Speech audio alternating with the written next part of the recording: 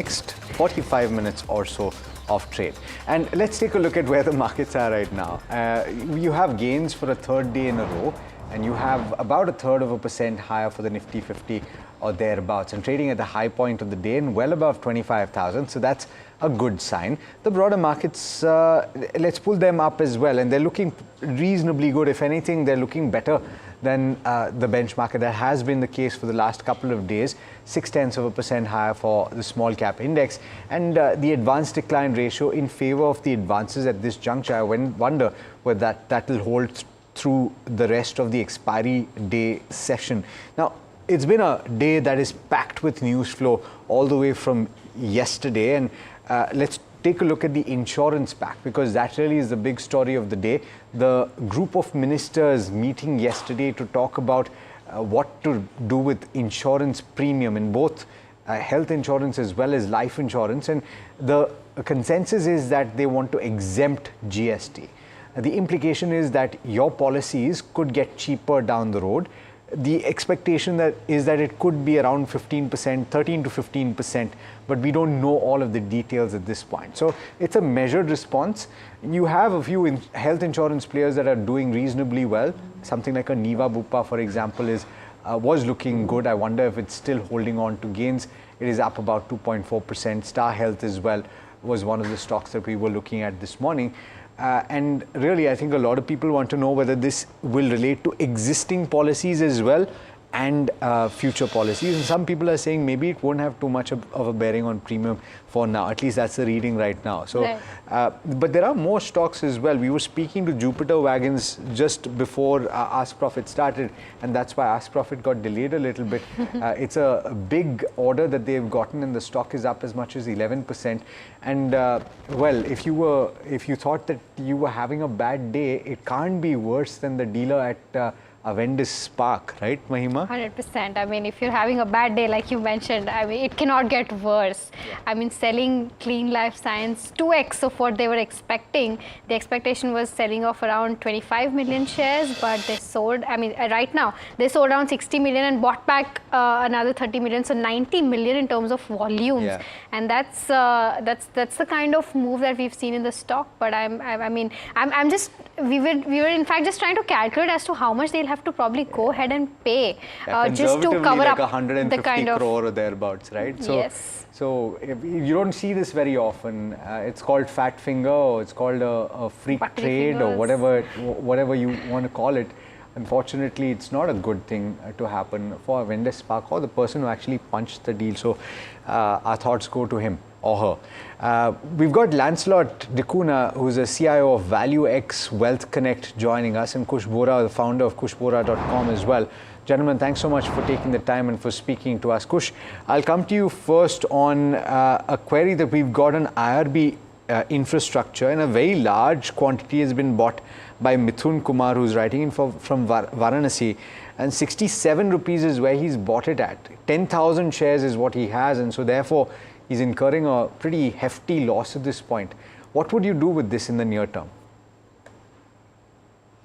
Hi Alex, first a very good morning to you, Mahima, and all the viewers. I think I would hold it, but with a tight stop loss near the 38 to 40 zone. I know he's in a bit of a loss. While there are no immediate signs of a recovery, the stock did see some sort of a rebound in the last couple of sessions, but has now given way once again from the 20-day moving average, which the stock has actually failed to cross since mid-June. So up until that happens, I think the near-term consolidation with this negative bias could well continue. To give himself any kind of chance or a hope for a rebound and exit at a lesser loss, I think he should continue holding on, but keep a tight stop loss within this 38 to about 40 band. If it slips below this, I think you're better off exiting, even if the loss is slightly deeper than where you are at currently. Okay, all right. So that's with regards to where IRB Infra stands. Hold on with a strict stop loss at 38 is what Kush is indicating. All right, we've got our first caller for the day. Dheeraj is calling us from Hyderabad. Dheeraj, hi, a very good morning to you. How can we help you today? Good morning, ma'am. Yesterday I bought actually Sula Vineyards shares, ma'am, at 267 rupees. 650 shares. The stock corrected from its peak, ma'am, like around 450 rupees. It has already almost bottomed out. Correct. There is a news that it is gonna enter into premium spirits, like different types of spirits. Right. So is this going to be fetching the counter? If I hold it, I would like to know both short-term and long-term outlook regarding this stock, ma'am. And some trading ideas from Kushbora sir also, sir, ma'am. Okay, Dheeraj, I'll take your question on Sula Vineyards for sure with Lancelot. Lancelot, hi, very good morning to you. So there has been news floating around about what Dheeraj mentioned, but in terms of where the core business of Sula Vineyards stands, the wine business, that's not been picking up in the past few quarters. I mean, considering the way Q1 has panned out, probably they'll slip into losses as well in Q2. What is your view with regards to this counter? And if you want to play this alcohol space or segment, which one would your pick be? So I think, in this business, a lot depends on customer preferences and the ability to spend money, and there's also this concept about, the health aspects of drinking. So given all the background, Sula is presently also trading at about 38, 40 times, its earnings, which is an expensive proposition. And unless you start to see demand grow as well as earnings grow, it is going to be a really difficult task for Sula, because presently even its net profit margin is about just 1.7%. So it's always better to be with the larger players if you want to take exposure in the space. And United Spirits is probably the better option at this point in time. All right, so that's a view on Sula. Let's see when it does come about, because it's not uncompetitive, right? It's ultimately you're talking about price sensitivity. You're talking about various other factors that go into the selection of whatever you choose to consume over the weekend. And so therefore, let's see the proof of the pudding, so to speak. We've got Sarat, who's writing in from Dubai, and HBL Power Systems is the name of the counter that he's talking about. He's bought at levels of 685. He's looking for a short-term view, which he's defined as a period of 1 month. Let's pull that up, HBL Power Systems, and he's in the green to the extent of close to 20,000 rupees. Kush, should he book out or hold for another month? He should book partially, for sure. The stocks actually had a very, very, very interesting run on the back of good volumes, but now it's gone into overheated territories on the daily setup and very close to those on the weekly setup. But I like to hold on to momentum stocks. So what I would suggest is, book it 50% right now, hold the rest of the quantity with a stop loss and a very tight one at the 775 mark. If that is broken, the stock could actually retrace lower. So hold, book partially and hold the rest with a TSL at 775. Okay. You know what? There was a sneaky question that was pushed in by the last caller. I can't remember who it was, but he asked Dheeraj asked at the end of it for trading ideas from Kush, and I'm inclined to allow that, though we don't do it very often. Are there any that stand out to you at this point, Kush? And I thought you'd never ask. No, I would suggest for Dheeraj, first off, thank you for directing directly at that question at me. I would suggest GMDC. This is one stock that we do. We've discussed multiple times, on the channel as well. If Dheeraj is a regular viewer, he'll recall that Monday morning I give a weekly pick, and off late it's had a very good track record. GMDC also has done well this week. I think going forward also it could do well. You're seeing good accumulation. So I think for targets of 444 and 465 with the stop loss around the 405 mark, you could hold. That was the initial call. Maybe he can now bump the stop loss up to about 415, 420, that zone. So GMDC good accumulation, can still consider on the long side. Okay, all right. We've got a next caller from Vijayawada. Bindu is calling us. Bindu, hi. If I'm not mistaken, you're calling us again. You've called us in the past. Yeah, so good morning to you. Yeah, how can we help you today? You about NSBL. Yes. Please go ahead. Yeah. So I want to know about Prostarm Info systems. Okay. Like 1 month back, I have purchased it around 225, 500 shares. Yeah.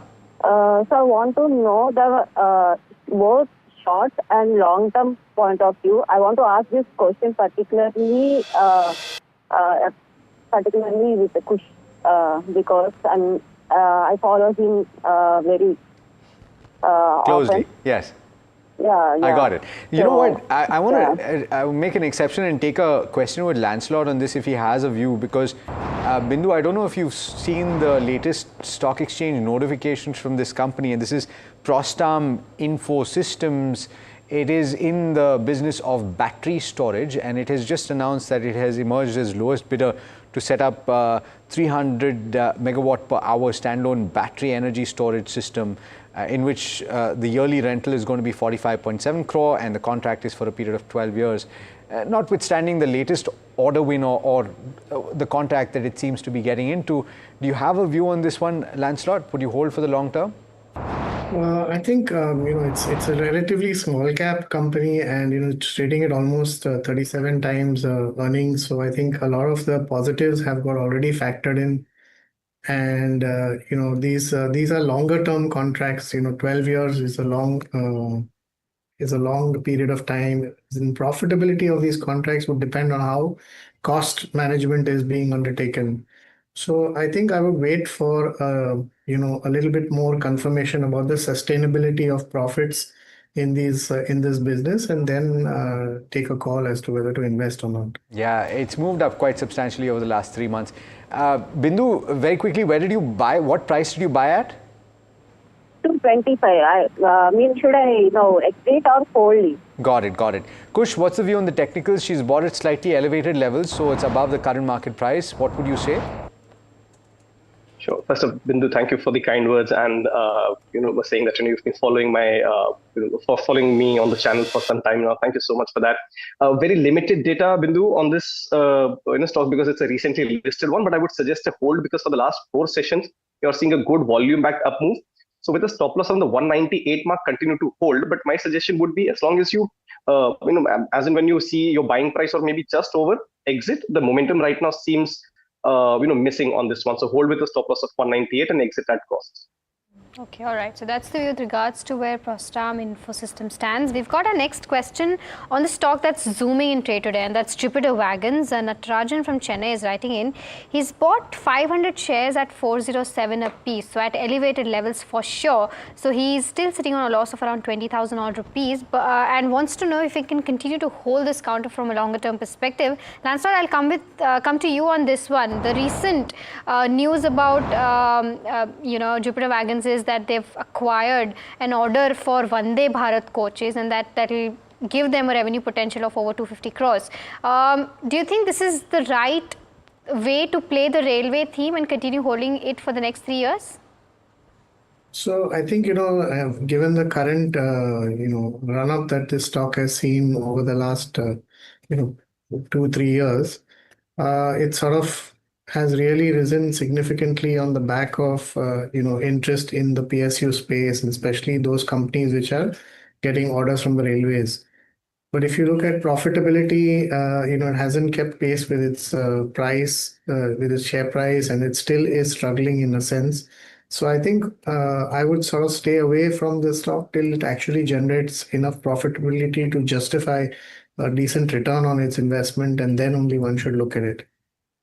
Okay, all right. So that's with regards to where Jupiter Wagon stands. We've got our next caller. Ravi is calling us from Hyderabad. Ravi, hi, a very good morning to you. How can we help you today? Yeah, hi, very good morning. I have query on PNB Housing Finance. Okay. So I'm holding 50 shares bought at 1064. Okay. So just want to know, is it a good time to average the stock or else, and also want to know, could this stock move upwards in next 3 to 6 months? Okay, Ravi, got your question. I'll take this up with Kush. Kush, I was listening to Nilesh Shah today, and he said that the best way to play the realty theme is not going and buying stocks of developers, but going ahead and buying housing finances is what he said, and that was very interesting for me. But with respect to where PNB Housing stands, do you think the charts are indicating towards a positive momentum for the next 3 to 6 months? So yes, I do agree with Nilesh's view to some degree. Also, maybe the housing development or the ancillaries that go into the housing construction could also be one area that you could look at. As far as PNB Housing goes, again, as you would already know, not a big fan of averaging, but this time around, yes, I would suggest it's a good idea perhaps to buy some more of PNB Housing, considering he's got some at elevated levels. But more importantly, from here on, the risk reward ratio on PNB Housing looks extremely attractive. With the fall, the stock actually took support at its long-term averages or long-term support zones of 755. Is seeing good volume accumulation this week, and we all know that this stock has done well in the past. So risk reward ratio is fairly favorable. So yes, you could accumulate some more at this level. 750 is a very hard stop, so keep that one very closely for the entire position. On the way up, the stock has potential to go to about 900, maybe even 970, 980 levels in the couple of months. Maybe with the average, he could see his cost price come about, or maybe even some profits in the coming months. Okay. All right. On that note, we have to slip into a very quick break. We'll be back on the other side to take more of your questions, so do stay tuned.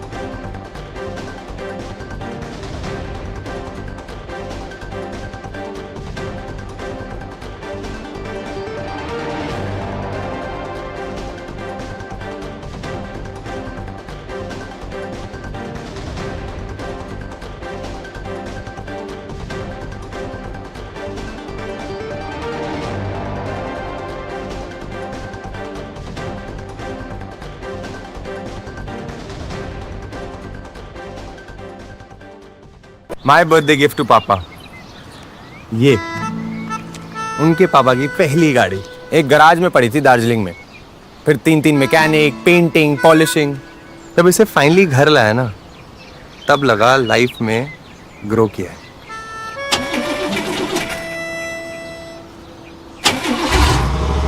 बुलाओ। SIP करो, invest करो, life में grow करो। प्रतिभूति बाजार में निवेश बाजार जोखिमों के अधीन है। निवेश करने से पहले सभी संबंधित दस्तावेजों को ध्यान से पढ़ें।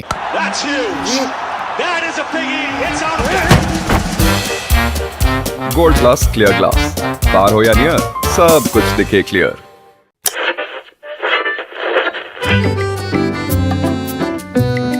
They're the force behind some of India's most respected business empires.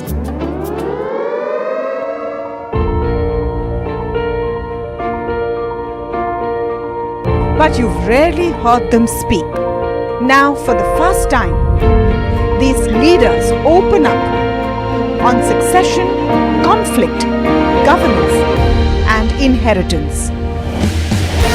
Join me as we step inside boardrooms and living rooms of India's most enduring family businesses for real stories, raw conversation, resilient legacies. Building legacy.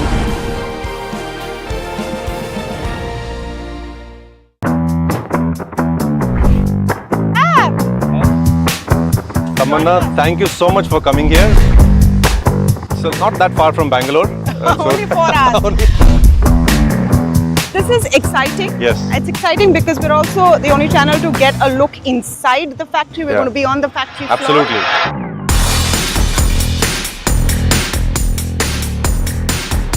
Wow. I'm tired of doing interviews in the boardroom, Bhavesh. So good to have you in the manufacturing suit inside a clean room, not a boardroom. To make money, you need the vertical integration, you need the technology development, you need the product portfolio. A big concern right now is rare earth. Yes.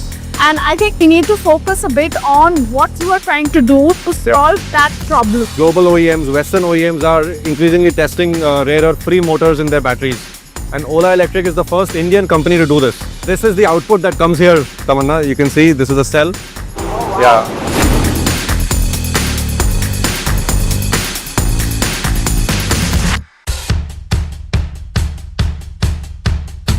The markets move fast. And so should your portfolio. Expert insights, real-time stock picks. Do I buy Ola? Should I hold ICICI CDSL for the long term? Buy, sell or hold. The answers you need, straight from the experts. Callers from India and across the world. Connect live, ask, decide.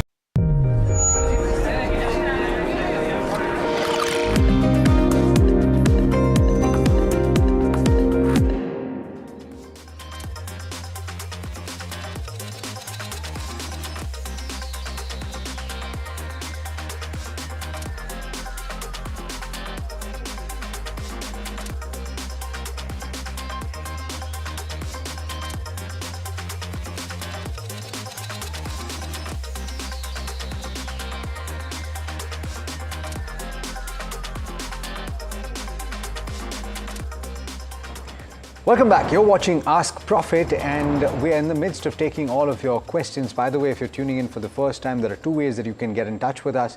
Either you can message us on the number on the top of the screen, or you can call us on the landline number that is at the bottom of the screen. Our next caller is Gautam, who's calling us from New Delhi. Gautam, very good morning to you. How can we help you today? Hi, Alex and Maima. Good morning. Good morning. Good morning. Sure. This is about Dlink India. Okay. I have around 75 shares, bought at a price of 530 rupees. Okay. So at a loss of 2600 or so. Right. This was supposed to be a short-term, trade. Now I am stuck, and the stock is not moving much, and the Q1 results was not that exciting. I'd like to know the short-term. I really don't want to hold it for too long Yes. to get Recover as much as you can. I got it. So therefore, Kush, on the charts, what levels would you suggest exiting at? Is there a possibility of getting back to that 530 mark? It's currently trading at 490 or thereabouts. Alex, I would suggest an exit at the current juncture for Gautam, because he's rightly identified that the stock hasn't really done much. In fact, if you see for the last about 10 odd sessions, the stock is hovering around the 200-day moving average, and today it's broken below that and heading lower. The supply pressure has been immense, for the last 2.5-3 months. Very close to support zones, but with the lack of volumes on the upside and the stock continuing to see pressure, I would give it a very low probability of a sharp rebound from here on. So it will not be a bad idea to perhaps switch out of Dlink at the current level. That's regards where Dlink stands, but we've got our next question, which is probably the story of the day. That's Clean Science. Story of the week. Probably more than a week as well. No, I thought I thought you were going to take Nazara. No, I was talking about Clean Science because both are stories. Both are stories, and I think we should take view on both of these. Yeah. Make an exception here and take a view on both of these. Ashok is asking this question and saying if it's the right time to make an entry into something like a Clean Science and Nazara from a shorter term perspective. Kush, I'll take this up with you, both Clean Science as well as Nazara, and of course you being on the trading side, if you can give us some perspective as to to help viewers understand as to what's happened there and how big of an error this is. I can tell you someone's going to have a really, really bad appraisal this time around, right? So that's the least of it. Yeah, that's the least of it. I can hope that is the case. That's the only thing. Yeah, I can hope that it's a bad appraisal. The person doesn't lose his job. Yeah. I'm just being kind to whoever they are. Yeah. So on coming back to Clean Science, I would actually wait on this one because, and not just because of what's happened today. Irrespective of that, if you see the structure, the long-term structure, ever since it made those highs in 2022 around about 2700, 2800, 2600 mark, it's been on the sell. While now it is close to those medium-term support zones of about 1100.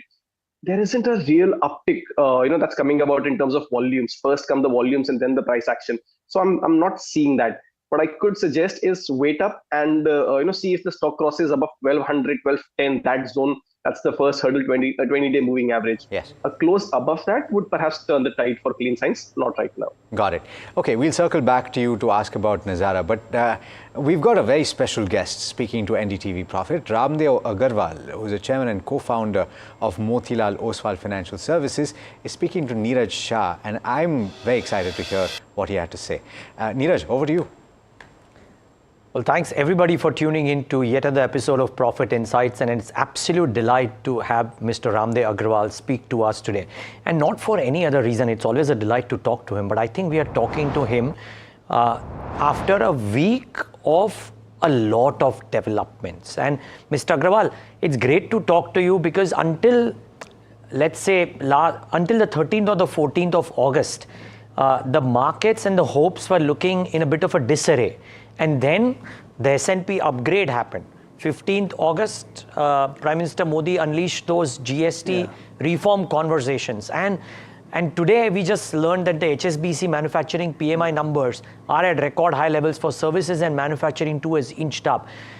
My question to you, sir, were those reforms and that upgrade and the global peace talks, are they the much needed necessities in a currently growth-starved world and a slowing down Indian economy?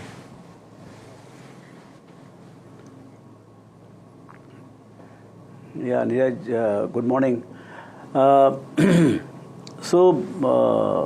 think Indian economy itself is slowing down in relation to what it was doing last year. If you look at the lot of high-frequency data, there is a slowdown in the economy, and it needed to be kind of brought back into the right track. Say so I think it started with the monetary policy. Sorry, it started with fiscal, with the budget giving a bit of boost. Then monetary policy, where credit flow became better. Then came the rate cuts. And now comes the GST Diwali Dhamaka, and I don't know what all is there, but I think these are all leading to copper performance picking up maybe in second half, and then from there I think it will be full blast maybe next year. Got it, sir. Is this enough, Mr. Agarwal, or do you think we need to do more? Because we've always been, as a country, spoken about as a policy environment which does incremental reforms, not big bang reforms. There have been some attempts made. Was this the first of the big bang reforms that is needed?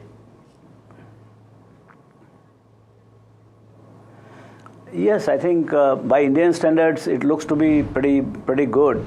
And it all depends on how much ifs and buts we put in the reform itself. Because what happens is that whether all the 12% will go to 5% and all the 28 and above will all come to 18%, do they do that cleaner job? That is very important. That we only have two rates, and I think why should I have even 40%? I think just club every damn thing on 18 and keep it very clean. Because GST is about the very, very simplified tax system, digital tax system. So the moment you have more complicated rates, maybe it might be a little more tax accruing or something, because I'm interested in making it so simple that the compliance increases. With the compliance increase, you get more taxes. So I'm not meaning that you should have lower tax collection. Actually, it will lead to higher tax collection if on a sustained basis you keep lowering down the GST. So this round, say 518, I think next round we should do 515, then we should come down to 510, something like that. So that, as the economy responds to the lower cost structure, consumers benefit, and it is much more affordable to consume in India. Because right now, when you go to buy consumer goods, I think it is, the taxation on the consumer goods, particularly hotel rooms and all, are so high that it pinches, So I think this is going to be a big one. And I think the success of this will encourage the bureaucracy and the politicians to take even more bolder step. Because right now, America is setting the trend that they're just throwing all the rule books to in the air, and they are showing that yes, things like Dodge, where they are cutting the government expenditure. They're negotiating very hard with every trading partner. So I think those are good part of what is happening in the world right now, and I think those things will prevail in other economies also. Got it. Mr. Agarwal, from an investing lens, how do you look at that perspective, that piece, that a very strong relationship that existed for such a long time, there are some how do I say, differences around that, and India and China are warming up to each other as well. How does that impact an investor's mind in Mr. Ramdeo Agarwal? Yeah, I think, these are two different things. Improving the ties with China is a good thing. And I think we should strengthen the relationship with America also. Why the two relationship has to be at the cost of each other? So I think there is enough scope for US relationship to be strengthened on its own merit. And China, in any case, they are our neighbor. So we have to have a very strong relationship to, the peace at the border leads to a lot of peace and, kind of a focus onto the domestic economy rather than on the borders. So clearly, I would say real priority is the strengthening the relationship with China, and equally at the same footing, because ultimately America is the biggest consuming market in the world, and their market economy. So you can't do without them. So I think our very healthy relationship, which has been going on for decades, I hope we get over this current hump and there is no any permanent damage to the relationship. All right. Well, that conversation with Ramdeo Agarwal, we've cut out midway through, but you can watch the entire interview at 5:30 p.m. today. What you were just watching was Profit Insights, a conversation with Ramdeo Agarwal, and I'm sure that they're going to be speaking about a lot of other things, including how you should structure your own investment strategy heading into the festive season and the rest of the financial year. For now, let's go back to the questions that we have lined up from all of you writing in from wherever you are. And this next one is from Arjun, who is writing in from Kolkata. He's got 74 shares of JSW Energy that he's bought at a price of 535 rupees per share. He's wondering whether to add more at the current juncture for a period of 7 to 8 months and what the target price might be. I know it's relatively short-term time frame, but I'll come to you, Lancelot, on what you think about JSW Energy. Should you hold on to this? Should you add more at the current juncture? So I think, long term, the stock is in a good space because its business has been growing. The power generation, transmission, and trading is actually a fairly profitable business, as well as we saw the quarterly numbers. They had almost 743 crores of profits this time. So there has been reasonably good profit growth, and the longer term outlook is positive. Only thing is that valuations are still a little bit elevated, and maybe you can accumulate some at this level, and if it does go down, you should be prepared to look at buying some more even at a lower price. All right. Okay. So that's with regards to where JSW Energy stands. We were to circle back to Nazara as well. So Kush, your quick view on the charts for Nazara? No, for now, I would suggest, don't jump into it because it drops too much. Maybe once again, if it drops to 1,000 odd levels, you could consider, but not happen. All right. The stock down 7% as we speak. We've got our next caller. Shankar is calling us from Bengaluru. Shankar, hi. A very good morning to you. How can we help you today? Good morning, madam. Thanks for taking my question. Our pleasure, Shankar. And you are both of us are super, and smiling faces encourages us to ask more. Thank you so please much. Maintain that. Have a good day to both of you. You too. And Kush also is always smiling. I also like that. So thanks for saying, madam. My question is, I bought 60 shares of Schneider at an average price of 760. Now the PE is very high. Industry is high, above 82, and the price has gone up to 1,000 and it's touched 50-day moving average today. And is it the right time to accumulate, because profitability, except for profitability, it's good, but sales is not that encouraging.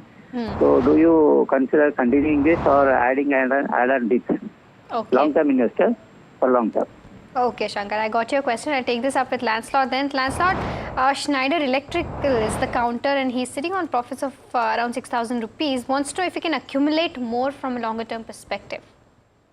So I think, Schneider Electric is actually looking at, some kind of buyback from the parent body. And probably on the back of that, we are seeing, this particular rise in price. So I'm not sure how the group is, interested in continuing to have a listed entity, or what is their advantage in terms of keeping a listed entity here, because they are looking at consolidating their businesses, and they may at some point in time take it, private. So So that could be a negative for the company, although maybe when they do a buyback, you will get a much higher value. So one can look at it from that perspective. But otherwise, unless you're sure about the intentions of the group to remain as a listed player and how they will grow the business, it does look a little difficult to take a call at this point in time. All right. Okay. So therefore, what is the crux of what you should do right now? Should you avoid if you don't have a holding, or hold if you do? Well, if you have a holding, you should hold on to it, because whenever they come up with an open offer, you will get a better price. And if if they do look at delisting at that point in time, there's no point in adding more, because you will have limited upside when you'll be restricted to the open offer that will come in. Okay, we've got our next question from Dr. B.V. Krishnamurthy, and thank you so much, Doctor, for writing in. Sterling and Wilson is the name of the counter that he wants to know about, and he's bought during IPO phase. So I'm not really sure whether this is, whether there have been any corporate measures that have been taken in the past, but there has been a pretty substantial drop in the price over the course of the last couple of years. So the question is therefore to you, Lancelot, and the ownership structure has changed. This is now owned, a pretty substantial part is owned by Reliance Industries now, and so therefore would you hold on to this? What are the prospects if you bought it at very substantially higher levels? I think one has to then wait for a while, because the price at which it is trading at sort of factors into the profits for probably the next 5 to 6 years already factored into the price. So you are not really going to get a huge upside, and merely the fact that Reliance Industries is sort of taken a stake in this company, or a majority interest, doesn't necessarily mean that the performance will change overnight. But if one does get a sense that due to the new management strategies, you are seeing an improving financial performance, then one can look at accumulating even at these levels. But once you need to see that that strategy actually playing out as to what is the change in their business. Okay, all right. So that's with regards to where Sterling and Wilson Solar stands. We've got our next question on Pennar Industries. Narendra from Pune has bought at the levels of 635 and has 100 shares. Sitting on a loss of 37,000 rupees. Wants to know if you can continue to hold or sell. Kush, I'll come to you on this one. What are the charts indicating for Pennar Industries? I'm not sure if that's the correct price. 675. At least my charts don't reflect. 35. That's the price. 635. No. I think the stock's actually right now trading at all-time high levels. But assuming he's spotted at current levels, so maybe slightly lower, my suggestion would be continue to hold. The reason for that is the stock has now, as I said, hit all-time highs. Just a couple of sessions ago, you had massive volume surge on this, and stock is benefiting from that in terms of the price action as well. I would in fact be constructive on this stock, and maybe a further up move towards the level of 280 and even 295 cannot be ruled out. And if I did have a position from a short-term perspective, I would keep a stop loss at the 245 mark. So good momentum, good volume action. Continue to hold if you have a position in Pennar Industries. Yeah, it's possible that the price that we got on chat is wrong. And so, was it Narendra? I'm not sure. I think it was Narendra. Narendra, if you can write in and tell us, just check what level you bought at, and it's possible that it was wrong. India Cement, I think a couple of people are writing in to ask about this, and of course there was the offer for sale today. The stock is up after that. Ultratech Cement, of course, selling a stake to meet public shareholder norms. There's an expectation that integration will take place going forward. This is something that was seen as a bit of an overhang, the requirement to sell stake and bring it to 75%. The question from Chandan Jain from Hubli is, would you buy at this current juncture? Lancelot, what's the view? So I would actually, think that yes, you can look at adding at this point in time. So you can look at accumulating, because finally it is going to, continue to grow, and you should look at the cement industry on a long-term basis is going to continue to show growth given the demand for infrastructure, real estate, and the various government projects that are coming in.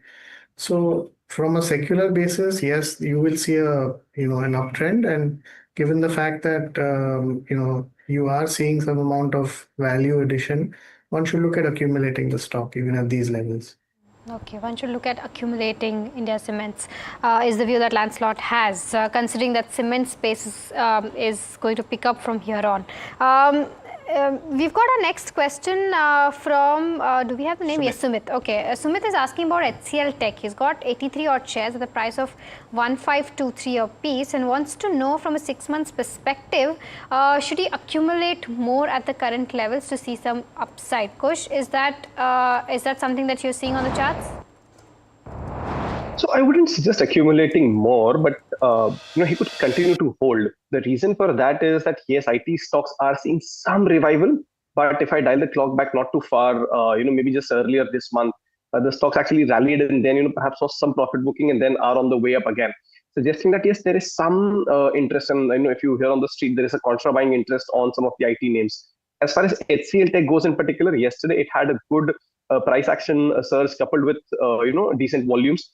So I would suggest don't add more, because the trend is not as clear just yet, but it's starting to emerge. So hold what you have with the stop loss near the 1465 mark. Once it closes above the 1500 level, you could see your buying price, but then the stock would also actually head to 1545 and 1575 levels. So continue to hold with a stop loss around the 1465 mark.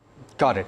All right, so we've already taken quite a few questions, but what we do towards the end of the program is to take a rapid fire round with both our experts. This is 2 minutes where we throw as many questions as possible at our experts. So let me start with Praveen's question, and he's asking about the pair of power financiers, PFC and REC.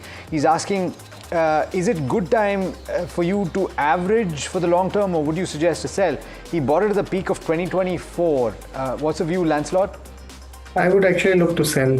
Okay, sticking to the power theme, Riddhi from Pune is asking about NHPC. She's bought at an average price of 100. Wants to know if she can continue to hold. She's holding 1500 odd shares. Can you hold or sell? Kush, your view on the charts? Momentum missing. I would suggest an exit for now. Okay, ease my trip. If you bought at levels of 11.59, significant quantity, 11,000 plus. Riddhi, Piyusha wants to know, would you hold or exit? Lancelot? Well, I think I would also look at exiting at this point in time. Okay, Swiggy is the next counter. Gokul has bought 7,500 shares at 420 a piece. From a 6 months perspective, Kush, should they continue to hold? Yes, very much continue to hold. Keep a stop loss near the 410 zone. RT Industries bought at levels of 944 for the long term. Sarvesh wants to know whether to hold on. Lancelot? I would hold on to RT Industries. Okay, Shriram Finance is the next counter. Suman is holding this counter, 20 shares, bought at 444 a piece. Wants to know if she can continue to hold for the next 5 years. Your view, Lancelot? Yes, you should continue to hold for the next 5. Okay, Suzlon bought at a price of 70 rupees last year. Kush, would you hold or exit at this point? Long-term investor. No, I would hold, and I'll keep a positional stop loss at 54. Okay, Bellrise is the next counter. Sushila is asking this question. Can she continue to hold? Wants to know the targets. Lancelot, do you have a view on this one? So I think here I would look to exit rather than hold at this point of view. CG Power bought at levels of 11 rupees. Would you hold for a period of 3+ years? Sudeep wants to know. Lancelot? Yes, I would hold CG Power. Okay, DB Corp is the next counter. Manoj from Mumbai wants to know if he can continue to hold for the next 1 year. 200 shares are there in his portfolio. Your view, Kush? You could continue to hold. I would suggest a stop loss at the 255 level. All right, gentlemen, thanks so much for joining in, for answering all the questions. Now, by the way, we're listening live to what SEBI Chief Tuhin Kanta Pandey is saying as he's addressing FICCI's 22nd Annual Capital Markets Conference. Listen in. For listed companies, AIFs and FPIs, our momentum toward optimum regulation continues. We have already issued multiple discussion papers in consultation with industry and public to carry out further simplification and promote capital formation. There is much we can achieve together. SEBI's approach in relation to equity derivatives has been thoughtful and consultative. We are looking to deepen the cash equities market, which is the true foundation of capital formation. Volumes in cash market have grown rapidly, doubling in terms of daily traded volumes over a period of just 3 years. However, much more needs to be done. We have often stated that equity derivatives play a crucial role in capital formation, but we must ensure quality and balance. We will consult with stakeholders on ways to improve in a calibrated manner the tenor and maturity profile of derivative products so that they better serve hedging and long-term investing. Ensuring risk awareness and suitability is equally important, and constructive ideas for proper stakeholder engagement will be much needed to achieve this goal. I'm sure the deliberations today in CAPM conference will enrich the discourse and provide key takeaways for us all. Thank you.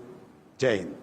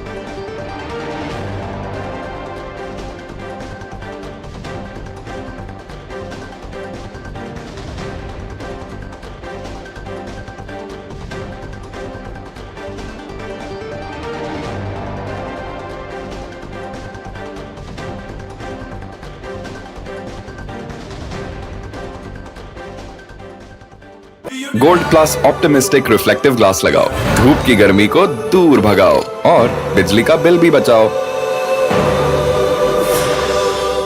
जब मुंबई से वापस Kolhapur shift हुआ तो सबने कहा कि dream city को छोड़ रहा है। ड्रीम सिटी, तो मैंने कहा ड्रीम में तो यही गलियां आती हैं। तो जब ये रियलाइज हुआ कि कुछ बड़ा करने के लिए बड़े शहर में रहने की जरूरत नहीं है, तब लगा कि लाइफ में ग्रो किया। कशी ताई, ऐसे बॉय मिलते मुंबई में? चांस ही नहीं। SIP करो, इन्वेस्ट करो, लाइफ में ग्रो करो। प्रतिभूति बाजार में निवेश बाजार जोखिमों के अधीन है। निवेश करने से पहले सभी संबंधित दस्तावेजों को ध्यान से पढ़ें।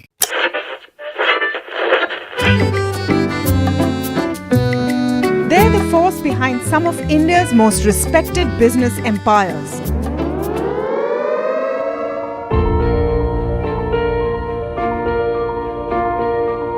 But you've rarely heard them speak. Now, for the first time, these leaders open up on succession, conflict, governance, and inheritance.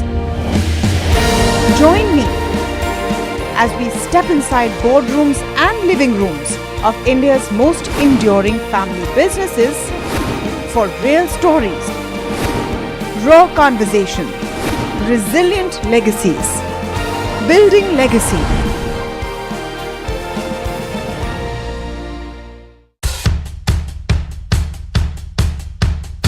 The markets move fast. And so should your portfolio. Expert insights, real-time stock picks. Do I buy Ola? Should I hold CDSL for the long term? Buy, sell or hold. The answers you need, straight from the experts. Callers from India and across the world. Connect live, ask, decide and invest wisely. Your portfolio, your future. Ask Profit.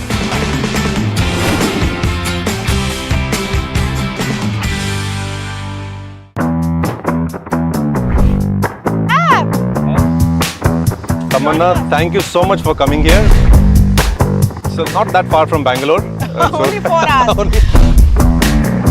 This is exciting. Yes. It's exciting because we're also the only channel to get a look inside the factory. We're going to be on the factory floor. Absolutely.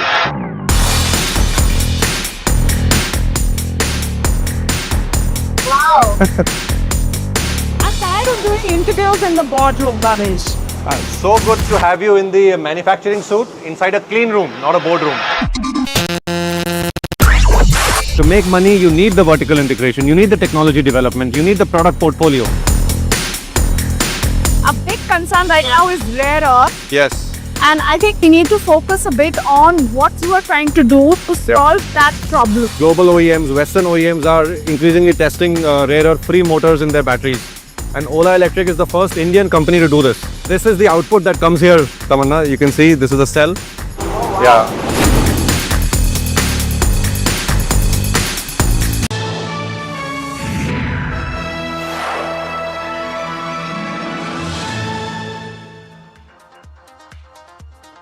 Hello and welcome. You're watching KYC. I'm Harsh Saita. With me is Varsha Chandani, and we're going to talk about a company which has done 30% or given a 30% return over the last 2 trading sessions. Of course, today it's down 6%. So that's still a very healthy 25% return all through this week. We're talking about HLE Glasscoat, and it's on the back of an acquisition which they've done. But they had done this back on the 14th or the 15th of August, if I recall right. So it's quite a few days back. But the stock has been on a tear since that point. Omeraz is what the acquisition is that we're talking about. Now it's a company which gives presence or a footprint to HLE Glasscoat in Europe, or a larger footprint if I can call it. Now what I want to know from this Omeraz transaction is, what do you expect from an Omeraz in terms of top line, margins and bottom line? It's a loss-making company. It's a company which is in equivalence in an IBC situation or a bankruptcy situation in Europe, which HLE Glasscoat has acquired. It's a 270 odd crore rupee acquisition which HLE Glasscoat has done, and HLE Glasscoat itself is around a 3400 crore market cap company. So it's a decently large kind of acquisition for the kind of size that HLE Glasscoat is. And therefore, the second piece I want to understand is, how are they funding the acquisition, and whether any further capex on Omeraz is required or not. Mind you, Omeraz's top line in 2024 shrank versus the earlier years, and it's actually a loss-making entity there. So I want to understand whether there is any change to the way they are doing business, and what will that likely change be. In terms of any other additional capex required also will start to hurt the balance sheet, because they've got a reasonably sized debt already sitting on the balance sheet, which they were planning to pay back. But this transaction may well change the metrics. So a lot of those guidances may change, and I'd want to know all of that. How does the acquisition aid the existing business? Mind you, this gives tailwind to the existing business as well. You have a footprint in Europe. Not only does this add to the product arsenal in terms of new products, but the existing products in terms of selling it to Omeraz's existing customers. Those will get added very well to an HLE Glasscoat, and that may aid the top line. The top line guidance is roughly late teens, so an inch up there on the existing business, I'm saying, any inch up there would be an indication that that is being contributed by Omeraz to a certain extent, and I'd want to know that, because that will also be a lever for future growth. Now, in terms of, therefore, the target top line and PAT margin for FY26 and 27, and this is on a consolidated basis, I'd want to understand the current business plus Omeraz, how is this shaping up? Because they had given certain guidances, and we'll put it out, but does that at all change for an HLE Glasscoat, a stock which has run up 25% this week, and therefore all of this will become relevant. In terms of the late teens growth on the existing business, what is it being driven by? Because this has been a key overhang, especially in the businesses in which they supply their products. They haven't really seen that kind of growth, so I'd want to know and understand whether specialty chemicals in terms of a business is picking up or not, because that will hold the key. Then there's the filtration and drying business. In that business, the pickup was expected in FY26. I'm trying to understand whether they're already seeing signs of that, because that will aid both top line as well as margins. Last off, they were planning also to cater to the defense space. Are orders coming in, and what's the outlook of that? So plenty to discuss, and that's probably all that I want to know. But Varsha, I'll toss it to you with regard to explaining to viewers all about the company. Yeah, thank you for that. HLE Glasscoat. So what it does is they manufacture glass line equipment, filters and dryers equipment for various industries. So be it chemical industry, pharma industry, So, talking about the business segment, let us start with filtration and drying division, which contributes almost 40% to the overall revenue. And glass line equipment division, if you see, contributes almost 46%. Now, what are the uses of this glass lined equipment? If I were to talk about, they are used in chemical manufacturing for highly corrosive reaction. They are also used in pharma. To maintain product purity and prevent contamination. Also used in agrochemicals and pesticides and specialty chemicals. The third business segment that they have is heat exchange equipment, which contributes almost 13% to the overall revenue as of Q1 FY26. Over here you have shell, tube or plate transfers heat, which is used in the chemical process. So basically they manufacture in a very easy language. They manufacture certain equipments, glass line equipments, which are used in your agrochemicals, in the specialty chemicals and in pharma segment. I'll just pause or just interrupt you here for 1 minute. First one, with regard to your filtration and drying equipment, just trying to probably ease it up for viewers. It's basically a filter which allows the separation of solid and liquid post a process. So that equipment is the filtration and drying equipment which allows that separation. So that's on the filtration and drying piece. On heat transfer equipment, it basically transfers heat in chemical processes which is required. A portion of this business comes from Kinam Specialty. That's another acquisition that they had made in 2024. Some of the guidances of Kinam have turned out to be okay, not up to absolute scratch, and that is the other piece which will likely drive numbers as well going forward if that were to play out. Of course, the glass lining equipment, I believe Varsha covered, but it's basically corrosion resistant vessels and largely used in chemical, pharma processes and in the manufacturing of API and pharma. So a lot of that is linked to the chemical and the pharmaceutical business. If the chemical business does well, the HLE Glasscoat business will do well. If not, then you will see a drag with regard to business. So very, very linked with regard to the chemical business. Sorry, Varsha, please go ahead. Sure. I was just speaking about the revenue mix. Then moving on, let's see, 68% of revenue comes from India and rest comes from international business. So you have, mainly Europe, US, wherein 32% of the business comes. This is just the revenue breakup. For example, for API and pharma, so 65% of their business is coming from API and pharma, 23% from specialty chemicals, 4% from agrochemicals and 8% from others. So if something happens in pharma industry or specialty chemical industries, that's going to affect them, and that really happened. If you see in the last 3 years, we'll of course speak in income statement, the growth has not been that fantastic because of the slowdown that was seen in the specialty chemical segment, and which management has also highlighted in their con call.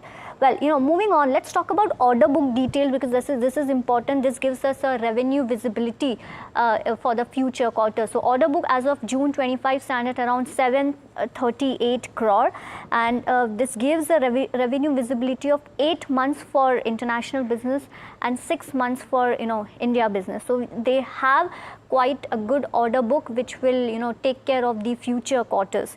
But broadly this is normal, yes. Viewers. So if you feel that this is something which is low, not really. It's fairly normal in their line of business to have this kind of revenue visibility. Sorry, Varsha, please go ahead. Then talking about clients, who are the clients for this company? You have Bayer, you have UPL, Sun Pharma, Atul, BASF. So mostly chemical and pharma companies and agrochemicals companies are their clients. You have PNB Industries, SRF, Zydus and Sanofi, who are the clients for this company. Now, the important segment of this company is Omera's acquisition, which Harsh was speaking about. So they've acquired Omera's assets, so Omera's is into glass-lined tanks, facade cladding and animal panels. So basically what HLE does is similar kind of business this Omera's has.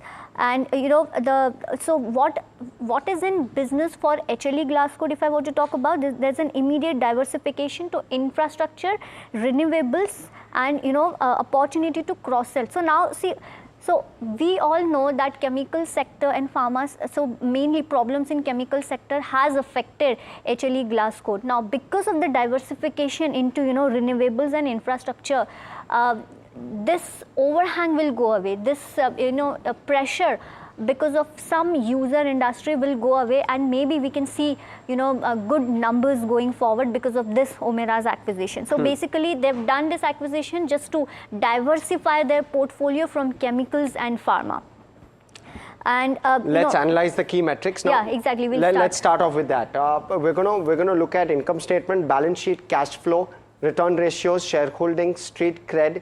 There's no street coverage, so we will look at valuations and outlook.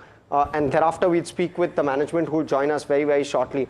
Varsha, 30 seconds, income statement. So income statement, Harsh, in the last few years, if I were to talk about a net profit, there's been pressure in the net profit. One of the reasons is, of course, higher interest cost and depreciation, and pressure in chemical industry has affected this company. So overall, a neutral rating when it comes to income statement. Because of the industry problem, this company has been going through problems. Perfect. So numbers on your screen, margins will also come up on a YOY basis. The last 5 years, it's been on a shrinking trend. It's currently at 14%. Let's look at the balance sheet, and you'll see that there is decent amount of borrowing sitting on the balance sheet, both short-term and long-term. You accumulate that, it's nearly 70 to 80% of your equity, your total equity, and therefore may be a bit of a concern. You'll have to wait and watch as to how this plays out, and outlook, of course, we will ask the management. But for the moment, we've given this a neutral, given that it's a 3,500 crore market cap company, and they have relied massively on acquisitions, and therefore it's understandable as to why the debt is slightly on the elevated side. But we'll be cautious here. We've given this a neutral. Cash flow, Varsha. Yes, moving on to cash flow from cash flow statement, if you see operating cash flow in 23, it was 5 crore to 134 crore. Now, one of the reasons is because of the lower cash, tied up in receivables. So that's a good thing when it comes to cash flow, and that's one of the reasons why we have given, thumbs up. CFO to PAT, if you see, good numbers when it comes to FY25 at 216%. So overall, yes, considering the pressure that the company has gone through, cash flow statement is a good one. Okay, return ratios. They were elevated above the 20% number, but they've fallen off, and we kind of explained as to why that is so when we discuss the income statement. Largely, this is linked to the income statement. The potential is there to do a 20% ROCE. That is what we are really looking for when we're giving this a neutral, but otherwise a 12 to 13% is what it's clocked over the last couple of years. I'd want to see when this quickly turns around, and that will be linked to profitability as well as pay down of certain amount of debt. So keep your eye out on both of those metrics. Shareholding pattern, Varsha. Yes, so overall, the one good thing about shareholding pattern is the 66% that the promoter is holding. So good skin in the game. Even FIIs, if you see, they've not decreased their holdings. Again, a good thing. Same goes with DIIs. Even DIIs have increased their holding as of June 25. So overall, a thumbs up when it comes to shareholding pattern. Also, DSP Small Cap Fund is one of the big investors here. They hold 3.5% stake in this company. So you want to keep your eye out on that one. So that's the other piece regarding shareholding you should know. Street cred, it's done very well over the last month. Over the last 6 months, it's been a doubler. But the last 4 years or 4.5 odd years since listing, it's not given an outstanding return. So we've been cautious here as well. The short term, it's done very, very well. The longer term, it's been a bit of a drag, and that's understandable given the kind of numbers that have played out. And therefore, we've given this a neutral. Let me also try and cover outlook. Now, in terms of the outlook, I'll quickly try and highlight what the goals were for FY26. Growth guidance was high teens. EBITDA target was around 14 to 15%. PAT margin was around 6 to 7% as per guidance. the PAT aspiration is to get to 100 crore in the medium term. The likelihood of that, in case of an 18% top line growth on a 6.5% PAT margin, will be that by FY27 or mid of FY28, you'll have an annualized PAT of 100 crore. Now, in terms, but that changes with Omeras as an acquisition.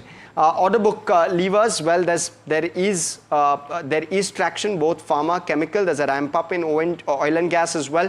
And so some of those are what's aiding the numbers.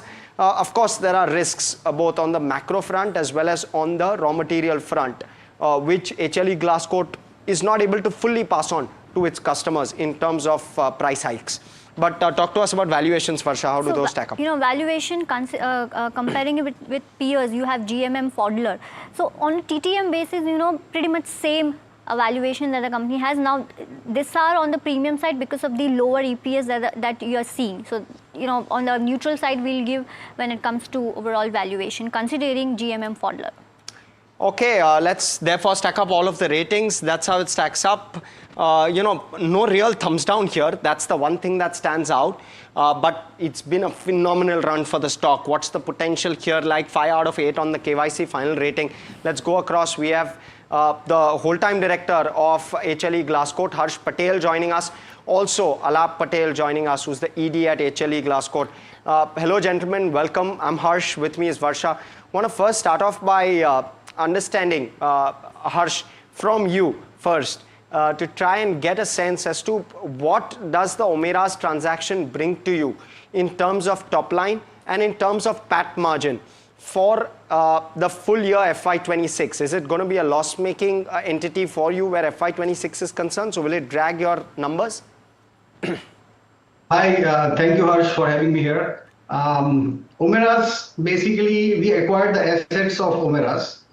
The company was not acquired.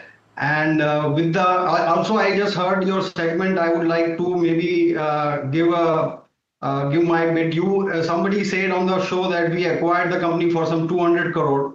The company was not acquired for 200 odd crore. It was acquired for about 2.75 million euros, which is roughly 28 crore at the most. So for us, Omeras is a very, very good acquisition from a valuation point of view. Omeras basically had a top line of about 20 million euros, which is around 200 crore last year. And it had actually turned profit last year. Omeras was on a self-governed bankruptcy, so it's not the bankruptcy in the true sense. So the way it works in Germany is that even if you run out of cash for 1 year, you have to declare bankruptcy. So from the point of view of valuation and from the point of view of top line, we feel this is a very, very good acquisition for us, especially also because it is in the same technology segment that we are present. Omeras will not be a loss-making entity for us in this year. Maybe it will turn only a very small profit. But in 3 or 4 quarters from now, we expect Omeras also to be on a double-digit EBITDA margin business. I stand corrected, Harsh. That's my error. So yes, Omeras was a 28 crore acquisition. Now, let me talk about the funding of the transaction. Are you going to fund it largely through internal accruals? Shouldn't be a big challenge, right? Yeah, that is correct. We have a very strong balance sheet and we have enough internal accruals to fund Omeras. And we are not looking to raise debt for this acquisition. Does the total growth in terms of your FY26 numbers look like, both on, and Alap, let me come to you with regard to this one, both on the top line as well as on the PAT margin? What's the revised guidance for FY26? Yeah, so first of all, thanks for having me.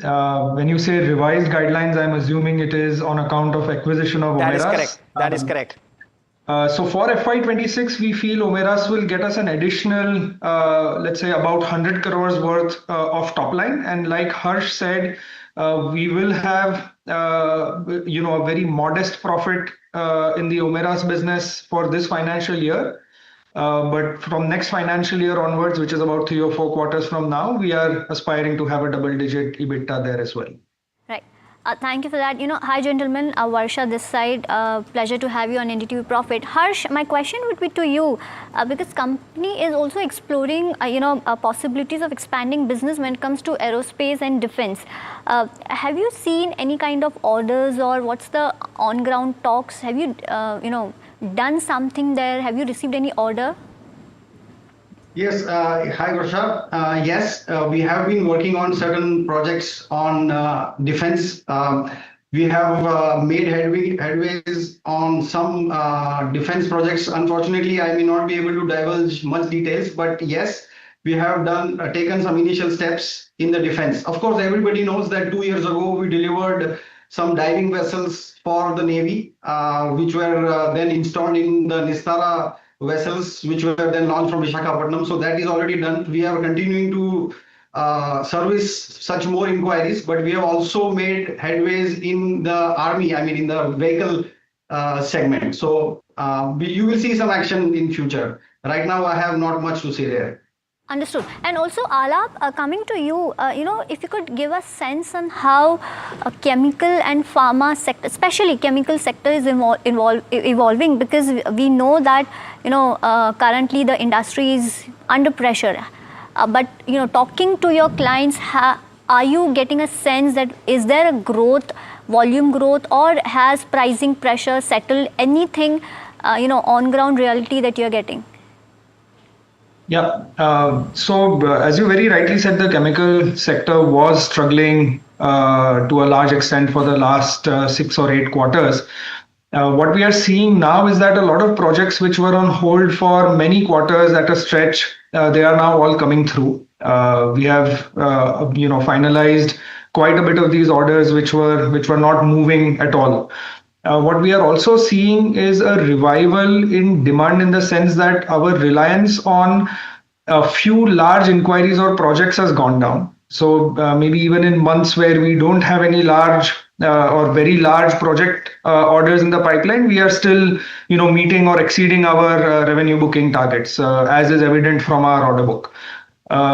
So to that extent, we are seeing let's say a revival of demand in the chemical sector as well. And as you know, pharma is doing quite well. Pharma is kind of the growth driver for us at the moment, both a demand and a growth driver for us at the moment.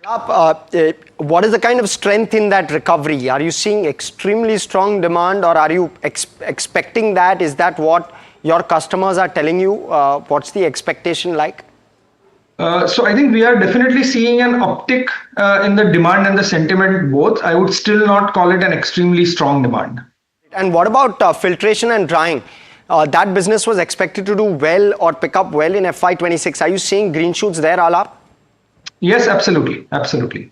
Okay, and is that on course? Is that in line with what you were penciling in when you gave that guidance at the end of Q4 FY26? Yes, it is very much Yes, it is very much in line with our expectations. Understood. So, Harsh, you would have penciled in around maybe 16 to 20% kind of growth for FY26 in your existing business. Now that you've acquired Omeras, how much does Omeras contribute to the existing business in terms of opportunity? You get to cross-sell to maybe some of Omeras' clients.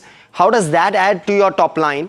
And over and above that, of course, you're expecting 100 crore kind of a top line coming in from Omeras as well, or Omeras' assets as well. How does that work out? Give us that perspective. Right. So Omeras is broadly operating in, say, 2 segments. One segment is the architectural facade segment, where there is no real cross-selling or possible. But Omeras also caters to the storage segment. So Omeras manufactures large glass-lined tanks, which at HLE currently we cannot manufacture. It's a different size of tanks that they manufacture. And a lot of our Indian customers, for example, all the customers that you had listed in the pharma and the agrochemical space, they buy such tanks. Currently, so there are 2 things. One is currently this demand is serviced by a different kind of tanks, which the tanks that Omeras makes, the glass fuse tanks that Omeras can make, can serve, give a better result with. and it can also create more markets where it was not there. So yes, there is cross-selling possible from Omeras to our existing customers. Right. So if I were to just try and extrapolate the numbers, 1300 crore would be the rough top line for FY26. FY27 would be closer to 1500 crore. Would those assumptions be right? And would you still continue to be constructive with regard to margin? Just yes or no, Alap. Would a 15% margin be reasonable on that kind of top line number? Yeah, those kind of numbers would definitely be a good target for us to have, and not unrealistic. Perfect. Thank you so much, both of you gentlemen, for joining us. We'll let you go on that note. And viewers, that's all the time we have on KYC today. From Varsha, myself, and everyone who puts the show together, thanks so much for watching. Stay with us here on NDTV Profit.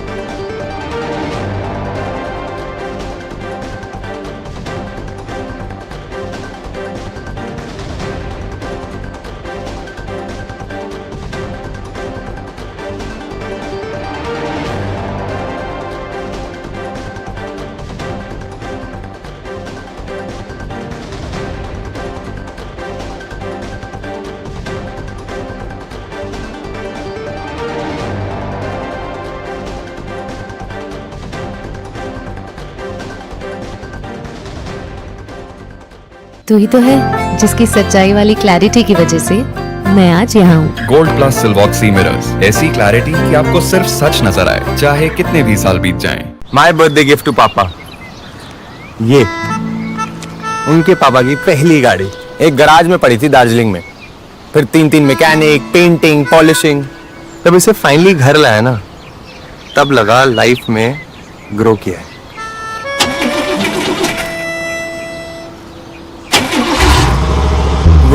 SIP करो, invest करो, life में grow करो। प्रतिभूति बाजार में निवेश बाजार जोखिमों के अधीन है। निवेश करने से पहले सभी संबंधित दस्तावेजों को ध्यान से पढ़ें।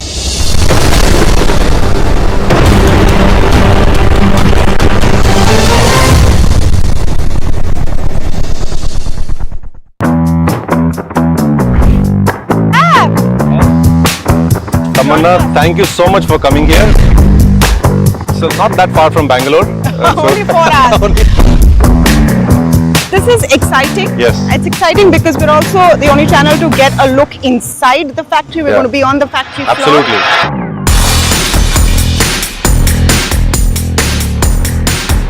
Wow. I'm tired of doing interviews in the boardroom, Ganesh. So good to have you in the manufacturing suit inside a clean room, not a boardroom. To make money, you need the vertical integration, you need the technology development, you need the product portfolio. A big concern right now is rare earth. Yes. And I think we need to focus a bit on what you are trying to do to solve that problem. Global OEMs, Western OEMs are increasingly testing rare earth free motors in their batteries. And Ola Electric is the first Indian company to do this. This is the output that comes here, Tamanna. You can see this is a cell. Oh, wow. Yeah.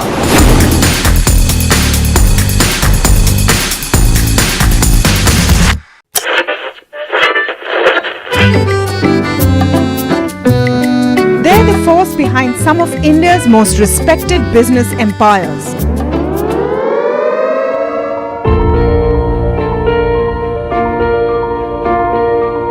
But you've rarely heard them speak. Now, for the first time, these leaders open up on succession, conflict, governance, and inheritance. Join me as we step inside boardrooms and living rooms of India's most enduring family businesses for real stories, raw conversation, resilient legacies, building legacy.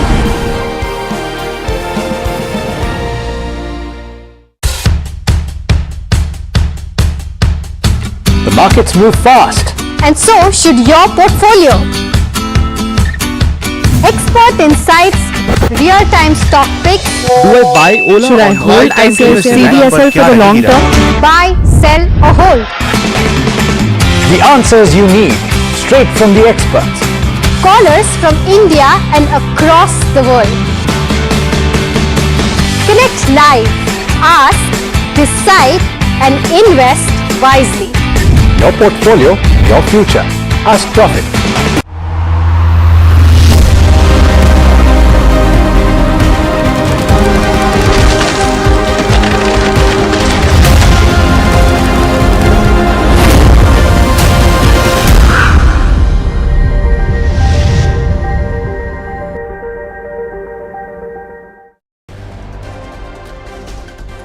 Decent day of trade for the markets. Nifty holds up above 25,100. Sensex jumps over 250 points as well. Most sectors trade in the green. Defense and realty lead gains. Meanwhile, a group of ministers meet, proposes exemption of health and life insurance premium from GST. Insurance stocks edge higher after the announcement. Day 2 is going to be deliberating on correcting GST rate rationalization. And it's Clean Science that has hit a 52-week low after broker to block deal sold twice the equity on offer. Sources in fact tell NDTV Profit that the broker is going to be compensating for extra shares sold.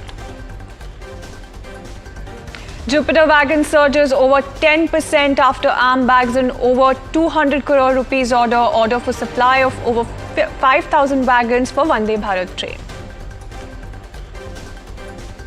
And SEBI chairperson proposes a pilot project for pre-IPO trading with disclosures, streamline fundraising and to explore new asset classes. With a booming IPO market, investors are eagerly anticipating what is next.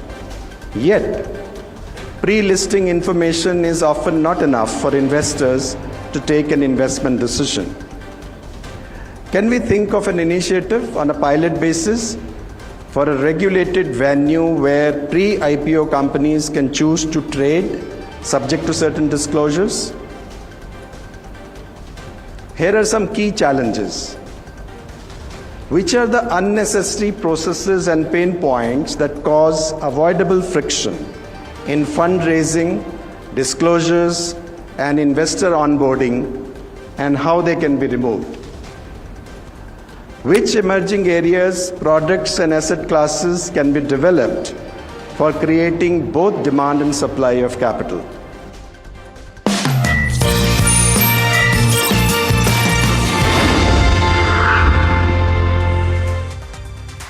Good afternoon. You're watching Markets at 12 with me, Shreyansi Singh. First things first, let's take a look at the markets. In fact, holding up quite well, whether you look at a Nifty or a Sensex at this point in time. So Nifty is holding up above those 25,100 levels, as you can see, just about holding up above those levels. And Sensex is the one that's jumped up about 200 points at this point in time. Let's also quickly take a look at the sectoral picture as well, tilted in the favor of green, of course. So you have defense, realty, pharma, oil and gas, as well as IT leading some of your gains. So those are some of your top gainers. In terms of sectors, on the flip side, there's FMCG, media, as well as auto and consumption that are lagging behind.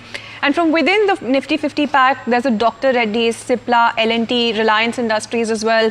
Bajaj Finserv and Hindalco holding on to a tinge of green at this point in time, up anywhere between 0.5% to about 1.5%. Those are some of your top gainers from within the Nifty 50 pack as well. And when you take a look at the losers as well, you have Tata Consumer, Coal India, Jio Financial Services, as well as IndusInd Bank as some of your top losers from within that entire pack. So that's largely the kind of picture that you see shaping up at this point in time.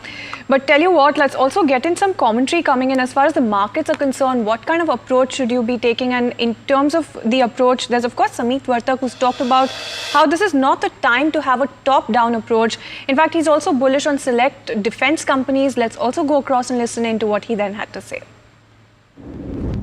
India is sort of bombarded with so many of these worries, and we have underperformed. I mean, last 1 year we underperformed some 26% compared to the emerging market. I mean, so that's always a good good time to find opportunities. And I think there is no dearth of opportunities. Maybe some concern about valuations, but if you're looking for great businesses, high growth businesses, I think there are plenty available. So, that always keeps you excited. If you start looking at top down, it's very difficult to find, broad opportunities across all these sectors. I think that time is over. If you see the last, 4 years or 4 or 5 years post COVID, there has been indiscriminate rally across many sectors. Last year or so has been very different, where there are only few pockets which are doing well. So I think this is a time for, anyways, I am a bottoms up stock picker. Very difficult to find sectors, but there are opportunities in data centers, there are opportunities in battery storage, there are opportunities in smaller defense companies which are emerging. All right, then it's a good time to be betting on some select small defense companies. Then that's the word coming in from Sameet Vartak as well. But tell you what, let's move on. Let's take a look at BSE as well, because that's the stock that BSE Limited that is down about 4% in trade at this point in time. So that's one that you're looking at. And other than that, of course, there's Clean Science and Tech that we should be taking a look at, because the shares, of course, are under pressure at this point in time. The broker made an error in a block deal. There you have it. That's the stock for you, under pressure slightly at this point in time. But the broker, that is Avendus Spark, is the one that accidentally sold double the amount of intended shares. Promoters, in fact, are planning to sell about 24% equity. And around 25.5 million shares were supposed to be sold, but 60 million shares were sold. And so far on both exchanges, around 90 million shares have been traded. Broker will be compensating for those extra number of shares, and that's the important announcement. Of course, you do have the shares that were offered at about 1,030 rupees a piece, of course, and this was approximately 13% of a discount to Wednesday's closing price when it comes to Clean Science and Tech. Promoters held 74.97% as of June, so that's important updates coming in as far as Clean Science and Tech is concerned. But let's move on. Let's take a look at Jupiter Wagons on the flip side, because that particular counter is in focus after that order win. 215 crore order win is the one that you're talking about there. On your screens, you have the stock that is up 10% on the back of that order win for Vande Bharat trains. Let's go across and listen in to what the management then had to say. Supplies from the government, also from the railways on the wheels, has improved. We are now looking forward to the new round of wagon orders from the railways, which we are expecting before end of this year. I think on the private side, our order books are very healthy. We recently got an order of close to about 300 crores from GATX. We expect further strong order book on the private side, and execution there is also very strong. So going forward, now since the wheel set discussions have sorted out, we expect our revenue numbers to be strong going forward. And as and when the orders from Indian Railway comes in, we are all set to ramp up our production. Because overall supply chains now, we have put in a lot of investments over the last 2 years. On the wheat project, we are investing close to about 2,500 crores. So, all the bottlenecks which we have, now we are trying to ensure that those will not remain in future. All right, then that's Jupiter Wagons talking about their roadmap for growth. That stock is up and away in trade, 10% uptick coming in for Jupiter Wagons. But let's also take a look at Zydus Wellness, because they've talked about urban demand. In fact, the management is quite bullish when it comes to the pickup in urban demand, and they expect there's this sort of segment to pick up. That's the word coming in fact, from Tarun Arora, who's the CEO and director of the company. Let's go across and listen in. Last 4 or 5 quarters, we've seen rural improve bit by bit, and with this actually extraordinary rains this year, it should only get better. So unless some crops are impacted, but overall, I think it's good news for rural. Overall, things should get better. Government is also very committed to supporting rural income, so it will only get better. The good thing is the urban, which has been under pressure and been taken for granted at many times. So several of these actions which have happened should also aid urban consumption. Urban economy was under a lot more pressure because it is the largest part of the organized consumption that happens. And I mean, for years I've seen 30% of consumers contributing to 70% of the packaged products, as reported by likes of Nielsen and other formats. So clearly that is a piece which has been under pressure. That's going through a lot of churn because of consumer behavior shifts, channel shifts, and several other challenges of inflation going up. And this is something which should directly get aided by some of these actions. All right, and that's the word coming in from the management of Zydus Wellness when it comes to what they expect demand to do. But let's move on. Let's get you some important commentary coming in. Then SEBI chairperson says that they're looking into the derivatives contract duration. Let's go across and listen in to what Tuhin Kantapande had to say. See, improving the tenure is really means that, whether we can sort of have longer term, more longer term derivatives. But all this is to be done in consultation. As I said, that in what form, how, we'll have the consultations. So and we'll have a consultation. Yes. Nothing will be on, this part of the moment. All right, and that's the word coming in as far as weekly expiries are concerned. But tell you what, let's get you the entire list of stocks that you should be keeping on your radar at this point in time. Of course, let's take a look at Syrma SGS as well as RailTel. In fact, Vansh is standing by with that update. Vansh. Well, yes, so let me start off with Syrma. Now, JP Morgan has come up with a note on this particular counter, and in fact, they have maintained overweight and they have hiked the target price to 950 rupees from 800 rupees. Now, if I talk about the details, the brokerage has factored in the QIP that the company has recently entered, and the proceeds, and the brokerage has said that the proceeds will be used for the mergers and acquisitions, and they don't think the mobile segment would be an area for the specifically mergers and acquisitions, given the low margins for that particular segment. They also believe that the last major merger was margin accretive, and they expect Syrma to be the third fastest growing company at a 30% revenue CAGR for the FY25 to FY28. Now the Syrma also approved 1,000 crore rupees QIP at 699 rupees per share on 12th of August.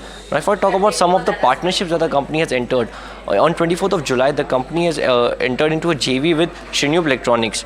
Now this was for the manufacturing of multi-layer printed circuit boards, which includes flexible printed circuit boards and similar products. Also, they entered into a manufactured dynamic laptops under strategic partnership.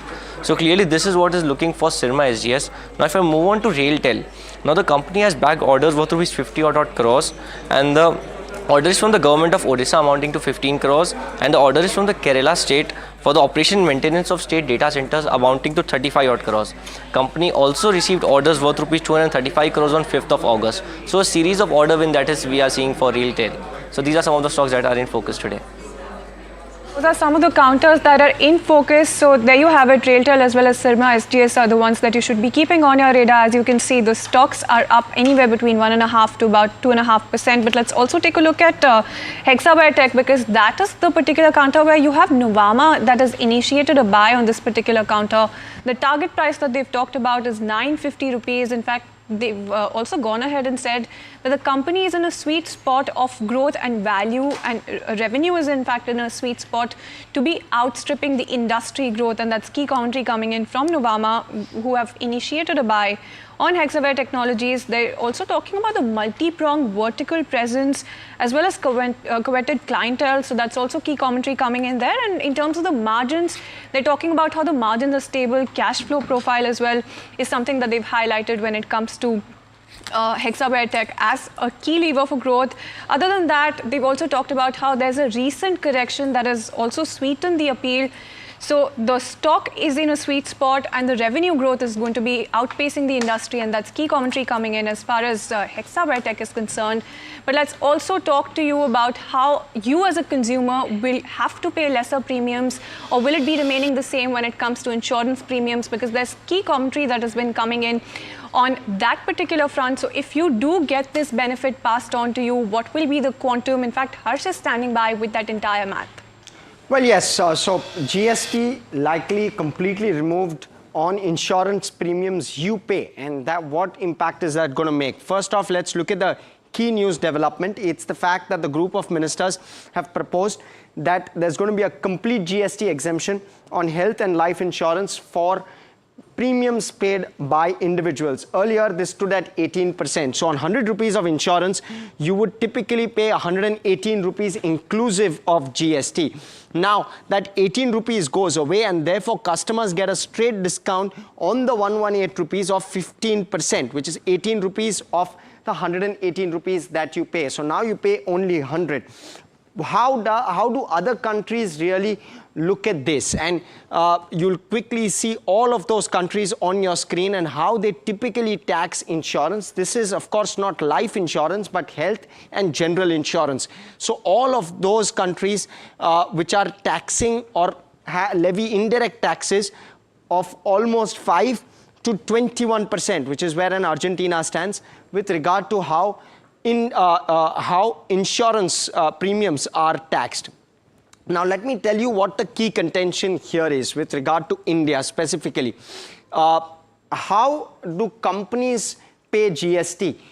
The company pays GST on some services which they avail. Like, for example, commission payments that they make. For example, consultancy fees that they are charged by various consultants.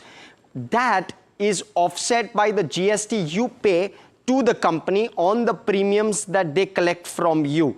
So there is an offset in terms of the mechanism. This mechanism is called input tax credit. Given that now the companies won't be charging you GST, and therefore if the nil rated GST is passed on, then likely they will have to bear the GST which they pay to their consultants in the services that are provided to them, or the commission agents for the services that are provided to them. That will likely be passed on to the customer. So will you get the full 15% benefit? Maybe not. But we'll have to wait and watch as to how much. And of course, we spoke with IRDAI, and they suggested around 1.8 to 2% impact in terms of the premium. And therefore, there may be a 13% discount overall with regard to how premiums currently are charged to individuals versus what they will be post this amendment. That's broadly what could be the benefit which is passed on to customers. All right, and that's the key takeaway coming in. Thank you so much, Harsh, for that entire analysis as far as what's going to happen with the insurance space. But let's also move on. Let's also get you a check going as far as Malaysian crude palm oil prices are concerned, because they have risen 16% since May 2025, driven by weak Indonesian production, rising demand as well, squeezing FMCG margins. Companies like HUL, Nestle and Britannia are the ones that are in focus. In fact, let's go across to Mahima to help us put all of this into perspective. Mahima, over to you. Right, so Hiral, as you rightly mentioned, in 2024, palm oil did rise significantly, and post December 2024, there was a sharp fall as well of around 30% in palm oil prices. But since May, since its lows, it's still risen 16% from there. So that's a concerning factor for both FMCG companies as well as your snacking companies, your FMCG staples and snacking, of course. Now, overall, there's surge in demand, but in terms of the production in Indonesia, that is weak right now, and that is leading to lower inventory levels and leading to overall price hikes in palm oil. In terms of both the Malaysian as well as the Indonesian palm oil prices, there is a contrasting supply view, because Indonesian production is weak, but the inventory levels in Malaysia are right now improving. So that's something that one needs to keep an eye out for, because that will overall decide the prices in terms of how it will pan out going forward. In terms of the snacking industry, it almost constitutes 40 to 50% of their overall raw materials, because they use it to fry the snacks, and this could overall impact their margins going forward. Now, there are two ways in which they can probably help curb this: either do a price hike or maybe reduce the grammage, and we'll have to see as to what strategy something like a BKG Foods is adopting, because they've already taken around 2.5% price hikes in the past 2 odd quarters. So that's going to be a key question to ask the management as well. All right, then that's palm oil for you. That's a very important update as far as palm oil then is concerned. Some of those trends that we've managed to understand, but also Brent and WTI are rising for a second straight session. So there's an update there. oil prices extended gains bolstered by those signs of strong demand that you've seen coming in the US. Other than that, of course, there's uncertainty over efforts to end the war in Ukraine. That's also lending a little bit of support in terms of concerns. So you do have Brent as well as WTI both rising for a second straight session, and that's oil also for you. But let's move on. Let's talk about Bajaj Finserv, because you do have Jefferies, in fact, that has initiated a buy coming in on this particular counter. Let's take a look at the commentary coming in from them, because the target price is at 2,420 rupees. They're talking about how the company is poised to benefit from the tailwinds of lower rates. Other than that, they're also talking about how Bajaj Finserv is going to be benefiting from better profitability when it comes to life as well as general insurance segments. And in terms of their new ventures, they're also talking about how mutual fund, healthcare, as well as tech and ventures can be adding to the option value. Other than that, there's a limited impact that they also see from the exit of Alliance as well as the entry of Geo Financial, both key concerns.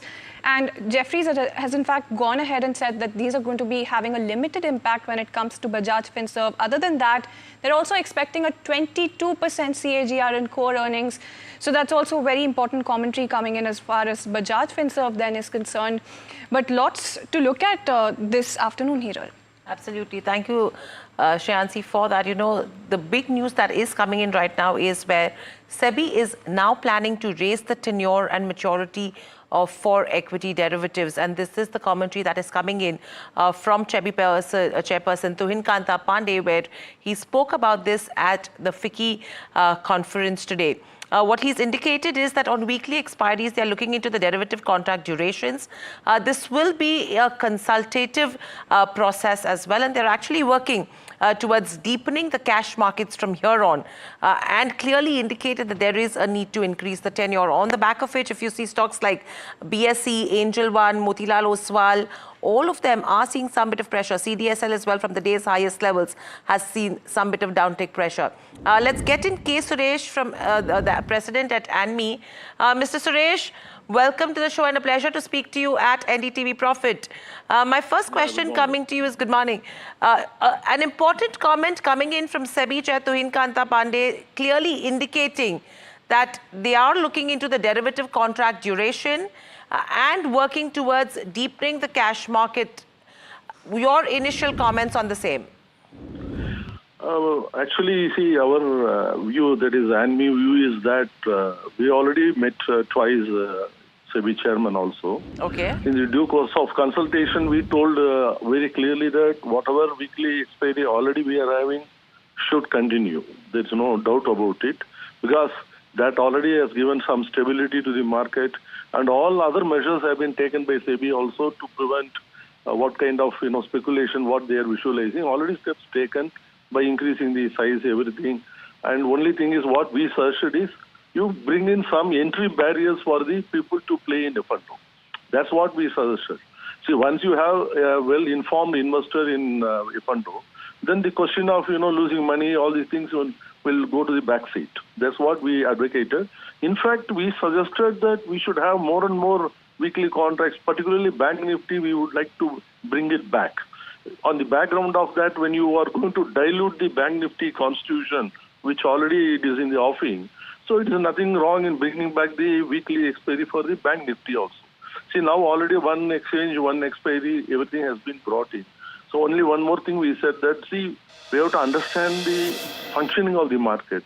The weekly expiry is essential for many of the players for hedging purposes. It is essential. So in the absence of that, what will happen? It will lead to some confusion, everything, and people will not come to the market. Whatever they want to do, deepening the cash market also will not happen. You know very well, cash market deepening depends upon the fund. In fact, we suggested you bring more stocks into a fund so that the cash market deepening will happen. So our concept is that F&O deepening is essential for deepening the cash market. Right. You can't individually deepening the cash market. So, Mr. Suresh, my question is, see, SEBI's main goal has been to shift the market from a focus on short-term speculation to a more stable environment. That is what they are alluding to, right?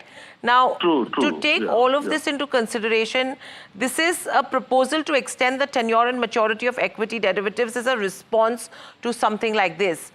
How do you think will the impact be specifically with stock exchanges? Because if you see the stock price of BSE, that is under pressure. The revenue loss that could be coming in for a NSE, BSE, is that also taken into consideration? That's why, see, please understand that when we had a discussion, he mentioned very clearly that any measure should not disrupt the market. Market should have stability. So this type of measures definitely needs for consultation. Definitely we will also express our views that no need to give away the weekly expiry, at least for the present, whatever things we are continuing. Nifty index we are continuing. Similarly for the Sensex we are continuing. The same can be continued. There's no issue on that. Only what we are advocating is that you bring in an informed investor into the market. Instead of having everybody in the market, then what will happen? This speculation misuse will come down drastically. Otherwise, people will come and do some speculation, then it will have a bad image on the entire ecosystem itself. So our idea is that you please bring some barriers, entry barriers for the investor, so that the person who rather plays in F&O will have some sufficient knowledge to play, which will also prevent him from losing the money also. But clearly, if you have to look at an exchange and intermediary perspective, if you have to look at a CDSL, BSE, NSE, the brokers, intermediaries probably have a significant revenue dependence when it comes to high volumes, short-term derivative trading. So any moves that do come in to curb this activity will have a negative impact on their revenues. Taking that aspect into consideration, any potential downtick that you have in terms of how much the impact could be? See, exchanges and all are on our side only with regard to this issue. Everybody wants to continue the weekly expiry. Everybody wants to have some entry barrier. All these things, we are all in line with the same views only. There's no different views on that. This type of measures, if at all comes, let us assume, if at all comes, then definitely it will have some dent on the volumes, etc. of the exchanges. There's no doubt about it. So it is not advisable or preferable to have such ideas. That's what our view, madam. Okay. And apart from this, because this is a consultation paper, you have been having discussions with SEBI as well. What are the recommendations that you've given? You already mentioned few of them. And any timelines that you have, which SEBI has given to ANMI, saying that this is what it will take to really put something like this into perspective? No. Recently only we have given some ideas to deepen the cash market. Okay. With some, we ourselves have seen the movement of F&O. If you include some F&O stocks, some stocks in F&O, automatically the cash market deepens heavily. So that type of what is called corroboration is there within these two. So that's why we suggested you bring in more and more stocks into the F&O. That will help the stock market, so that cash market, once cash market is positive, naturally people will move towards the cash market instead of the F&O market. See, we have to go like that only. Similarly, we have told that this securities lending and borrowing also, please tweak the rules, which are all very tight now as of today. Bring in more stocks into that for the purpose of availing that. So all these things, will finally lead to what? Cash market only. It won't, help to do the speculation. So we already suggested some measures to improve the cash market, not the F&O market at all. See, F&O market is nothing but what's called offshoot of the cash market only. That's why we always prefer cash market should be deepened. People should be advised to go towards equity. So that will happen provided the cash market is very lucrative, If it is not lucrative, then who will go to the cash market? So that's what our views, madam, actually. Okay. And Mr. Suresh, the other question I have is, here you're talking about a lot of, middle class where you're trying to restrict the kind of risks and losses that they take. And this is coming in at the cost of your brokers, your exchanges losing money in the form of revenues, and the tax that goes to the government as well. So is that something which the government is okay with in terms of the conversations that you've had? No, madam. See, for example, earlier we had some small size in F&O. Then we increased the size. What happened to volume? Whether it has come down? It's going up only. Similarly, when you bring an entry barrier, volume will not drive, madam. I am telling you very frankly. Volume will also go up only because more and more investors will join this thing by having some knowledge only. See, without knowledge, nobody will come now. Now everybody is coming. So with knowledge, definitely more people will be there. So that type of feeling or fear that there will be a dent in revenue, this will not happen at all. Initially, we had when price is 2,50,000, when it is raised to 5 lakhs, we had same situation. We feared at that time also volume will come down. It has gone up like anything compared to at that point of time. So that's why it is what is called a process in which definitely volumes will not go down. This will not go down actually. So you're saying volumes will not go down, but categorically... That much go down, man. It won't go down. Because, see, whatever entry barriers I'm going to tell is for the benefit of investors. So investors will take it in a right sense. And they will also do it and come and invest through F&O or equity. They will come there. Definitely they will be there in F&O market. Okay. See, F&O market, everybody will be there. So any timelines that you have in terms of your conversations with SEBI as to by when they are expecting to come out with some concrete moves, because this is still a consultation paper? It's a long-term process. So we already given them some ideas. Definitely SEBI is also a very positive way only. They are always looking into what is better for the market. Okay. So that way, definitely SEBI will look into it. And I hope another 6 months, within maximum 6 months, all these reforms will happen, I am feeling. Maximum. So around 6 months is what you should be watching out for. Thank you, Mr. Yeah, Suresh. maximum I'm giving the outline of. So maximum 6 months is what you should be watching out for. Yeah. But thank you so much for joining us on the show. In fact, on the back of the tweak that could be happening with regards to where F&O expiry tenure goes, stocks like BSE, Angel One, CDSL, let's pull up our NSDL as well. All of them have been trading under pressure. And MOSL, JM Financial, you look at any of the broking firms, the cuts have deepened right now. These stocks are at the day's lowest levels. And as AMNI chairperson was indicating as well, this is something, where it has been done in consultation, but a few ideas that have been given as to how the cash market volumes can be increased as well. It's anyone's guess, because initial commentary that I heard from analysts as well was that around 30 to 40% is the kind of revenue hit that BSE, NSE could also see as exchanges on the back of this. Again, it's anyone's guess from here on, Shreyansi. You can see that crack coming in as far as Angel One is concerned, 6% downtick coming in on that particular counter. Some of those other counters as well down, but let's also revisit that commentary coming in from SEBI chairperson, who's saying that they're looking into the derivatives contract durations. In fact, let's listen into the exact word coming in from Tuhin Kanta Pandey. See, improving the tenure really means that, whether we can sort of have longer term derivatives. But all this is to be done in consultation. As I said, that in what form, how, we'll have the consultations. So and we'll have a consultation paper Yes. Nothing will be on, this part of the moment. All right, and with that, we're completely timed out on this edition of Markets at 12. Thank you so much for tuning in.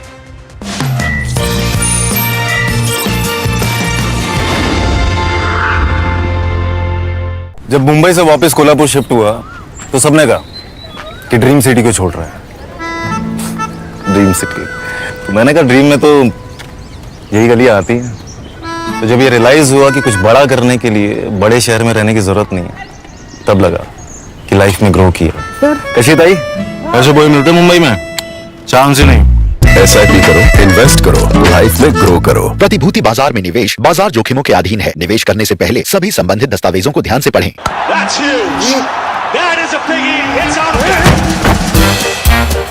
Gold plus clear glass, पार हो या near, सब कुछ दिखे clear.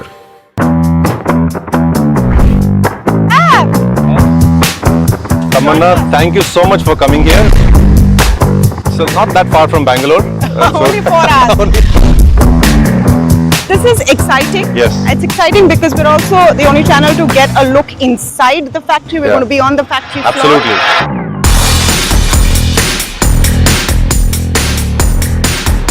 Wow. I'm tired of doing interviews in the boardroom, Ramesh. So good to have you in the manufacturing suit inside a clean room, not a boardroom. To make money, you need the vertical integration, you need the technology development, you need the product portfolio. A big concern right now is rare earth. Yes. And I think we need to focus a bit on what you are trying to do to solve that problem. Global OEMs, Western OEMs are increasingly testing rare earth free motors in their batteries. And Ola Electric is the first Indian company to do this. This is the output that comes here, Tamanna. You can see this is a cell. Oh, wow. Yeah.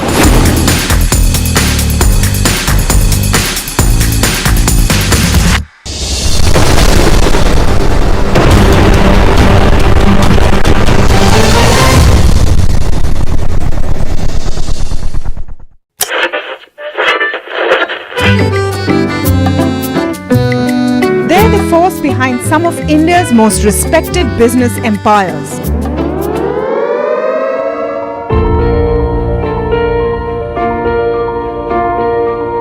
But you've rarely heard them speak.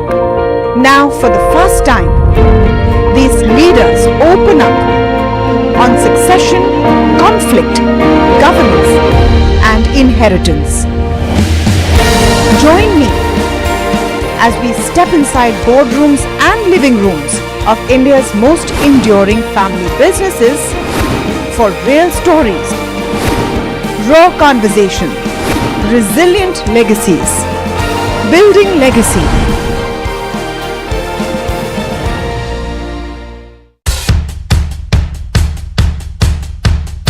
The markets move fast. And so should your portfolio. Expert insights, real-time stock picks. Do I buy Ola? Should I hold ICL CDSL for the long term? Buy, sell or hold. The answers you need, straight from the experts. Callers from India and across the world. Connect live, ask, decide and invest wisely. Your portfolio, your future.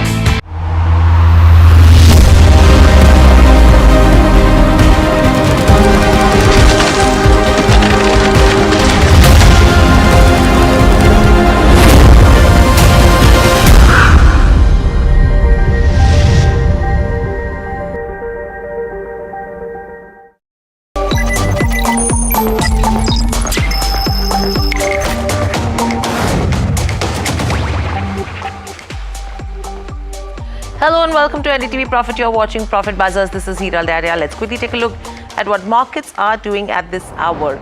Interesting moves in terms of today's session, because if you see from the day's highest levels, you have cooled off slightly, but 25,100 is something that has been maintained as well so far. Let's quickly look at Bank Nifty on the screens as well, and then we'll look at the sectoral heat map. Which are the winners, which are the losers? Bank Nifty has also corrected from the day's highest levels, now seeing gains of around 0.2%, but the positive mood does continue. What's interesting to see is media has been the sector which is seeing profit booking. This is the second consecutive session where you're seeing a downtick there. Apart from that, consumption has been weak today as well. Defense has been down. Auto also trading under pressure. What's gaining is real estate, pharma and healthcare is up in trade. Oil and gas also seeing some strong moves in today's session. So pretty mixed reaction in terms of various sectors. Let's quickly look at the heat map in terms of Nifty 50 contributors as well as on Nifty 50. There you go. This is also fine. Your Geo Financial Services trading under pressure. Coal India under pressure. NTPC under pressure as well. Bajaj Auto losing out in trade. Cipla is seeing some smart moves. Bajaj Finance and Finserv are seeing some good moves. RIL and a BEL. These are a few of the names that you should be watching out for. Let's look at the broader markets as well. If you have the mid cap and the small cap index, let's see if the trend is being mirrored. There you go. Literally, your mid cap 150 has now gone into the negative from the day's highest levels, and similar would be the trend with small cap 250 as well. There you go, not in the red, but marginal gains of 0.3% coming in on this front. So that's with regards to where markets are concerned so far. But let's also get in Prashant Apse, Senior VP Research Analyst at Mehta Equities. Prashant, good afternoon and welcome to the show, and a pleasure to speak to you as always on NDTV Profit. You know, before we get into any other conversation, one thing that we need to discuss right now is the commentary that has come in from SEBI Chair Tuhin Kanta Pandey, who's saying that there is a plan to raise the tenure and maturity for equity derivatives, and it will be a consultative paper. and they're working towards deepening the cash markets as well. In fact, we did speak to ANMI president, who's clearly indicated that they have been in consultation with SEBI. They have had various meetings, and the idea is to then probably look at increasing cash volumes as well.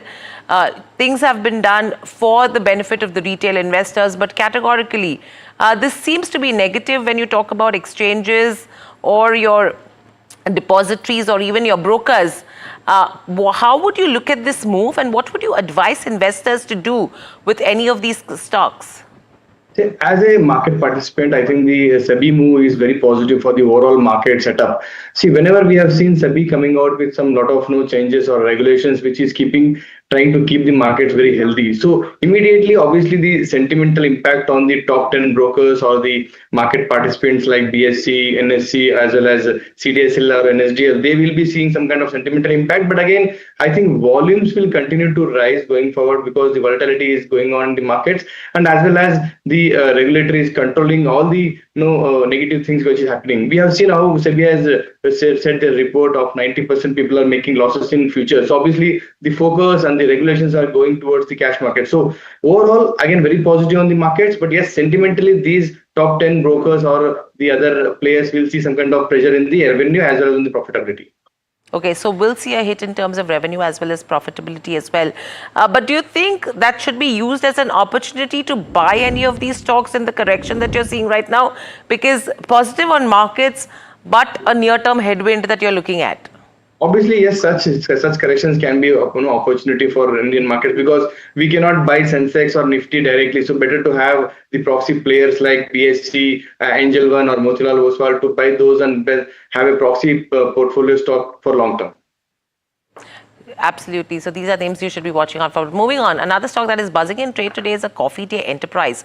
The stock is up more than 15%. Mahima joins us with the details. Mahima, what's brewing? Because last couple of trading sessions, we did see some commentary with regards to change in management. And since then, the stock is on a tear. Right, so Hiral, it touched an intraday high of almost 19% today. 5 days, the stock is up 23%, and the past 6 months, the stock is zoomed and how 118% returns it is given. Now, in terms of the recent triggers for the stock, yes, one being change in management, but not a very significant one. But earnings is probably the trigger as to why the stock is zooming in trade. In terms of the change in management, the whole-time director, that is Malvika Hegde, has been reappointed for the next 5 years. And in terms of where the earnings stand, overall revenue growth stood at around 3%, EBITDA growth at 77%, and it incurred a profit this quarter at 28 crores versus that of loss of 11 crores. Now, basically, the uptick in EBITDA and profits is on the back of one-offs. There was an 18 crore loan settlement. A gain from that 18 crore is reflected in the PNL, and there is also a gain in terms of 16 crores, which is from the proceeds that have been invoked from the company. There is CDGL shares that has happened. So both of these have led to the kind of profits and EBITDA uptick that we have seen. But in terms of segmental performance, the coffee revenues saw an uptick of around 6%, but hospitality revenues have halved as compared to where it stood last year. But there are also certain triggers that have aided the kind of stock performance that we've seen in the past 6 months. One of them being Dolly Khanna has acquired around 0.55% stake in June. In terms of the debt that the company had, the company did announce resettlement of that debt at around 205 crores. So that was a big positive trigger because the company was on the verge of bankruptcy, and in Feb as well, the NCLT did set aside an order that initiated insolvency proceedings against Coffee Day, and that was also a positive trigger for the stock to see the kind of uptick that it's seen in the past 6 odd months. So this is the overall view as to what's happened and why the stock is zooming in trade today. Thank you so much, Mahima, for that. Prashant, any view with the Coffee Day? I know this has been a stock now which is not very well tracked with a couple of developments which are happening right now. What would you advise investors to do? So again, it's a very high risky, high return category stock. But again, investors who want to take a very high risky on these kind of management changes, the way how Dolly Khanna is entering in the stock, the way how the earnings are changing. So only risky investors can take a bet, but not at these levels. Again, I think the stock should again come back to 35 or 38 levels. That can be a level where risky investors can invest. But overall, as an industry, coffee as an industry, very, very positive on that. I think going forward, the volumes will be growing more on the coffee side. Okay, so that's with regards to Coffee Day Enterprise. But moving on, the auto pack has been in focus. You know, what's interesting to see is Ola, which actually saw some strong moves over the last couple of trading sessions, is actually taking a beating in trade today.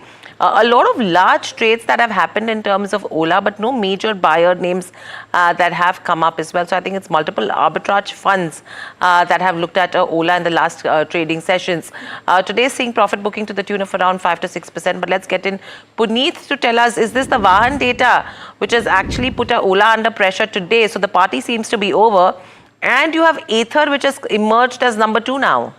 Well, definitely. I think that was one of the biggest surprises this month, Hiral, that Ather has now jumped actually to the number 2 spot with a 17% market share for electric two-wheeler space for the month of August. Now, of course, this data is from the 1st of August to the 21st of August, so we'll have to wait for the next 9 to 10 days of how this shapes up. But it's a huge jump for the company. This is the first time where the company has actually taken the number 2 spot within the top 5 space, so it's definitely a key positive. It's also interesting that TVS has continued to maintain its market share of around 24 to 25%, with Ather coming in the number 2 spot. For Ather specifically, they have been expanding in the non-South markets because 60 to 70% of the volumes come from South India itself. So over the last 12 to 14 months, they have started expanding northwards. So Maharashtra as well as Gujarat, along with Rajasthan, are now some of the key focus areas, and with expansion of stores in new cities, we can see that growth of the Rista maker in these cities as well. So that could have led to one of the key positives in this aspect. The other interesting one was Bajaj Auto actually slipping from the number 2 position, where last month it held almost 20% market share, to the number 5 position now at just 12% market share. So essentially that does mean that we could see some revival of Bajaj in the next few days, because Ganpati will be starting from the 27th, and Bajaj has a key stronghold in the Maharashtrian space. So we could see some positive move for Bajaj over the last 10 odd days. So that'll be something to watch out for. But huge gains for Ather. On the other side, Ola Electric continues to maintain their market share at 16%, and they're the number 3rd in terms of positioning.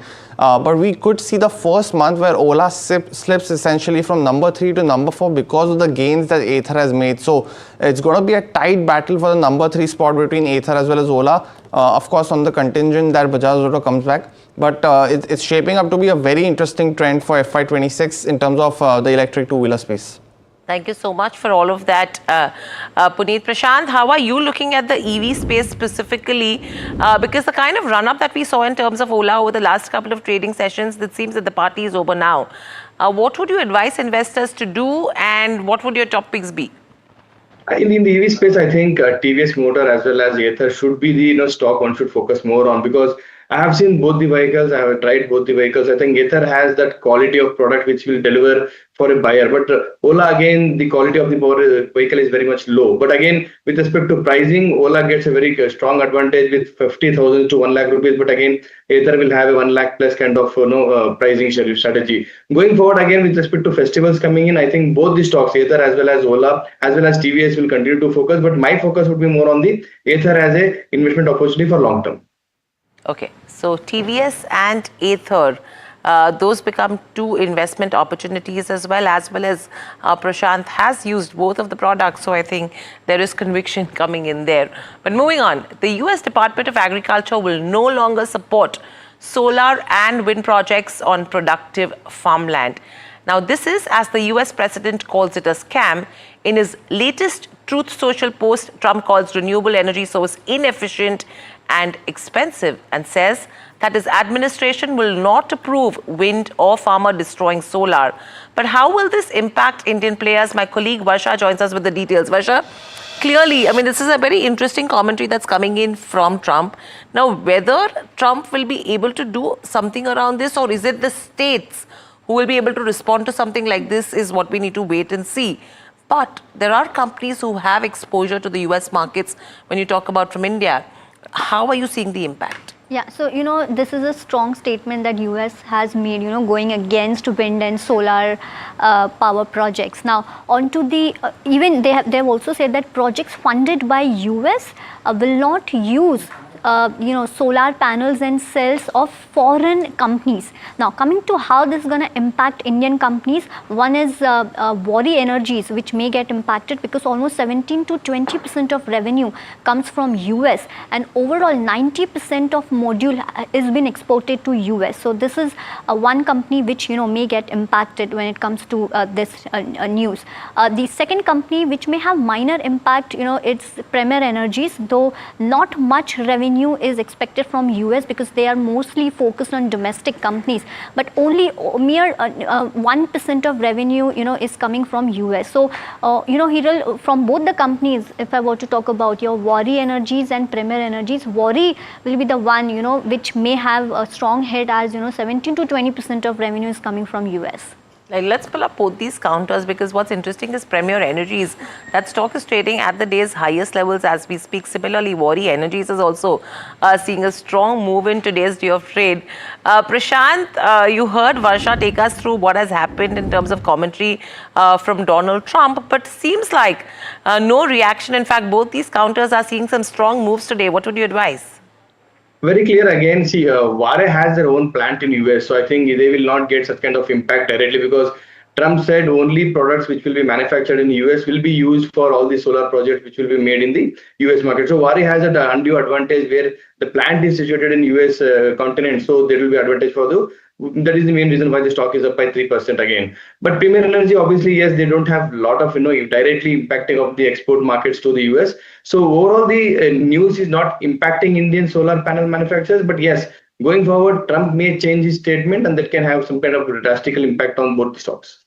Okay, so interesting comment coming in from Prashant on this one. But let's, that we have Varsha with us as well, Kaveri Seeds. Let's pull up that counter on the screen and see what that stock is doing in trade, because I did see some strong moves. It seems volumes are also pretty okay. 6.5% up move on a Kaveri Seeds. Varsha, what's happening? Why this up move? So, this is basically the up move that you're seeing is based on volumes, and the other thing, if you see for Q1, they've given a good set of numbers, especially though revenue, there was an increase of only 7%, but a good uptick when it comes to margins. And now this is on the back of realization of, cotton seeds. Now, they've increased volumes of non-cotton hybrids, which has resulted in good realization, and that's one of the reasons why you're seeing that uptick in margins. Also, there was an increase of new products to volumes of cotton, which has also led to this Q1 numbers, and rice, maize and vegetable segment is expected to grow well in future as well. Company has delivered growth in hybrid rice revenue despite restrictions in hybrid rice sowing. So overall, good set of numbers that the company has given. This is one of the reason why the stock has given almost a good set of returns in year to date. The stock is up almost 33% when it comes to year to date. But today, it's all because of volume gain that you're seeing. So good volumes coming in terms of Kaveri Seeds. Prashant, any view with regards to Kaveri? Yes, rightly pointed. It is all because of the technicals. Again, it has just crossed 200 DMI as well as crossed 50 DMI. So there is a good volume seen, and obviously the numbers of the Q1 earnings were really better than almost all 4 quarters. So that is giving a lot of investors to pinch in into the stock and then take it forward for at least 1 quarter from the current level. So overall target can be anywhere between 1300 and 1320 for next 1 quarter. So that's with regards to Kaveri Seeds. Moving on. Nazara Technologies, the pressure has continued, 8.5% downtick as we speak right now. Let's pull up a 5-day chart of Nazara Technologies and see what that stock is actually done, because yesterday also did see major cuts.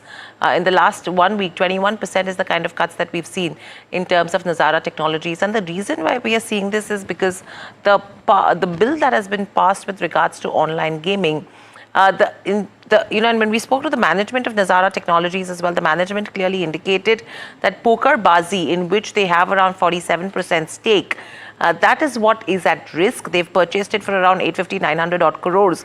So they would have to make provisioning for that entire 850-900 odd crores. So what they do with that business is anyone's guess right now. But let's quickly listen in, what the Minister of Information and Broadcasting, Ashwini Vaishnav, had to say on the same as well. Well, a landmark bill has been passed in the Lok Sabha today, aiming to curb, very harmful practices from the online gaming sector. And to talk about it, joining us, Union IT and Railway Minister Ashwini Vaishnav. Thank you so much, sir, talking to NDTV Profit. I'd like to start by asking you that, this bill considered as a death knell for, online gaming sector. So is there a way to sort of make them also survive when it comes into force? First of all, I would like to point out that this bill basically promotes 2 out of 3 sectors within the online gaming universe. Esports and online social gaming will be promoted, they will be encouraged, there will be schemes and programs to encourage that sector, which is very important part of the online gaming sector, right? These 2 segments. The discouragement is for only 1 segment out of the 3 segments, which is online money gaming. Online money gaming has been very clearly observed over the last few years that the impact on society is very significant. There are families which are losing their entire life's earnings. There are extreme cases where the people who have lost money, they commit suicides.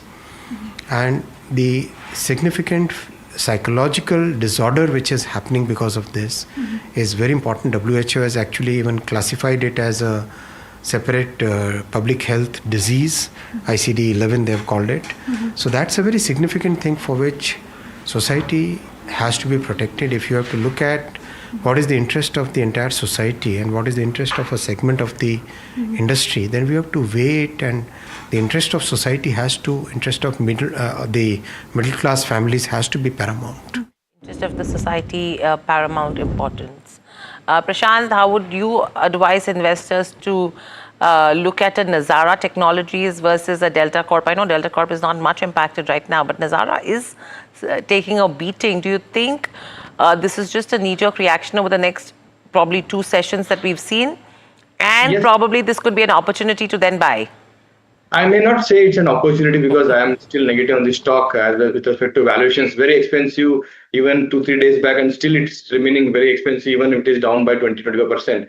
I would like to see the stock around 900 to 800 levels. Then the valuation will be very much comfortable, and then obviously the second quarter they will see some kind of adjustment with respect to their investments in the Bazaar investment. So I will wait and watch for 900 to 800 levels. Then I can think of taking a risky or opportunity at those levels. Okay, so that's with regards to Nazara Technologies. But moving on, Mines and Minerals Amendment Bill 2025, a couple of key changes that have come in over there and that could benefit few of the companies. Vansh is standing by to tell us more. Vansh, who's getting benefited and how? Well, yes, so let me get into the details of the bill. Now, the bill will allow the adding minerals to the existing leases for these mining companies, and there will be no extra fee charged for critical minerals like lithium and gold. And now this bill will also remove the 50% sales cap for captive mines. Now, earlier the companies were forced to keep more than 50% of their production as stock, but now this restriction has been removed. And following there will also be establishing a mineral exchange for this. So this will facilitate the mineral companies to regulate their prices. And also a development that has taken place is the National Mineral Exploration and Development Trust. The scope of it has expanded to National Mineral Exploration and Development Trust. Now this will enable the scope for funding mineral exploration. And also the bill has increased the contribution rate from the mining leaseholders to the NMEDT from 2% to 3% of royalty. So this is some of the technical details from the bill. Now if I talk about the impact, now this is considered positive for stocks like GMDC, NMDC and Coal India. Now if I get into a detail, this will unlock new revenue streams for these particular counters, as if the companies discover critical minerals like gold, lithium or graphite in their existing mining areas, these companies can easily extract these minerals without attracting any additional fees. So this may lead to increase in the revenue and profitability. So this is what the overall development is looking like for these particular counters. So much for that, Vansh. Prashant, a quick one. GMDC is seeing gains of 2.5%. NMDC did open higher but is seeing pressure. Do you think this could be a major positive for these names, and does it mean a negative for a company like Coal India? But I think the sentimental impact would be very much positive for NMDC and GMDC. I think with respect to technical factors, again, still there is a good space for these companies to go higher on the back of this news. But again, it will be sentimental impact. So we need to wait and watch how this will really impact their financials going forward. Okay, so interesting moves and a recommendation coming in with regards to Coal India as well. But Prashant, stay with us. We'll quickly slip into a short break. But as we do that, speaking at the sideline for FICCI's annual summit, SEBI chairperson says that the regulator is looking into the derivatives contract durations and also proposes a pilot project for pre-IPO trading, which is absolutely a hot topic right now. Let's quickly listen in. See, improving the tenure is really means that, whether we can sort of have longer term, more longer term derivatives. But all this is to be done in consultation. As I said, that in what form, how, we'll have the consultations. So and we'll have a consultation paper yes, coming? yes. Nothing will be on, this part of the moment. With a booming IPO market, investors are eagerly anticipating what is next. Yet, pre-listing information is often not enough for investors to take an investment decision. Can we think of an initiative on a pilot basis for a regulated venue where pre-IPO companies can choose to trade subject to certain disclosures? Here are some key challenges. Which are the unnecessary processes and pain points that cause avoidable friction in fundraising, disclosures, and investor onboarding, and how they can be removed? Which emerging areas, products, and asset classes can be developed for creating both demand and supply of capital?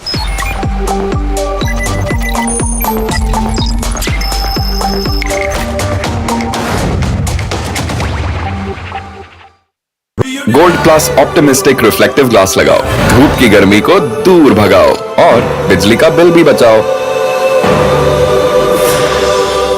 My birthday gift to पापा, ये उनके पापा की पहली गाड़ी एक garage में पड़ी थी दार्जिलिंग में, फिर 3 मैकेनिक, पेंटिंग, पॉलिशिंग। जब इसे फाइनली घर लाया ना, तब लगा लाइफ में ग्रो किया है।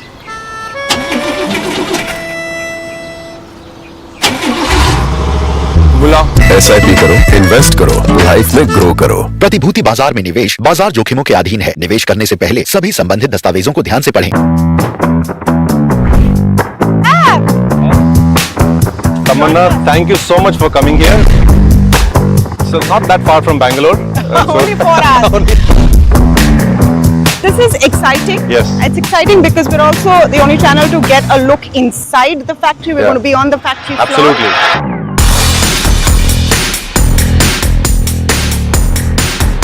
Wow. I'm tired of doing interviews in the boardroom, Ramesh. So good to have you in the manufacturing suit inside a clean room, not a boardroom. To make money, you need the vertical integration, you need the technology development, you need the product portfolio.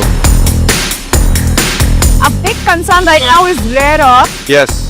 And I think we need to focus a bit on what you are trying to do to solve that problem. Global OEMs, Western OEMs are increasingly testing rare earth free motors in their batteries. And Ola Electric is the first Indian company to do this. This is the output that comes here, Tamanna. You can see this is a cell. Oh, wow. Yeah.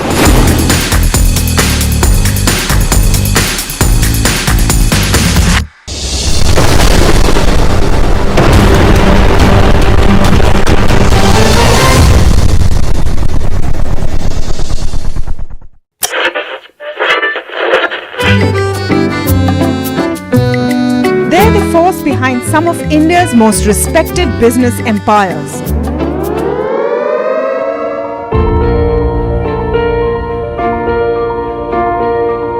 But you've rarely heard them speak. Now, for the first time, these leaders open up on succession, conflict, governance, and inheritance. Join me as we step inside boardrooms and living rooms of India's most enduring family businesses for real stories, raw conversation, resilient legacies, building legacy.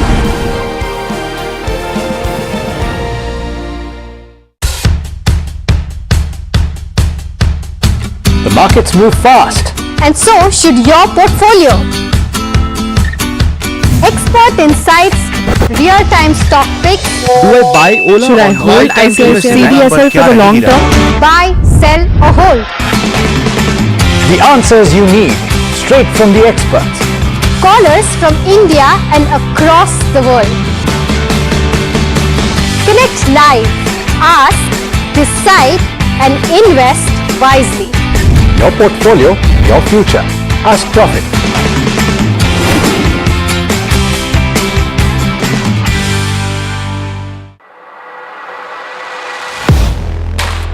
Do you really know the company you invest in? What is the real picture behind presentations and claims? Is the outlook as rosy as the company claims? Know Your Company, powered by NDTV Profit Research, shines a light on the biggest stock market movers.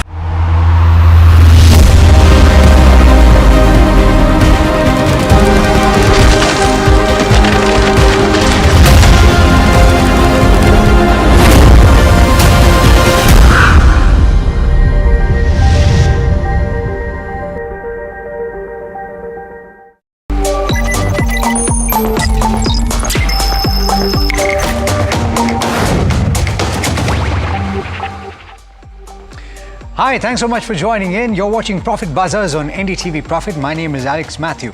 On a few days, it rains, and then on other days it pours. And here I'm talking about the news flow today, and there's quite a lot to talk to you about and also to bring you up to speed with. We've had the reaction to the group of ministers meeting last evening that was discussing the GST proposals on insurance companies. You've had quite a few of those stocks reacting in trade. Then a short while back, you had the SEBI chairperson speak about the contemplation of longer contracts in the derivative space, and that had a bearing on quite a few capital market names, not least to which the BSE, which dropped as much as 5.4%, a few brokers as well losing ground. That's Motilal Oswal, but you also had Angel One that saw a precipitous fall in trade, down about 5.4% or so. The expectation is that if you move away from weekly contracts and into a longer term derivative contract, as is the case globally, then you will see a dramatic fall in the volumes, which is not necessarily a good deal for the exchanges or for any of the other brokers per se. But there's more to talk about, of course. And on this side of the break, I'm joined by Prashant Tapse, who's Senior Vice President, Research Analyst at Mehta Securities. And we've also got Osho Krishan, who's the Chief Manager, Technical and Derivatives Research at Angel One. Gentlemen, thanks so much for taking the time. And Osho, I'll come to you first. Quite a bit of action, news flow related. But let's also talk about the benchmark Nifty 50, which is holding on above that 25,000 mark. It has come off about 0.1% from the high point. Do you anticipate that there will be a little bit of consolidation? Do you think that these levels will hold at least for now? The 25,000 mark was a pretty harsh or heavy resistance, and we've gotten past that mark. What happens from here? Very good afternoon, Alex. Firstly, thank you for inviting me on the show. Well, looking at the recent developments specifically in the past 4 trading sessions, there has been a drastic upsurge in the sentiments, and overall the technical setup has now turned bullish. But still, the derivative data still persists the same picture of oversold terrain, because still now the long-short ratios are hovering around the zone of 10% on the longer side from the FII. So I expect that there is more room for short covering in the coming period. But specifically for Nifty, right now 25,000, as you mentioned, which was acting as a very strong resistance, is now expected to provide some kind of cushioning to any kind of blips in the coming session. Well, on the higher end, I expect that 25,200, 250 will be acting as a resistance for the short-term perspective. So if there will be any kind of dips or any kind of profit booking towards the zone of 25,000, that should be auguring well for the buyers, while on the higher end, 25,200 to 250 should be seen as the booking zone or profit booking zone in the short term period. And until we see a decisive surge beyond 250, till that time, better to be on the conservative front with kind of a bullish view on the overall sentiments. But we are witnessing some kind of sectoral rotation. Like yesterday, it was IT which was leading from the front. Today, it is healthcare that is giving a very strong momentum accompanied with reality. So I expect that sectoral rotation will keep on happening. And until Bank Nifty comes into the play, till that time, one should remain conservative with kind of a strong risk management in whatever positions people are taking. Yeah, I'll circle back on individual stocks and strategies that you would suggest or show. But the other story that really stood out, and not something that happens very often. In fact, I can't remember the last time a fat finger kind of an issue took place, but this has to do with clean science and tech. We spoke about this in the morning where we told you that promoters were looking to sell stake, and the amount that was decided was about 24% stake. The price was determined at a discount of 13% to yesterday's closing price, and Avendus Spark was carrying out this trade. Now, what actually happened was that a much larger amount was punched in. 25.5 million shares were supposed to be sold, but 60 million shares were sold. Now, and after that, of course, additional share was also sold. So far on the exchanges, more than 90 million of shares have been transacted. So simply put, it seems that a larger order than anticipated was punched in. And from the clean sciences perspective, and they've actually clarified to NDTV Profit, they've said that from their perspective, shares were offered at 1,030. This was approximately the 13% discount to Wednesday's closing, and the promoters held about 75% stake. From their perspective, only 24% stake will be sold. And if there's anything else that has to be made up, that is on Avendus Spark to make up the difference and figure things out. So it's an unfortunate situation, something that has occurred. I think it's not very often that it takes place. In fact, I want to go to Prashant just to get a sense of when he heard something like this last and what his opinion is of what could potentially have happened. Prashant, any thoughts on this? I don't remember such kind of error happening in the recent 5-10 years back, but I think this will be taken care by the exchanges as well as the SEBI, and they will be doing some kind of clear, no error effect for the stock as well as the investors' point of view. But again, it was a great deal. It was an opportunity for a new investors to get into such kind of fundamental strong company. But difficult to comment on the error, how it will be taken out. Got it. All right. Okay, so that's a clean sciences story. Let's also talk about GAIL, and let's pull up the chart while we're speaking about it. The stock is down about 0.33%, having recovered from the low point of the day. It's actually a couple of triggers that are playing out for this stock, and let's talk about what that is. And we've got Somit joining in to talk about this. It has to do with the tariffs and their petrochemical business as well, which has been struggling for a little while. Somit, what's going on here? Well, yes, GAIL will remain focused for the next couple of weeks, at least, given the fact that there are two triggers that are expected to play out for the company going forward. The first one is the tariff hike. Now, the pipeline tariff hike is expected to come in the first half of September 2025. GAIL had asked for around 79 rupees per MMBTU of a tariff hike, as against the 59 rupees that they are getting right now from the companies. But Street is factoring in a tariff hike of around 15 to 20 odd %. So even if that comes in, it will be quite positive for the company, given the fact that every 10% hike in the tariff increases the company's EPS by around 10 odd %. So that's the first trigger. And the second one is on the petrochemical turnaround. Now, recently there have been a couple of global news reports which are suggesting that the global petrochemical capacity is expected to come down, because South Korea is urging its struggling petrochemical sector to slash down their excess capacity, and Chinese government also, in the other hand, is planning to reduce the number of petrochemical producers in the country. And if that happens, then there could be a turnaround in the spreads that we have been been seeing in the petrochemical products, and these spreads have been languishing for quite a while now, and hence the petrochemical business performance of GAIL has also taken a hit because of that. In fact, if you look at in the last 12 quarters, for 8 of them they have reported losses, and that's the reason why the overall profitability also of GAIL has taken a hit. So if there is a turnaround when it comes to petrochemical product spreads, it could lead petrochemical business of GAIL to profitability, which could overall boost the numbers for GAIL India. Also, petrochemical product stocks were up in South Korea up around 5 to 10%, but that was also because the government is offering some kind of financial support. So it remains to be seen how soon the petrochemical products now turn around going forward, which in turn will benefit GAIL's petrochemical segment as well. Got it. All right, Soumit, thanks so much for that. Let me go across to you first, Prashant, on this one. GAIL, a quick view here, what Soumit just spoke about. Are these key overhangs? Would you avoid getting into the stock for now, or do you see opportunities to get in and strike while the iron is hot? I think yes, opportunity to get into the stock right now with respect to valuation very much attractive at this point of time. Again, the first trigger which Sumit has updated with respect to tariff hike, I think we may not expect a 20%, 15% hike, but I think a 5 to 10% hike can be done because again the whole control is with the government again. So overall, I think there is a sentimental impact on the stock, but overall with respect to valuation, very comfortable to have a fresh position at this level. Got it. Quick view, Osho, on GAIL, since the view on the fundamentals is that it could well be a buy on the valuations, Prashant says. What's the view on the charts?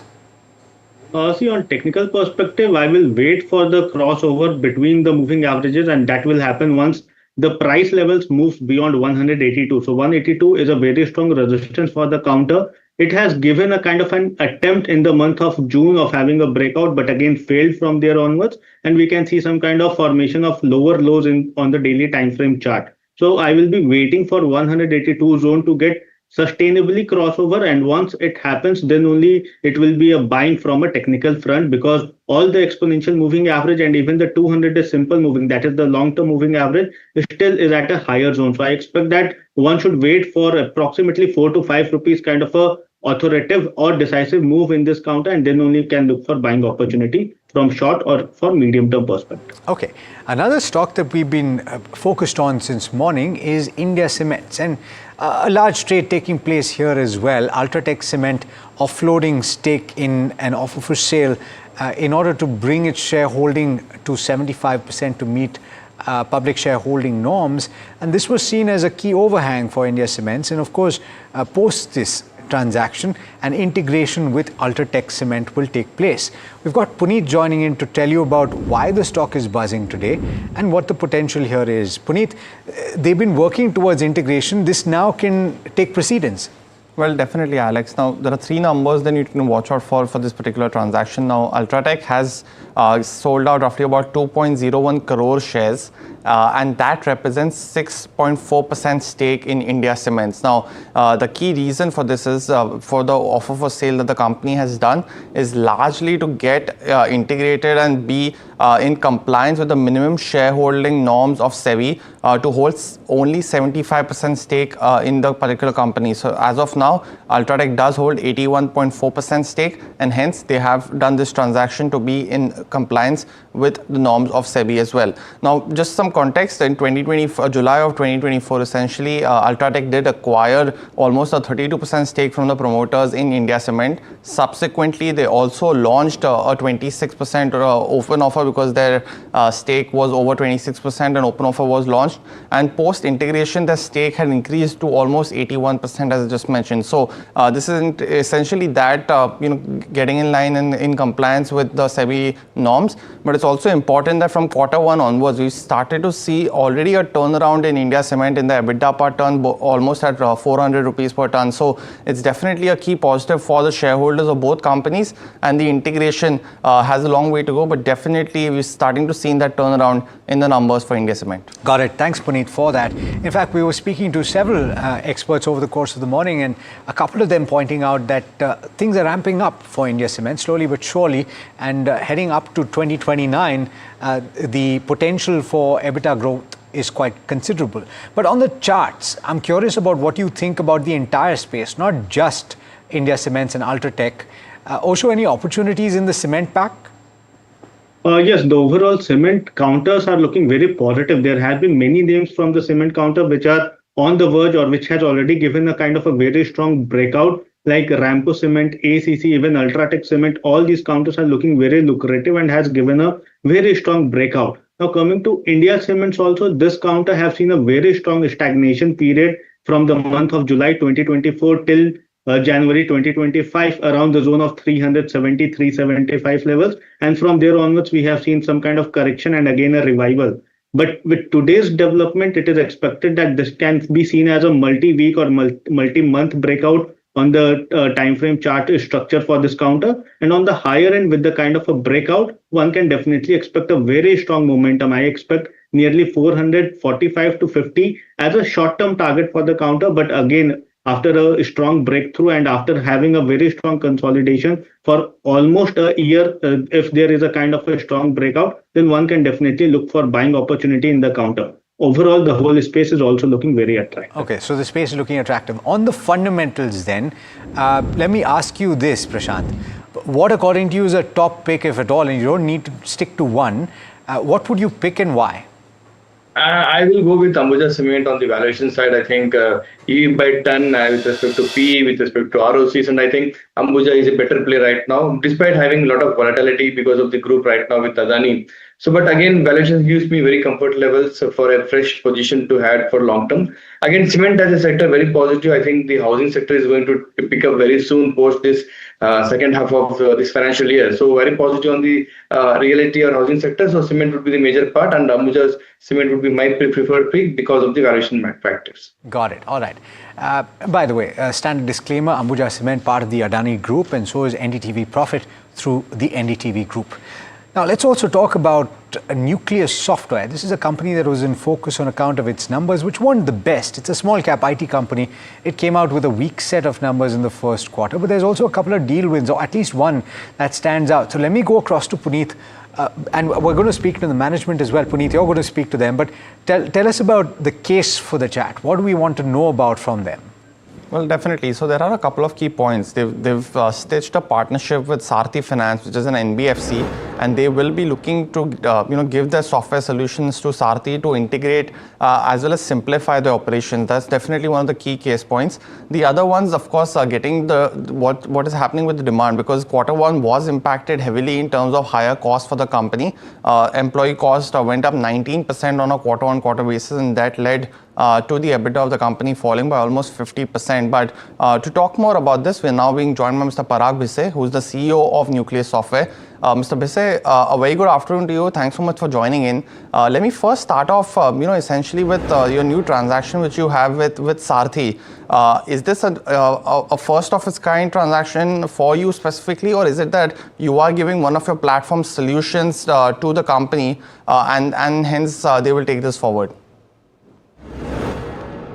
Let me talk a little bit about what we do. You would know, but then for the benefit of the viewers, that we offer this retail lending solutions to one of the offerings, which is the most prominent offering, is the retail lending solutions to banks and NBFCs in India and across the globe. Sarthi Finance is our latest partnership that we have embarked upon. They are a new age NBFC, Greenfield NBFC, who have their vision is to provide finance where it is not easily accessible, that is to the MSME sector, where the credit is not. So that's their focus area, and they wanted proven technology solutions. They wanted to move to market very fast. So that's how this partnership has come into place. And it also kind of matches with our vision, because if you noted our vision, it is like our vision is to make financial services access easy and enriching worldwide. So we also want that everyone and anyone who needs finance, we should provide technology solutions so that banks and finance companies can use that to reach out to among others, even the underserved to whom credit is not easily available. So our visions kind of match, and that's how that partnership has come into place, and it is special. And Mr. Bhise, if you can give us some quantification, how much is the revenue potential that you see from this transaction, and is this that you can build on this particular product that you're giving to Sarthi? Look, revenue and all, we don't talk about it. That's our policy, but I can talk about the platform for sure. The platform is a well-known platform. It is used by multiple across the globe, about 200 financial institutions. It used to be called FinOne. Now it is called FinOne Neo, because a few years back we have launched a completely re-architected platform, which is an open architecture API first. So many financial institutions are using it. The biggest of the bank and smallest of the NBFCs. So platform is available to everyone.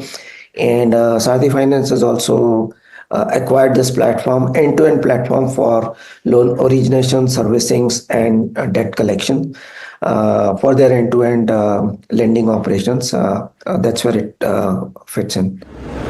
Got that, sir. And Mr. Bisse, essentially, what is, since we have you here, what is the current demand scenario on the ground? Because we have seen that you don't have as much revenue exposure to the US, so that won't be an impact. But what do you see currently on the ground? Are you seeing consumer discretionary spending from your clients in India as well as in Southeast Asia? Look, it's difficult to compare Q1, Q2, and of course we don't talk about any projections. But when we're talking about Q1, especially with compared to the previous quarter, look, our work is also milestone based. So if some big projects complete in a particular quarter, there is a upsize, and that's what happened in Q4. So Q1 that way was a regular quarter for us, and generally talking, we seeing continued traction from the market, especially in India. Lots of new NBFCs coming in, they're wanting to work into. There's push, there's encouragement from government, there's encouragement from regulators, and that's how financial institutions are coming in to fill in the credit gap which is there existing. You know, there's a large credit gap in India as well as across the world, where the small players are not easily getting credit, and that's a very large gap, and that's where NBFCs like Sarthi and many others are playing a role. Got that, Mr. Bisse. Mr. Bisse, we'll leave it at that. Thanks so much for joining in, giving us perspective on your new transaction, and we wish you the best until our next conversation. But Alex, that's all which we have essentially on Nucleus. It's a new transaction with a new platform, and they are looking to have more such transactions with the other financial institutions, so that'll be something to watch out for. Certainly. Thanks so much, Puneet, for getting us those details. Of course, the demand trends for the larger counters are over what everyone's focused on, and yesterday's move, whether that bodes well for the IT pack as a whole, is what we have to watch out for. But that brings us to the end of this edition of Profit Buzzers. There's lots lined up over the course of the rest of the market day, so I encourage you to stay tuned. This is NDTV Profit.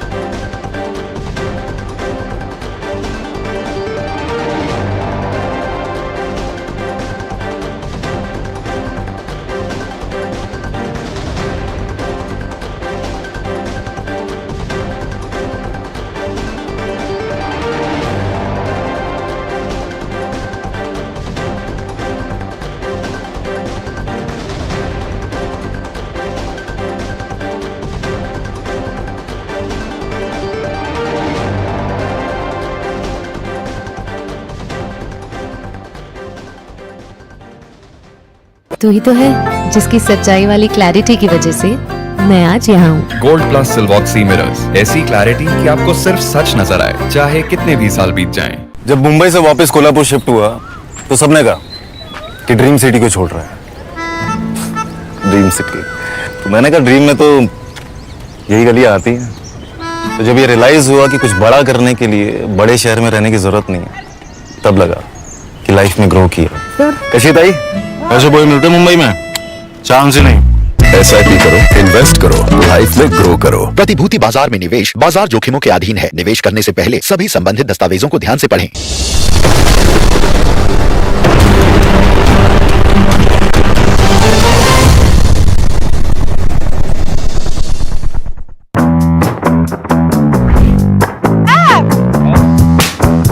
Tamanna, thank you so much for coming here. So not that far from Bangalore. Only 4 hours. This is exciting. Yes. It's exciting because we're also the only channel to get a look inside the factory. We're Yeah. going to be on the factory floor. Absolutely.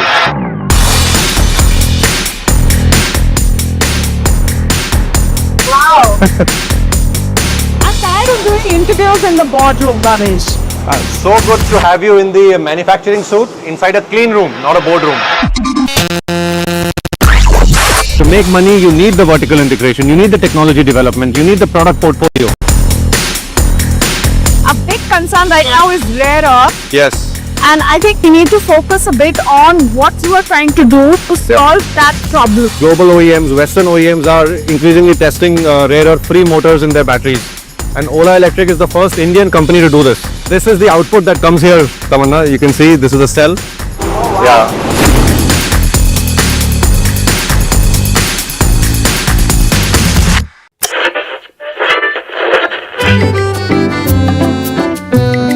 They're the force behind some of India's most respected business empires.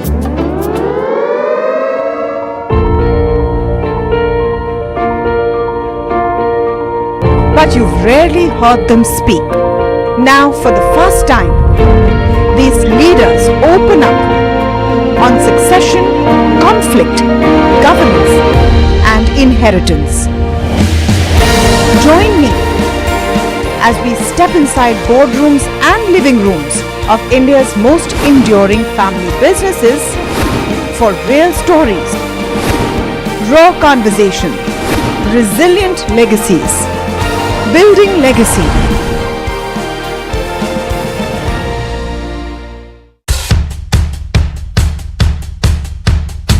The markets move fast. And so should your portfolio. Expert insights, real-time stock picks. Do I buy Ola? Should I hold ICL CDSL for the long term?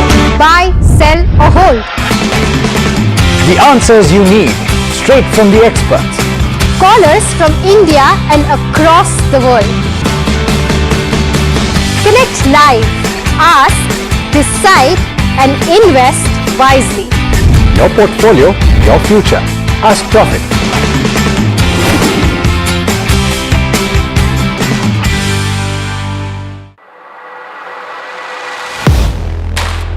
Do you really know the company you invest in? What is the real picture behind presentations and claims? Is the outlook as rosy as the company claims? Know your company, powered by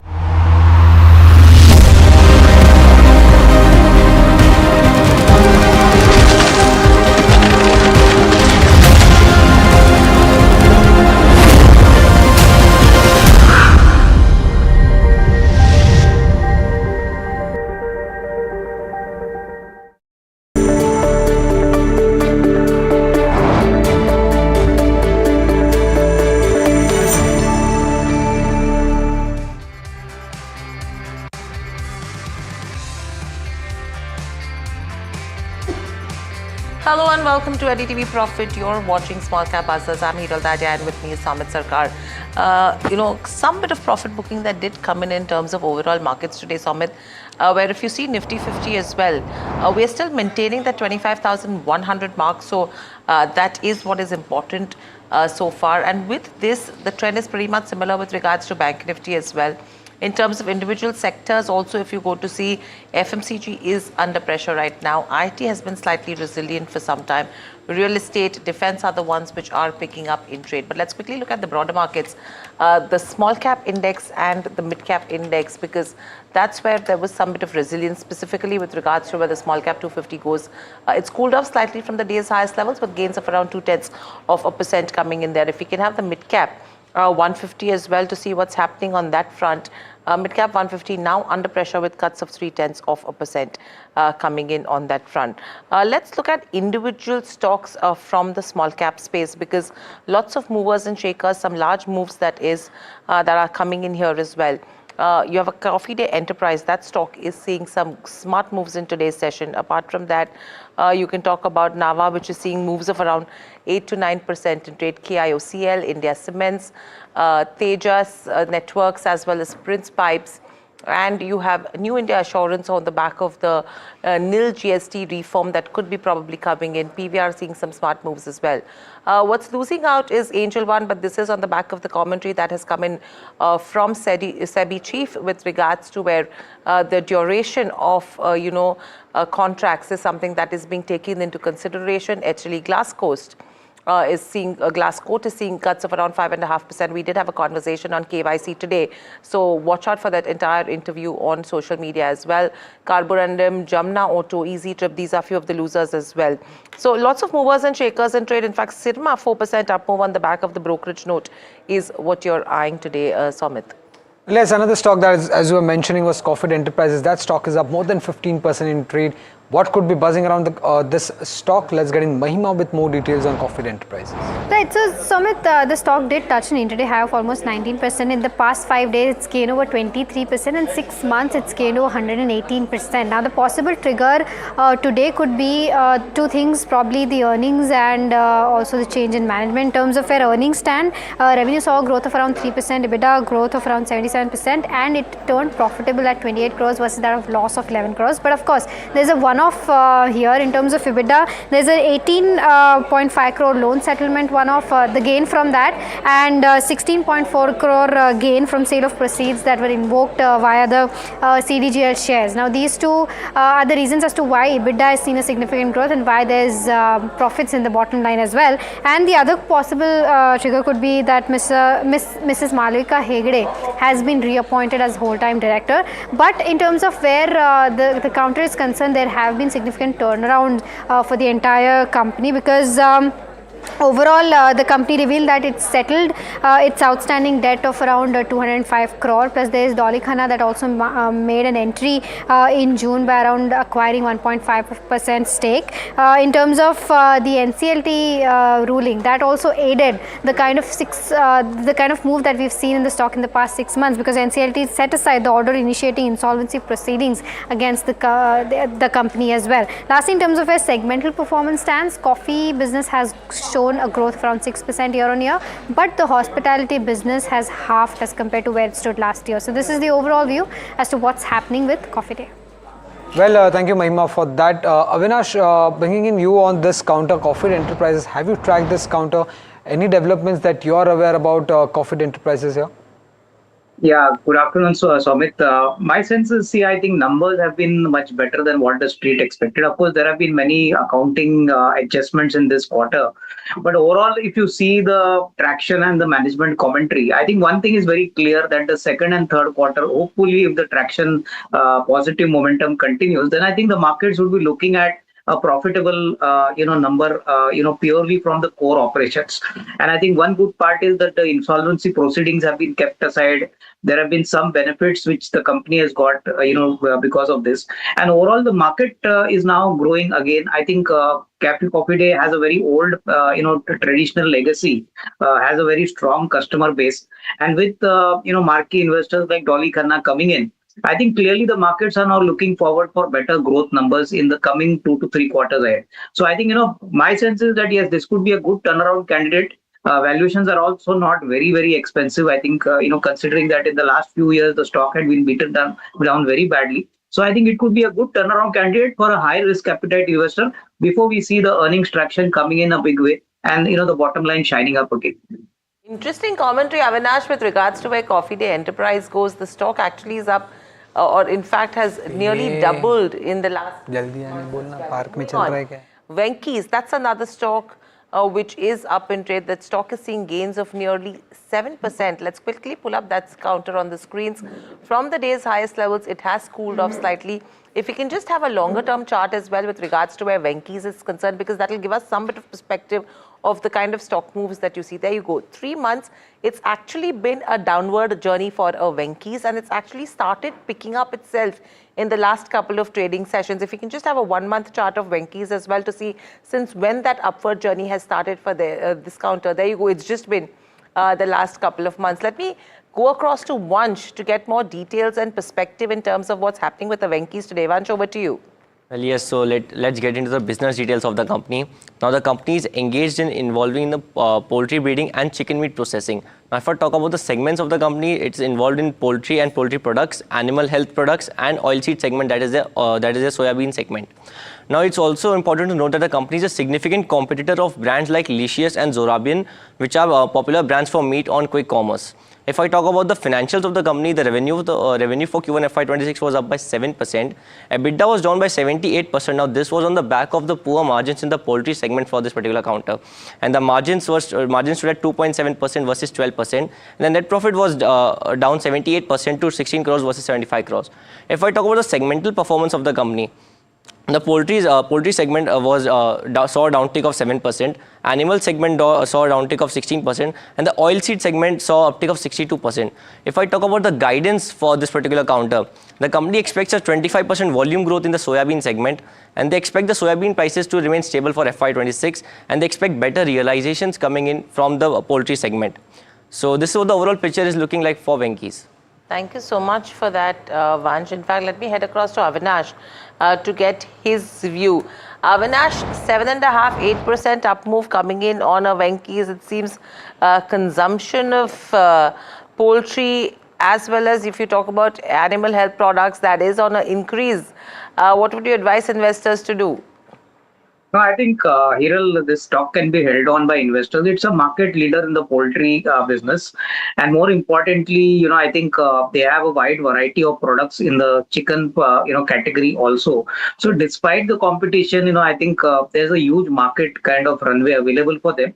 And I think hopefully in the next 2 quarters, if the animal care business, the poultry business, which is the bread and butter business for them, actually picks up, that is where the market is looking at a big trigger point.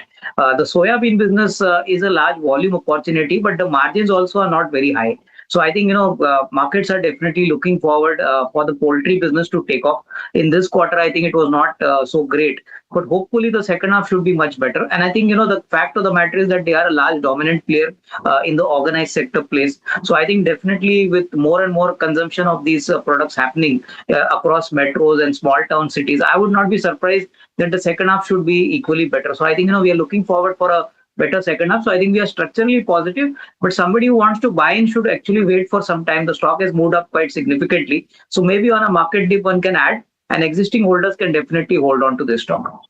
Avinash, do you think that the consumption could increase given the fact that Shravan is getting ended on 24th, and that could be also one of the trigger points here?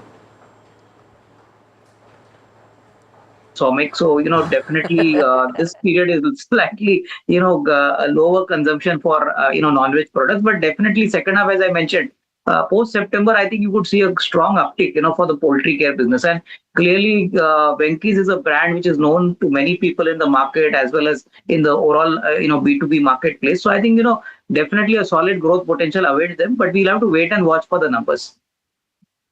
Right. Another stock that remains in focus is Prime Fresh. Now, it's a 240 crore market cap company, but has promised to make an investment of close to 150 crore rupees over the next 2 to 3 years. Let's get in Mahima first to give us some background about what does this company do and what's the outlook here.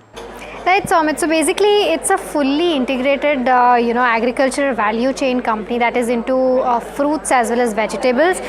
In terms of how the company is done in Q1, well, good growth in terms of revenue, 14%. EBITDA, however, was down 9.3%. Margins came down at 7.3 versus that of 9.24. Net profit was down 17% for the counter. But in terms of key highlights, the company commenced operations at their new distribution center in Lucknow. And that marks their expansion presence in the northern part of India. They also launched UP Mango's operation, deepening backward integration in the mango portfolio. Plus, they also launched tomato operation across Madhya Pradesh, Uttar Pradesh, Karnataka as well as Himachal Pradesh, and also entered the banana category. Operations commenced in Maharashtra. Now, in terms of the outlook as to where management stands, they've said that higher growth to be driven by strong performance in key product categories. That's your pomegranates, guavas, bananas, as well as tomatoes. And in terms of what the case for chat exactly for this conversation would be is, as you rightly mentioned, it's a 280 crore plus company which is doing an investment of around 150 companies. So that it'll be interesting to know as to what this investment is going to do to the company exactly and how it will aid their top line as well as bottom line. Well, to get that more details, we have now joined by Hiren Chandrakant Ghelani, the whole-time director of Prime Fresh. So, sir, firstly, to start off with, we wanted to understand basically what does your company do and how does your company does the business at this moment. Good afternoon, everyone. Thank you for the opportunity.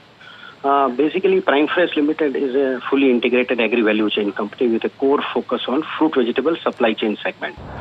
Other than this, we also have a 3PL and service business where we manage backend for a couple of large retailers, pharmaceutical companies, and FMCG companies.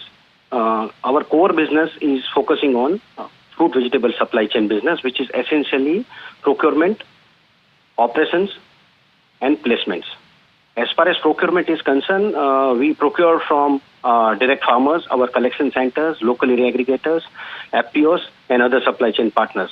When it comes to processing and operations, we actually do the complete solutions from harvesting, sorting, grading, packing, and logistics. In terms of placement, we are an omni-channel sales strategy company. We sell across various modern trade e-commerce companies across 10 top cities. We are present across 18 states and 85 EPMCs. We also have a couple of food processors as a client. We also supply to India's largest exporters.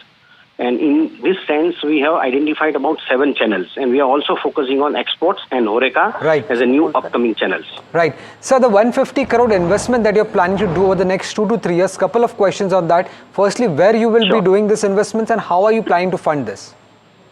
Yes. So in terms of our investments, they are largely focused on Maharashtra. Within Maharashtra, we have identified 2 major clusters, Nasik and Pune.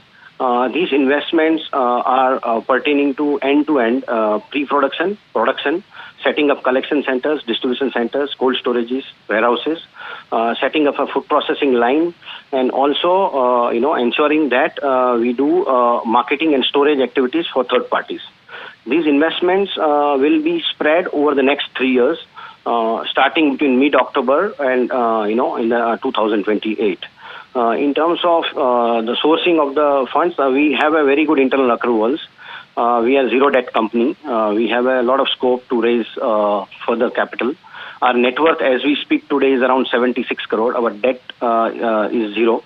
So, of course, the funding would be over the time, it will be mix of everything like internal accruals, debt raising, and of course, fresh equity fundraising as and when we need over the next 6 to 12 months. Hi, Mr. Ghelani. This is Hiral on this side. Your commentary seems to be very optimistic, very positive, the kind of growth you're giving out. A couple of things I want to understand from you.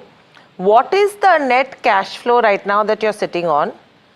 Number 2, in terms of when you say you have internal accruals, what's that quantum in terms of the assets versus the liabilities, if I have to look at the borrowings as well?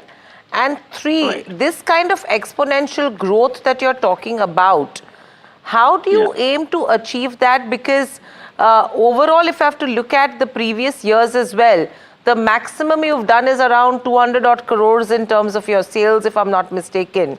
So a doubling from there, I mean, without much of a do in terms of investments.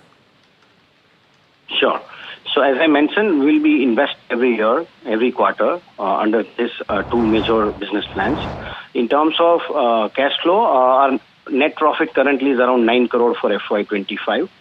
And that, capital can always be used for this project.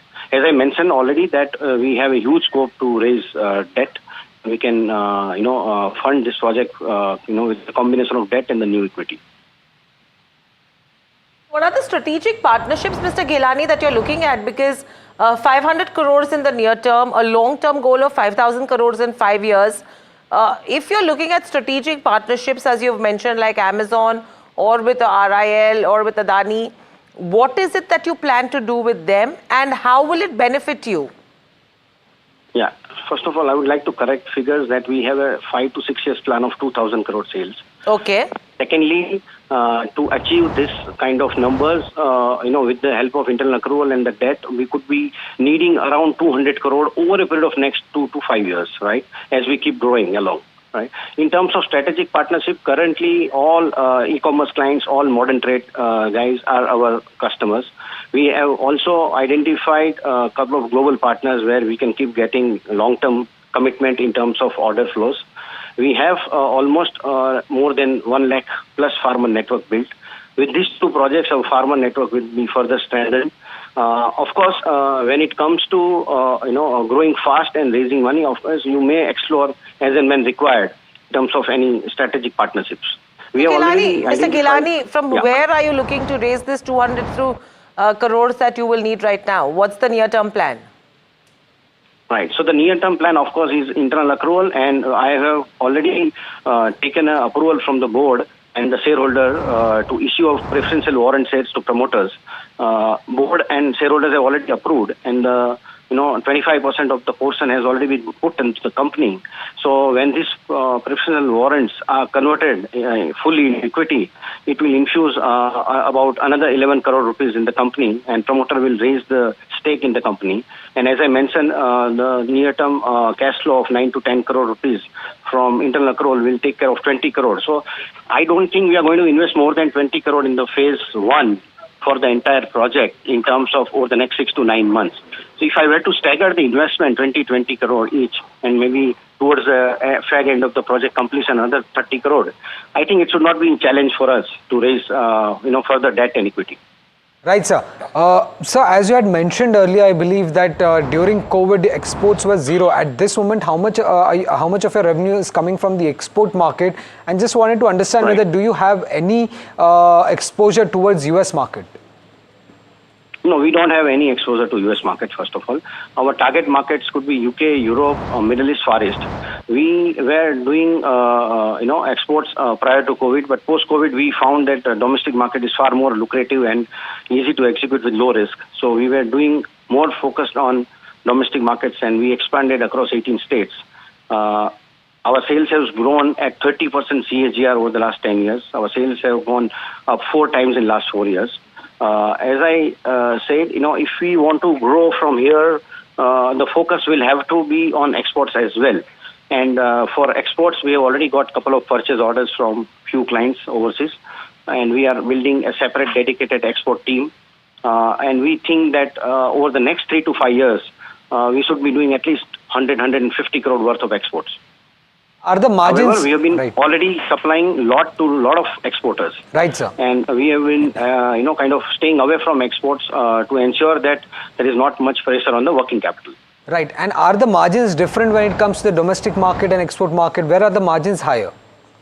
Yeah. So up till now, post-COVID, of course, margins are far better in domestic market. Risk was far lower, and capital productivity was much higher. Going forward, of course, as you grow and you do a better backward integration, your ability to procure export quality rises, and your ability to cut cost of procurement and operation is also there. In that sense, of course, export margin also you can expand versus what you were budgeting earlier.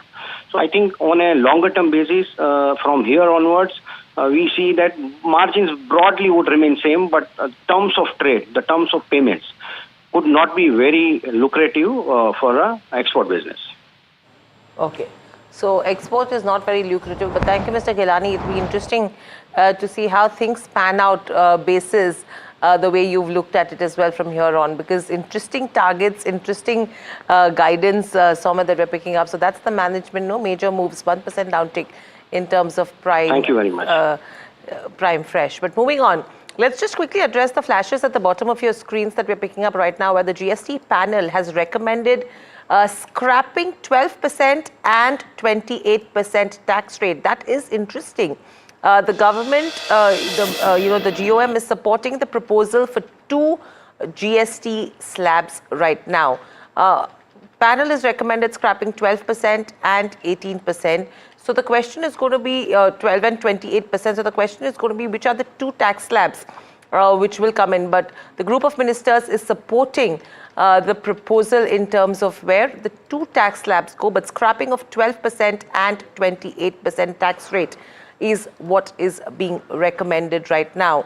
That's the latest that you're picking up, and this is from the Bihar Deputy CM, who has come out and said that in terms of where the GST rate rationalization goes, and the GOM on GST rationalization will be sending their plan as well to the GST Council. That is the latest that we're picking up so far.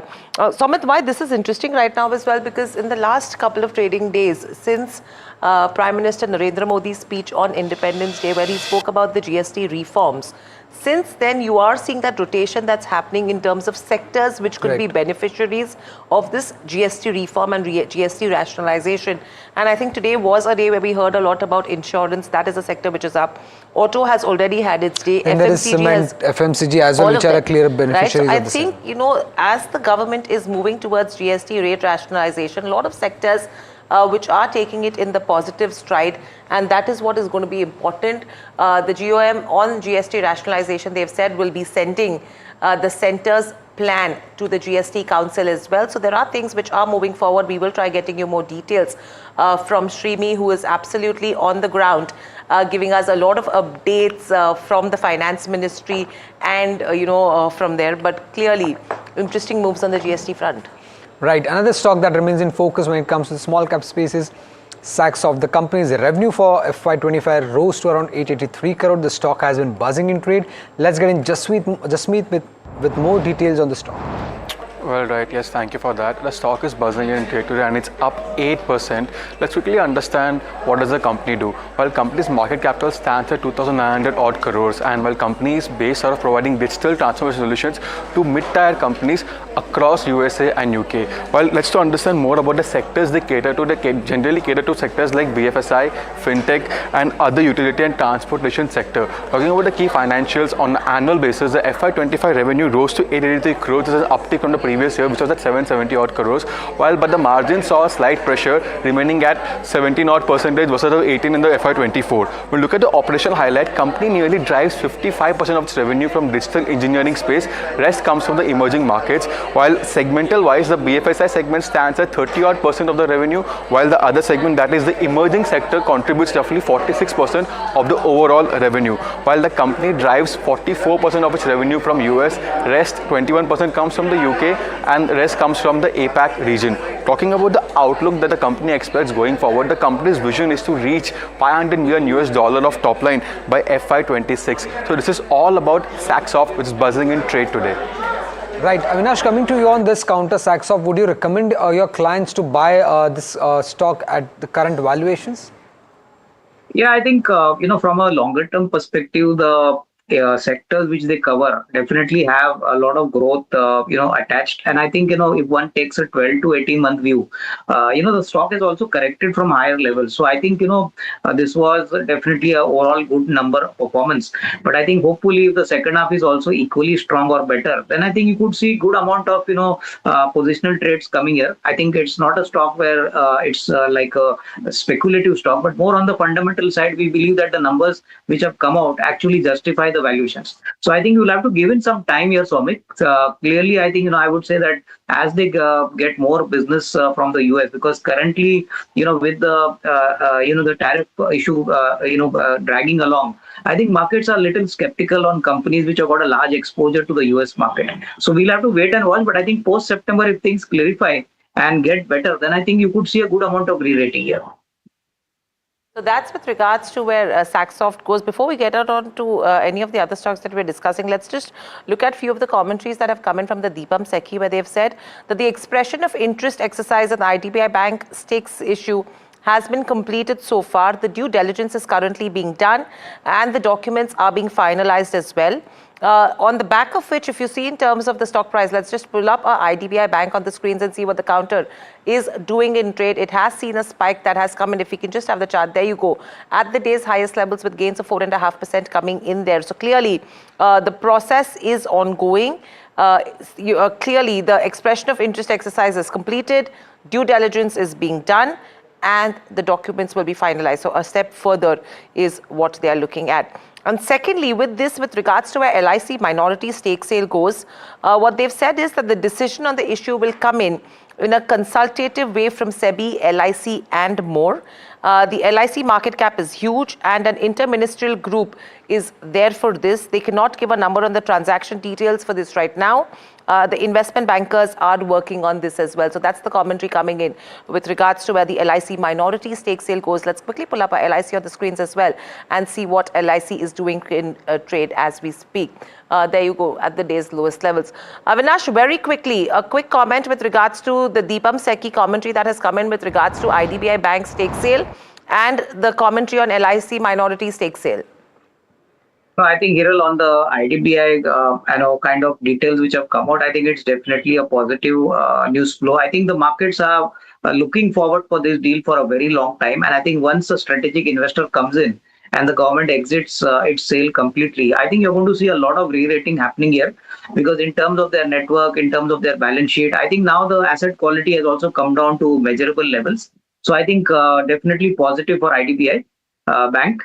As far as LIC is concerned, I think, Hiral, I think markets would look at a slightly more higher dilution, because, with just a 2% stake, the markets are not looking at any major kind of upside here.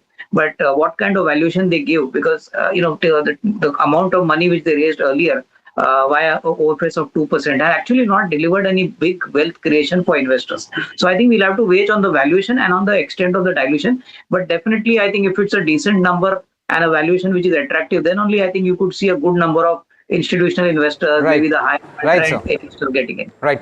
Well, a big announcement coming in from the Bihar Deputy Chief Minister as the government of ministry enters the second day. The ministers said that the GST panel recommends scrapping 12% and the 28% tax rate. Listen into what they had to say. देखिए, हम लोगों ने जो केंद्र सरकार के proposal आए हैं उसमें सब लोगों ने अपनी अपनी बात रखी है। कुछ ऑब्जर्वेशंस हैं कुछ स्टेट के, इसके बावजूद हम लोगों ने जीएसटी काउंसिल को रेफर किया है।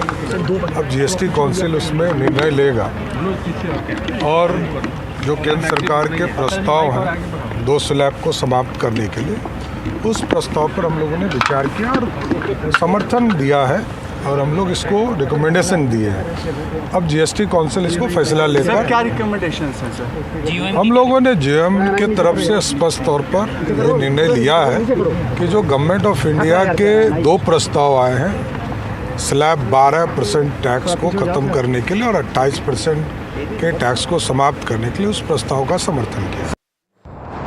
So that's the commentary coming in from the Deputy CM of Bihar with regards to where rate rationalization goes. They are saying that 12% and 28% is something that has been recommended to be scrapped. So you will be looking at another dual structure. What happens with the special 40% is something that needs to be is in a wait and watch mode right now.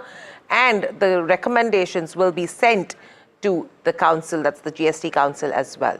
But completely out of time. Thank you, Avinash, for joining us on the show. A wrap on this edition of Small Cap Buzzers from the team that put the show together, Somit and myself. In fact, lots more lined up on the other side on India Market Close. Please stay tuned.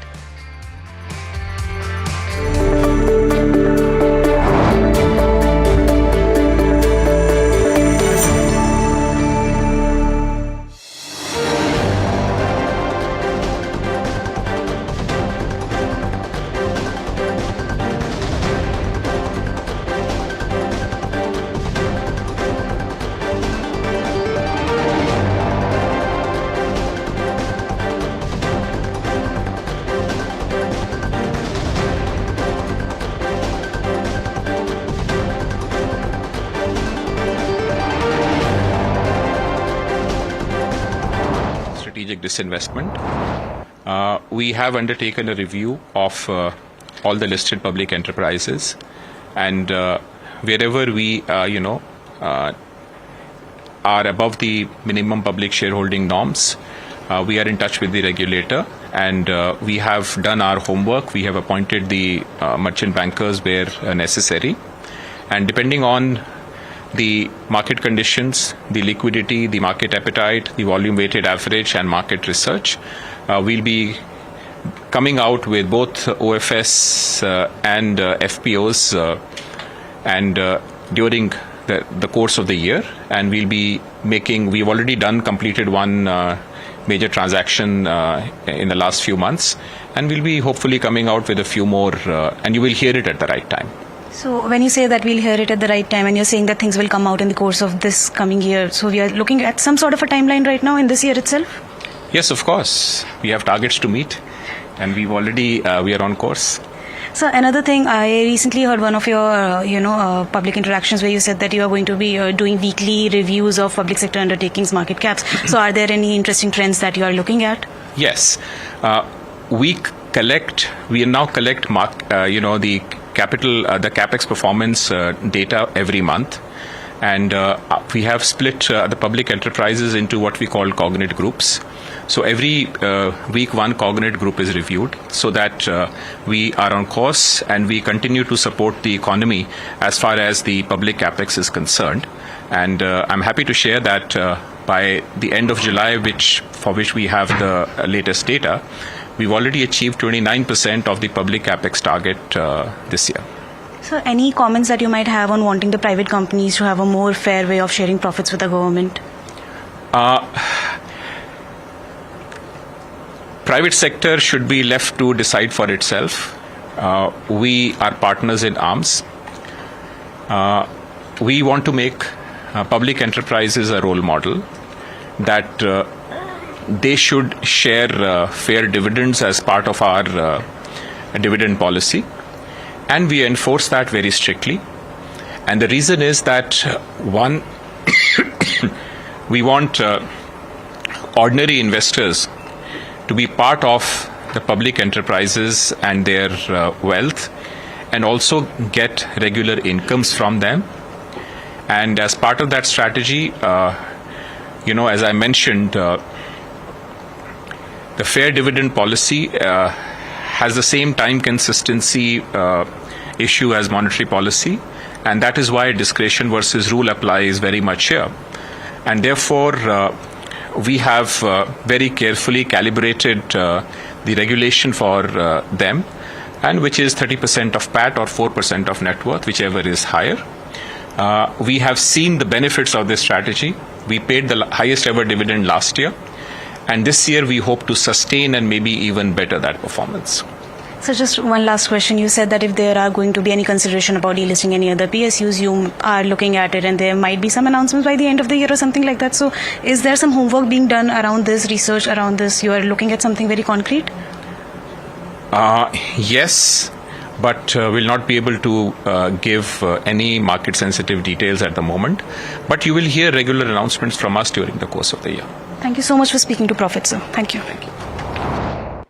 Right, so that's Charu, who's been in an exclusive conversation with Deepam Sekhi, clearly indicating the process with regards to where IDBI stake sale goes and the LIC, plan as well. And that's the reason why you did see IDBI Bank, which is trading at the day's highest level. Smart moves there, but LIC still under pressure, trading at the day's lowest levels. No major moves coming in on that front. But an important development with regards to where GST goes, the GOM has recommended the rate rationalization and has suggested a 2-slab GST structure so far. They have said that they will be submitting their recommendations as well soon to the GST Council. My colleague Shrimi Chaudhary is with us to tell us more.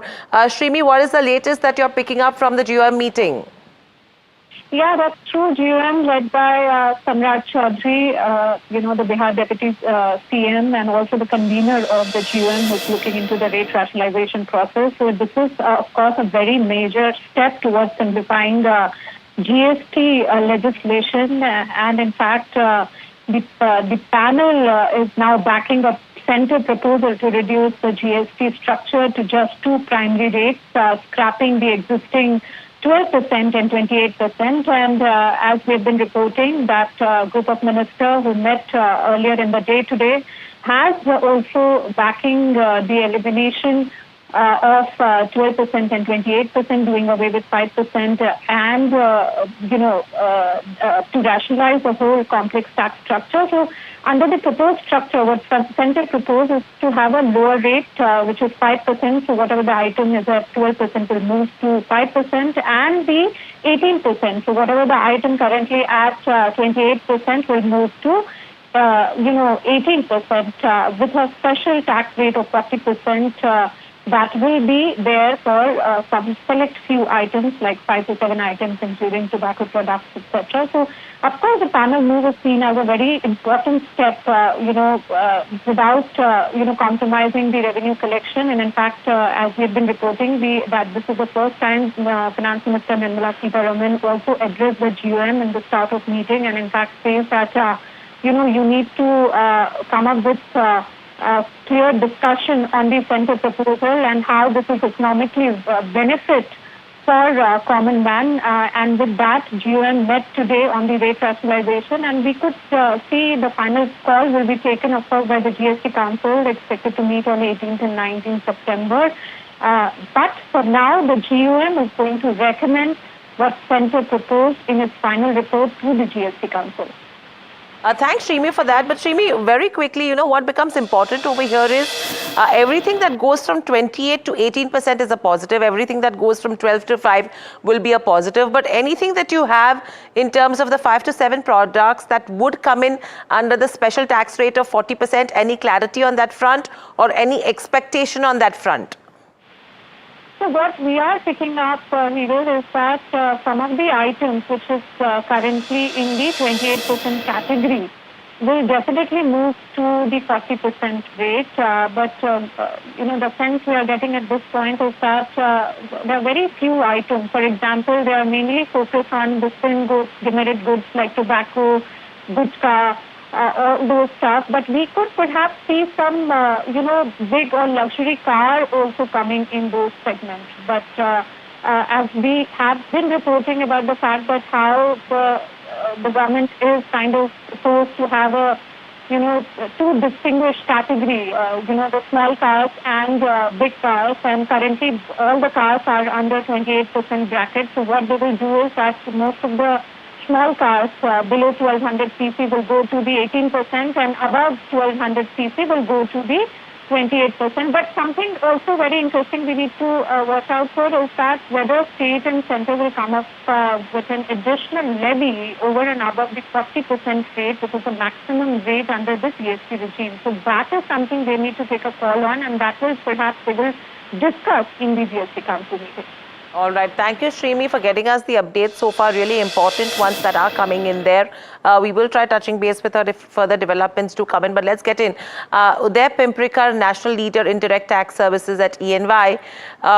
Uday, good afternoon and welcome to the show. Important development that we're picking up with regards to where the GOM goes.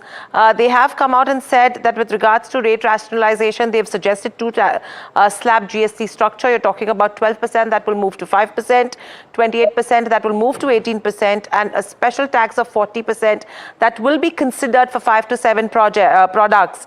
Now, my first question coming to you is, this is something which the GOM has approved, and now they will be sending it to the GST Council.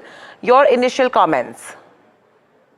I mean, after Honorable Prime Minister's announcements, I think this was kind of expected, okay? But I think this is moving at frenetic pace. Perhaps it's required to move at this pace.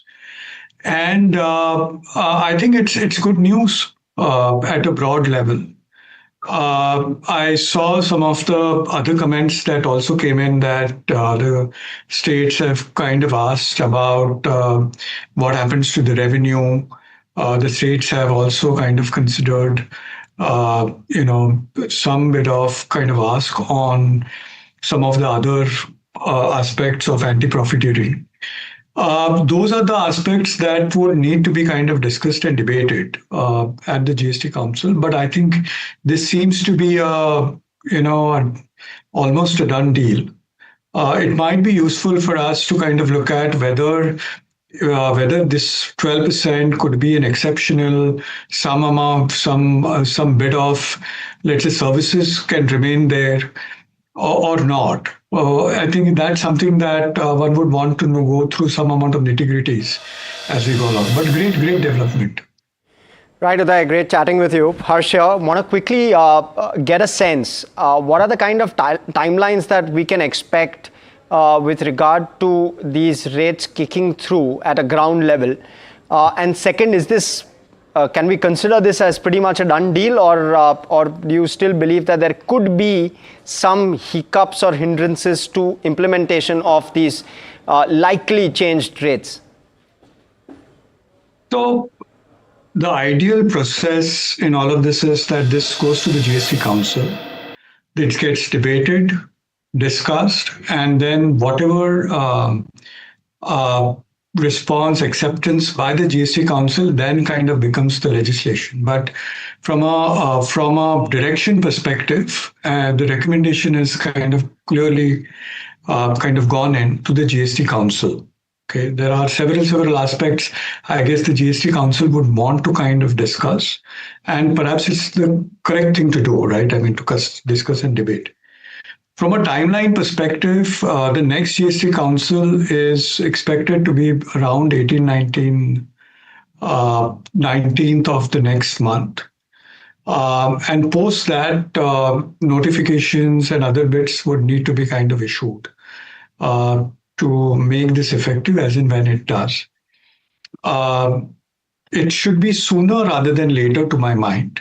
I don't think that they can afford to just keep this kind of massive change on rate and allow uncertainty to kind of continue for a long time. That I think appears unlikely.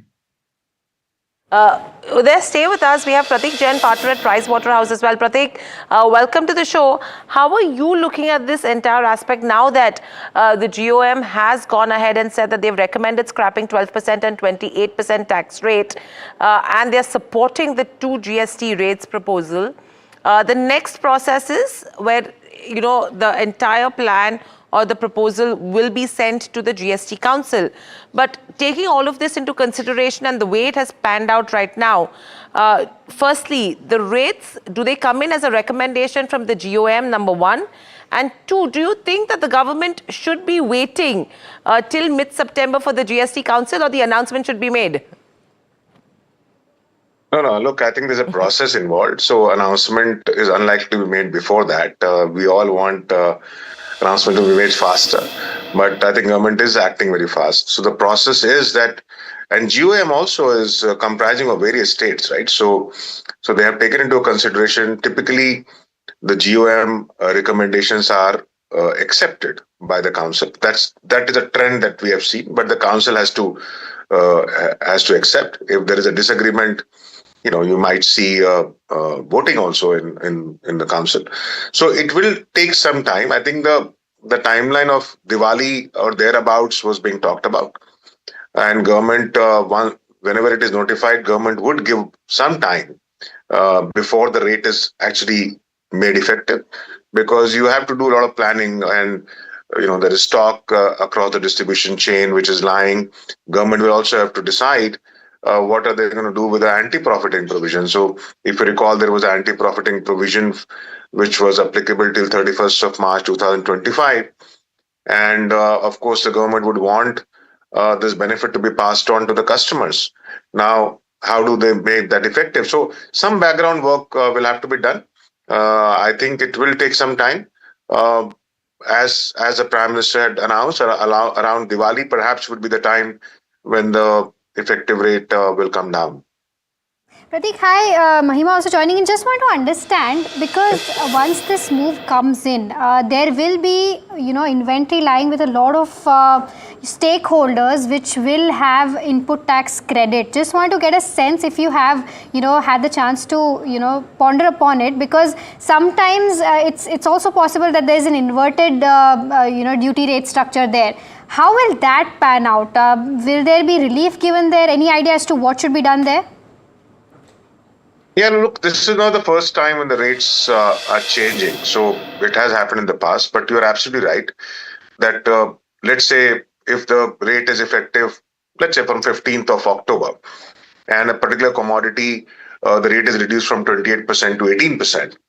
Now that is lying across the distribution chain. Some of that is lying at my facility or my manufacturing facility as a manufacturer. Some of that is lying with the dealer, some of that with the retailer, and so on which 28% has been paid. But when I bill further, I have to pay 18%.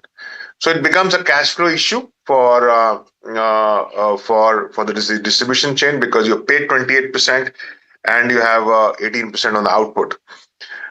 Typically, in these kind of cases, some pricing adjustment happens, because the dealer or retailer would ask the OEMs about compensating them for the excess tax which has been paid. So a lot of operational issues will arise, and there will be a commercial discussion, negotiation will happen. And therefore, typically, once the announcement would happen about the rate cut, the government would give some time for the industry to prepare for all of these situations.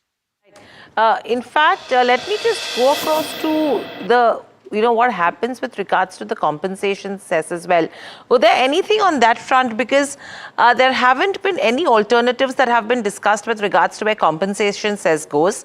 And the idea was that the GOM would have a separate discussion on any additional levy that would actually replace the cess. And the centre, as we know, is expected to repay back the loans that it has taken as well from the states by October. And this was being done in the form of cess. So what would that treatment look like according to you? So compensation cess as a levy, I don't think has too much of longevity that we can expect after the loans and the application of that particular money as per the legislation kind of fructifies or gets over, right? From a replacement perspective, there is an announcement to my mind, which suggests that the 28%, some of the products will kind of move to 40%. Okay, so part of that collection would be collected as a proper GST. There could be some other kind of, let's say, levies, which would be collected, I guess, either by the central level or both at the state and central level for some of the products over and above the 40%. And I think that would be a bit rare for the normal kind of products, but it is open for them to collect, states to collect some of the taxes, as also some center to collect some of the taxes as excise. For some of the products as we go along. So that as an option is available, or even for that matter, collect this as a cess, for example, and I'm just saying this as an example. Coal earlier was liable to a energy cess, and then that particular cess got merged with compensation cess. So, whereas some of that history could kind of go about and be reverted to. But all of this is speculation. We'll need to see where all of this particular decisions get taken later on. Thank you, Uday, for joining us.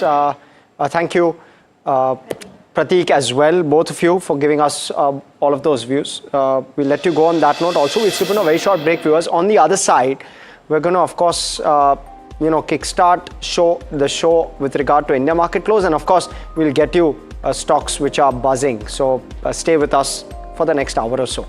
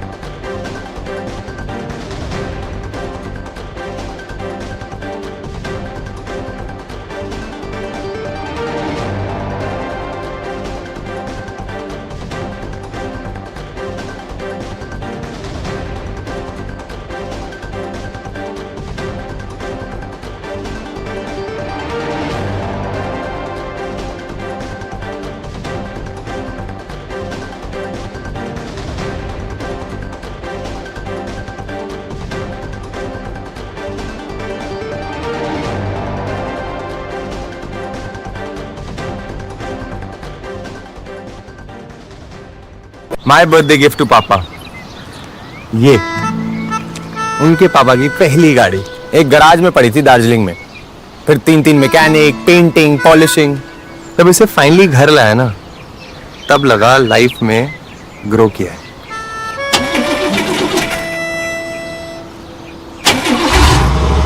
बुलाओ। SIP करो, invest करो, life में grow करो। प्रतिभूति बाजार में निवेश बाजार जोखिमों के अधीन है। निवेश करने से पहले सभी संबंधित दस्तावेजों को ध्यान से पढ़ें। Tamanna, thank you so much for coming here. So not that far from Bangalore. Only 4 hours. This is exciting. Yes. It's exciting because we're also the only channel to get a look inside the factory. We're going to be on the factory floor. Absolutely.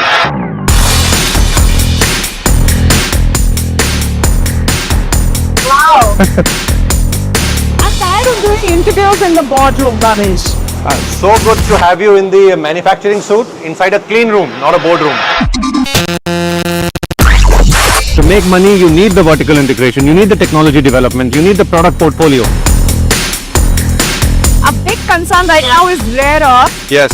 And I think we need to focus a bit on what you are trying to do to solve that problem. Global OEMs, Western OEMs are increasingly testing rare earth-free motors in their batteries. And Ola Electric is the first Indian company to do this. This is the output that comes here, Tamanna. You can see this is a cell. Oh, wow. Yeah.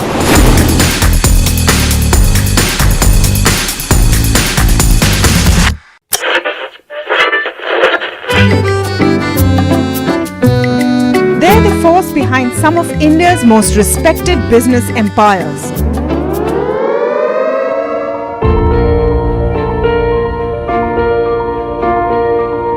But you've rarely heard them speak. Now, for the first time, these leaders open up on succession, conflict, governance, and inheritance. Join me as we step inside boardrooms and living rooms of India's most enduring family businesses for real stories, raw conversation, resilient legacies, building legacy.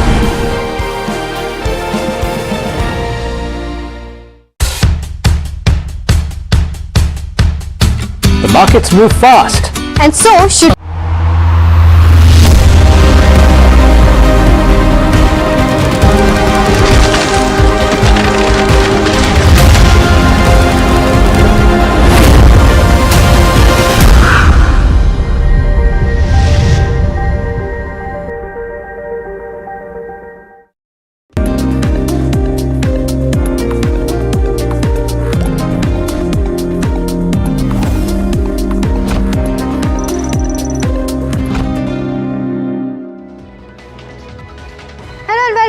watching India Market Close here at NDTV Profit. I'm Mahima Vachajani. With me is Harsh Saita. Let's take a quick look as to how the markets are doing. Well, it's a narrow base trade in terms of where Nifty 50 stands. Now 90 odd points, trading around 0.3% higher. The Bank Nifty off from its day's highs, but still trading around 0.2% higher.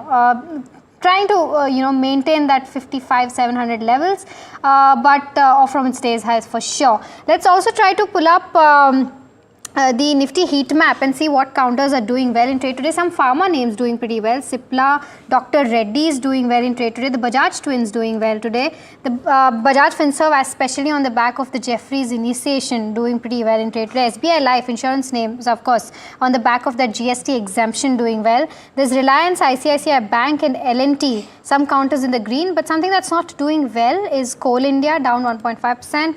Jio Finance also seeing profit booking, down 1.4%. Bajaj Auto, down 1.3%, as well as Power Grid, Eternal, IndusInd Bank, Tata Consumer.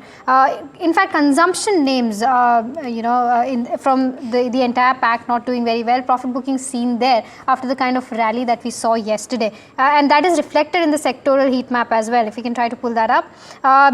Top gainer on that chart is Nifty Pharma, up 1.2%. Nifty Defense in the green today, up 0.6%. But the Nifty FMCG down by about 0.6%. Nifty Energy also almost flat, down by about 0.2%. But Nifty Realty and Nifty IT also doing well in trade today. But the broader markets, Harsh, that advanced decline ratio is almost more than that 1:1 mark.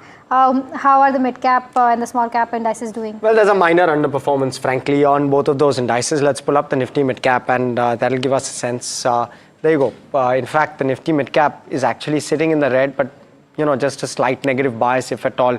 But we've fallen from the highs, and that's what really stands out where the Nifty mid-cap as well as the small-cap indices are concerned.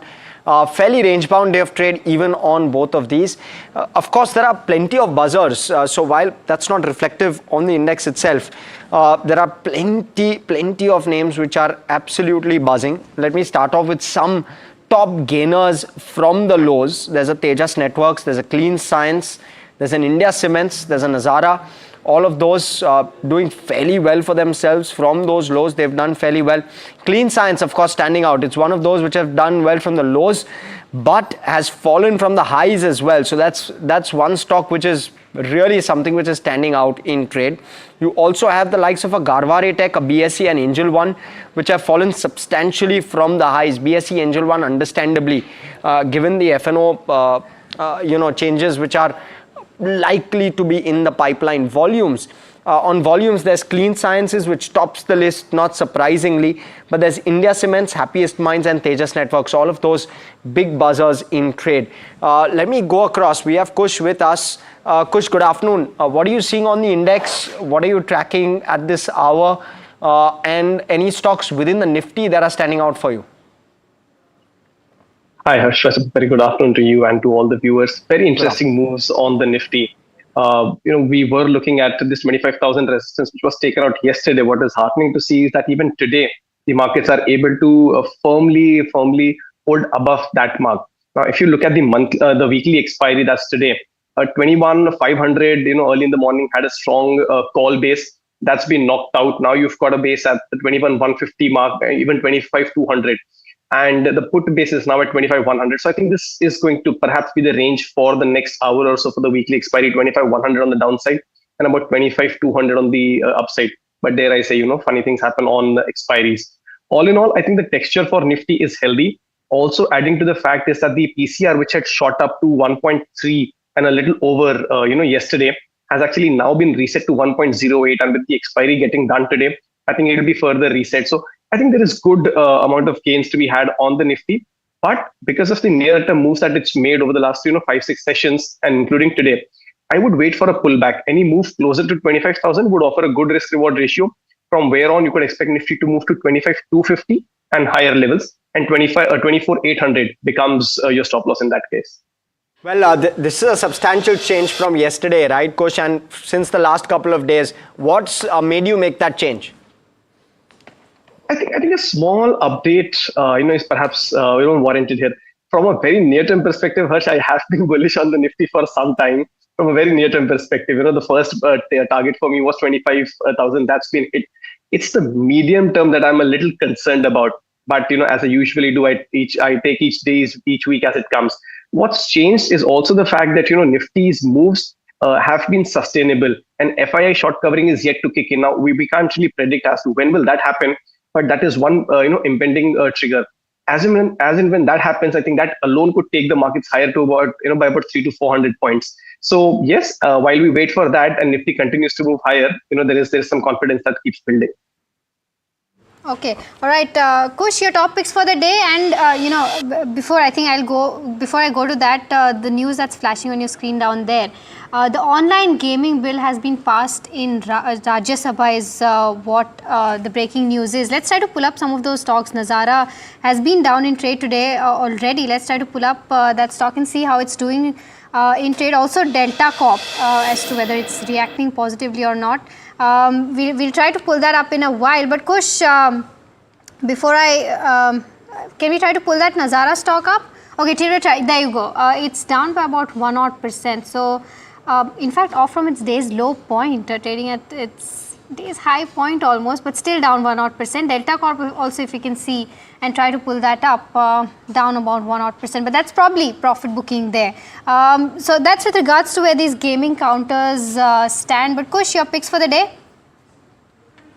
Sure, Mahima. Going with two stocks which have a very similar kind of a pattern, which is, both of them gave a breakout a few sessions ago and now are consolidating minor profit booking with very low volumes over the last few sessions. But overall, the structure remains very, very positive. The first one is Shriram Pistons. Had a consolidation of 26 sessions. About 2 sessions ago, gave a breakout and is now consolidating. As I said, the structure even now looks firmly bullish. So if you want to accumulate, this is a good level. 26, 80, 27, 75 are your targets. 25, 25 is where you place that stop loss. The other one is something that we've discussed around the levels of 640 and has been doing well, is Indian Bank. Now, while the rest of the banking pack is under pressure, this one again has been consolidating, the mild negative bias, but dare I say on low volumes again. So yes, I think this is consolidation where it's forming a base for the next leg of up move, which could take the stock past 700 as well. But for now, 688, 700 are your two targets, and 650 is where you place that stop loss.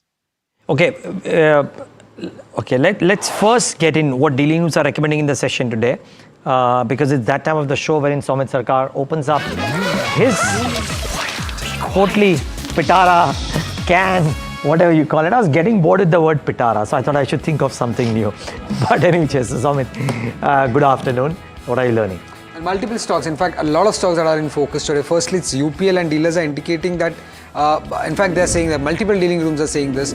They're recommending buy calls for UPL. They're asking their clients or advising their clients to buy UPL at this current levels and continue to hold the counter till the second quarter numbers. They're expecting a strong turnaround here for UPL. Multiple stocks, Kalyan Jewellers, Tata Steel and Godrej Properties, where dealers are indicating that the selling pressure is likely to get over soon for these counters, so keep an eye out for them. For Prestige Estates, there are buy flows at lower levels and expectations of an announcement that could come in from the company side related to the demerger of the hotel business. For Sun Pharma, Dr. Reddy and Glenmark, there are buy flows today in entire pharma space. But for these three counters specifically, dealers are saying that a prominent FII has been a buyer into all these three counters in trade today. For GAIL, there are buy flows on large HNI desk on potential two triggers that are expected to come in or expected to play over the next couple of weeks. Firstly is a tariff hike, and the second one is a turnaround in the petrochemical business. For Fino Payments Bank, that stock has been buzzing in trade on anticipation of small finance bank license coming in soon for Fino Payment. And when it comes to PI Industries, there are buy flows on HNI desk on expectation of some positive news flow that is expected to come in. In fact, even if you look at the chart of PI Industries, that stock has perked up in trade in the last half an hour of trade. And lastly, when it comes to Electra, there's a buzz of a potential new order win that could come in from Maharashtra government. Actually, earlier this order was cancelled, but again, this order could come in for Electra is what the dealing rooms are indicating for this counter. Mighty big pitara today. Sorry, I thought it's not getting over. We love it, by the way. You want to continue? No. Thinking of taking a snooze in the middle of this show. Okay. Soumit, but can't afford to, right? When Soumit talks stocks. You can't. I mean, you shouldn't ideally. But Soumit, anything that dealing rooms are talking about this whole GST rationalization now that the GOM has also accepted it? Well, they're still waiting for the final details to come in. Like even for auto, we know that yes, there would be GST cut for some or the other segment. But then in that also, final details are required for what CC engines are actually these rates getting cut. So they are still awaiting, but obviously the stocks have reacted to that. So just a thought here, and I think we need to explore this for M&M, right? EV models were anyways at a low rate of GST. So there's no GST cut coming in for EV. Also, we need to see whether this GST rate is cut is coming only for engines which are below 1.2 litre cc. So that would be important to track. I think very important to track. So something that we'll keep an eye out for. Okay. Thanks a lot for that, Soumit, for getting us all of those updates. Kush, I know that more than the three of us in the studio, you listen to Soumit's bag of secrets more closely. Anything that you picked up from these 6-7 stocks that you've looked at, that you may have looked at? I'll get to that, but before that, how about a synonym for your pitara, right? Sanduk, rhymes with, or rather goes with Soumit or Sarkar, however you want to put it. So I'm just going to call it Soumit ki Sanduk. Chalega, no problem. For tomorrow. He's giving you that heads up for tomorrow. Just gotten a new name, it seems. Sanduk se banduk, something, whatever. Yeah, perfect. All welcome. If we were another platform, surely. No, but this is fine. It's a nice one. We'll try that tomorrow for sure, Kush. But nevertheless, let me just go quickly and rename my watch list on that now. But no, a couple of stocks that stand on my, I have been tracking for some time, and now that Soumit's mentioned them, I'll look at them even more closely. First one is Olectra Green Tech. The reason I mentioned that is because this stock had, for whatever news had come about, seen a dip and is now at the cusp of a rounding bottom breakout above the 1550 mark. 3 sessions back to back attempted, but not successfully closed. So the moment you get a close above the 1550 mark, you would see the stock zoom to 1600 and 1650 levels also. So this is one stock that I will watch very closely. The other one is PI Industries. Very sharp fall, 200-day moving average respected, and a turnaround from here. The volumes are a little tepid, but enough to sustain, enough to suggest that there could be some recovery underway. So Olectra Greentech and PI Industries, I was anyway tracking some of these stocks. Glad to see that they are on Somit's radar as well. So as I said, I'll probably track them more closely.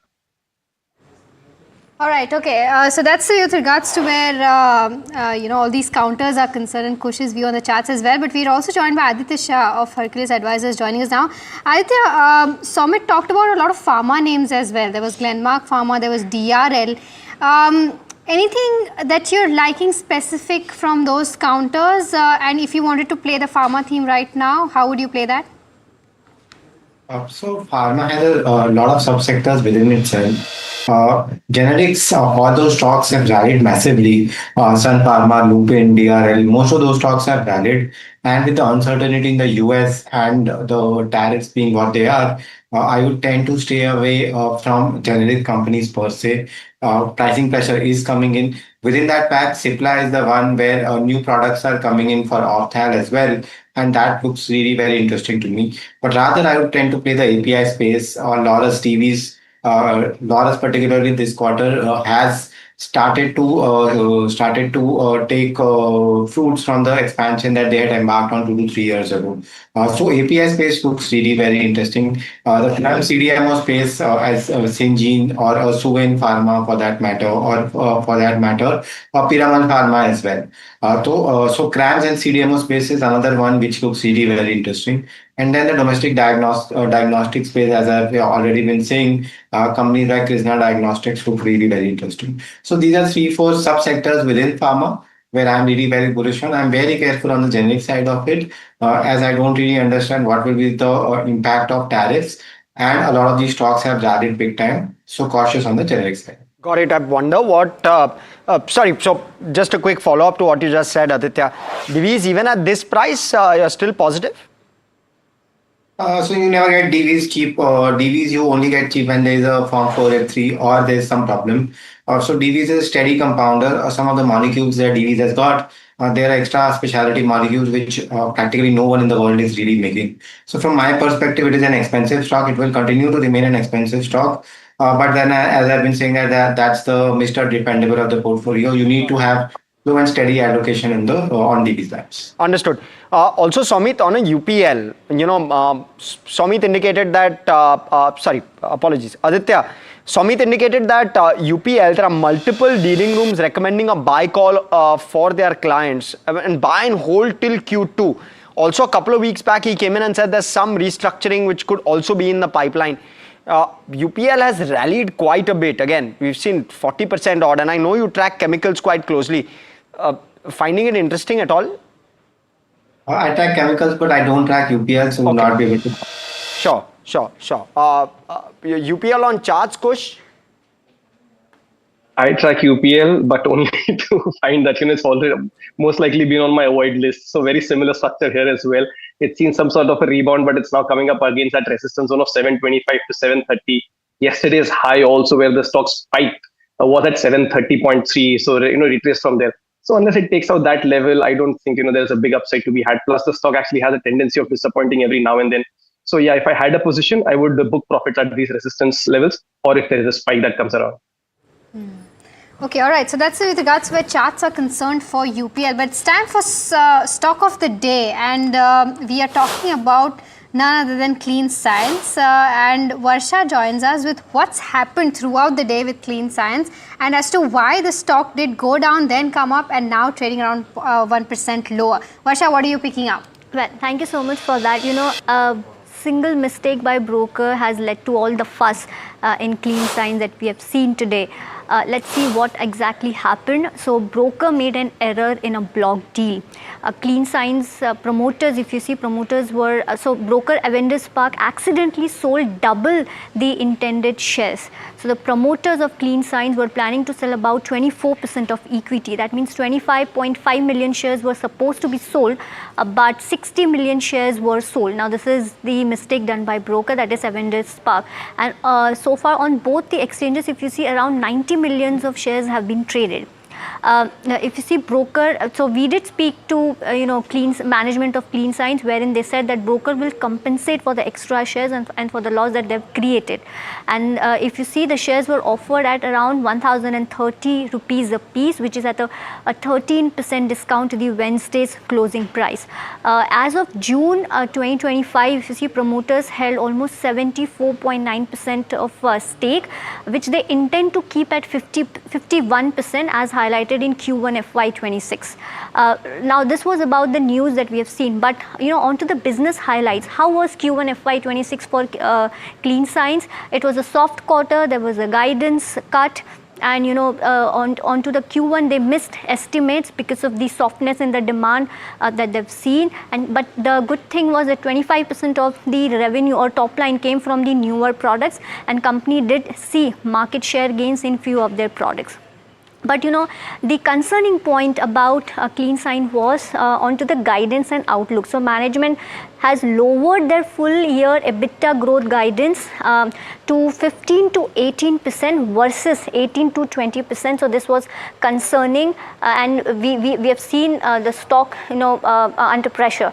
And now Q2 is expected to be subdued, and good growth will be back from Q3, and real pickup that we will be seeing from the Q3 and especially from Q4 onwards. But the more clarity is expected after Q2. Onto the analyst recommendation, if I were to talk about, you have 8 buy, 2 hold and 4 sell with an upside potential of almost 29%. So just a mistake by a broker has led to all the fuss that we have seen in the Clean Science. This is all of today. All right, Varsha, thank you so much for giving us that detailed analysis on Clean Science. In fact, even the management has, posted on the exchange filings with regards to where the clarification stands. They've said that they've actually, their intent was to only sell 24% stake, and promoters are awaiting detailed explanation from Broker Spark Institutional as well. Aditya, putting everything aside as to what's happened with regards to where the mistake is concerned, but Clean Science as a company, if you've had the chance to, read about it, would you recommend for an investor to go ahead and invest right now? Or if somebody is already holding, should he or she continue to hold? So Clean Science, there's a peculiar case of Clean Science. Whatever happened today is a separate story. But the IPO came at the peak of chemical euphoria in 20 and 21. The margins were at peak. And from there on, when the promoters sold, the stock has not recovered. So stock has not practically given any return over the last 1.5 to 2 years because the business performance has deteriorated. The management has also guided that at least the next 6 to 12 months will not be good. Within the entire benzene specialty chemical space, I think Minati Organics or a Deepak Nitrite continue to be my favorite, particularly because Deepak Nitrite's business performance has deteriorated this quarter. But the capex that is coming online will then mean that over the period of next 2 to 3 years, Deepak Nitrite is in a prime position to mostly double out their revenues per se. So from my perspective, whatever happened today, I don't take kindly to promoter stake sales. Promoter stake sale has happened, as well as the business performance will take at least 6 to 12 months to recover. So from my perspective, those who have the stock can hold on. But I don't recommend to initiate new positions in the stock. Let the stock recover, let the business recover per se. Then you can initiate. And mind you, the stock is not cheap; it is still expensive, even after the correction that it has seen. So from my perspective, the stock is in avoid for now. Okay, Clean Science, and whatever trades at about. Trailing 12 months about 40 times, 41 times. But so actually, Aditya, I'm sorry, I would love to know, Deepak Nitrite also trades at about 40, 41 times trailing, right? So I heard you say that there's some capacity coming on stream which may help them double their earnings in 3 years, because it's a stock that's not given returns now for 3-4 years on a trot. So we need to understand what really happened in Deepak Nitrite. In 2021, when the stock rallied massively, it priced in earnings for the next 2 to 3 years, and that's what is really happening. Time correction is happening. On top of this, the performance really deteriorated for the company. Now what is happening is we are sitting at the bottom with very low margins and practically no revenue expansion per se. Over the next 2 to 3 years, as the capacity starts to come online, you will see that revenue starts to pick up at the rate of 15 to 20% each year, at least for the next 3 to 5 years minimum. So capacity expansion together with bottom margins will then make sure that the earnings grow quickly for Deepak Nitrite. If you take the case of Clean Science, it is exactly the opposite. The company is sitting at about 40 to 45% margins, and there's no practical scope for any expansion on margins per se that is going to play out in Clean Science. So it's all about retaining the market share for Clean Science, whereas for Deepak Nitrite, whatever could have gone wrong has already gone wrong for the last 2 to 3 years. The premium for Deepak Nitrite is because of the strong track record of execution. Deepak Nitrite, mind you, in 2016, they took a capex which was equal to their market cap, and they performed really well. That's why the market is rewarding and not derating the stock per se. So in my opinion, Deepak Nitrite will continue to trade at a premium because of the strong execution capability that they have shown in the past. Okay, stay on. So much more to talk about. Clean Science finally breaking into the green, but a lot of other stocks not quite. Nevertheless, the other set of companies in focus are the names which get impacted by palm oil prices, right? And Malaysian crude palm oil prices have risen since 16% actually, since May of 2025. Now, what kind of bearing does that have for a clutch of companies which have exposure to this commodity? Mahima Chansey to talk about that. Mahima. Right. So, Neeraj, as you rightly mentioned, last year we saw a significant uptick in palm oil prices till December 2024. Post December 2024, palm oil started to come off. Until May, they did come off quite a bit, almost 30%. But since that low in May, it is bounced back and risen 16%, and that's what is causing a concern for all of these FMCG companies and snacking companies. Now, this will have a major impact on FMCG companies, but before I go on to that, why are the prices rising? Well, first of all, there's surge in demand, and right now there's weak production that is happening in Indonesia, and they're not able to cater to that demand, and that's why there's low inventory as well, and that's leading to the overall price hike in palm oil. Now, there's contradicting view, because Malaysia right now, on the other hand, is trying, doing better in terms of where palm oil stands. Indonesia, where there is weak production, whereas Malaysia is right now seeing improved production and inventory levels as well. So there is a contradicting view here. But we'll have to wait and watch out for as to how palm oil prices fare in the next few quarters, because that will be a deciding factor as to how margins fare for both FMCG companies as well as snacking companies, because they will have an immediate effect on their overall margins, because palm oil is a key raw material from them.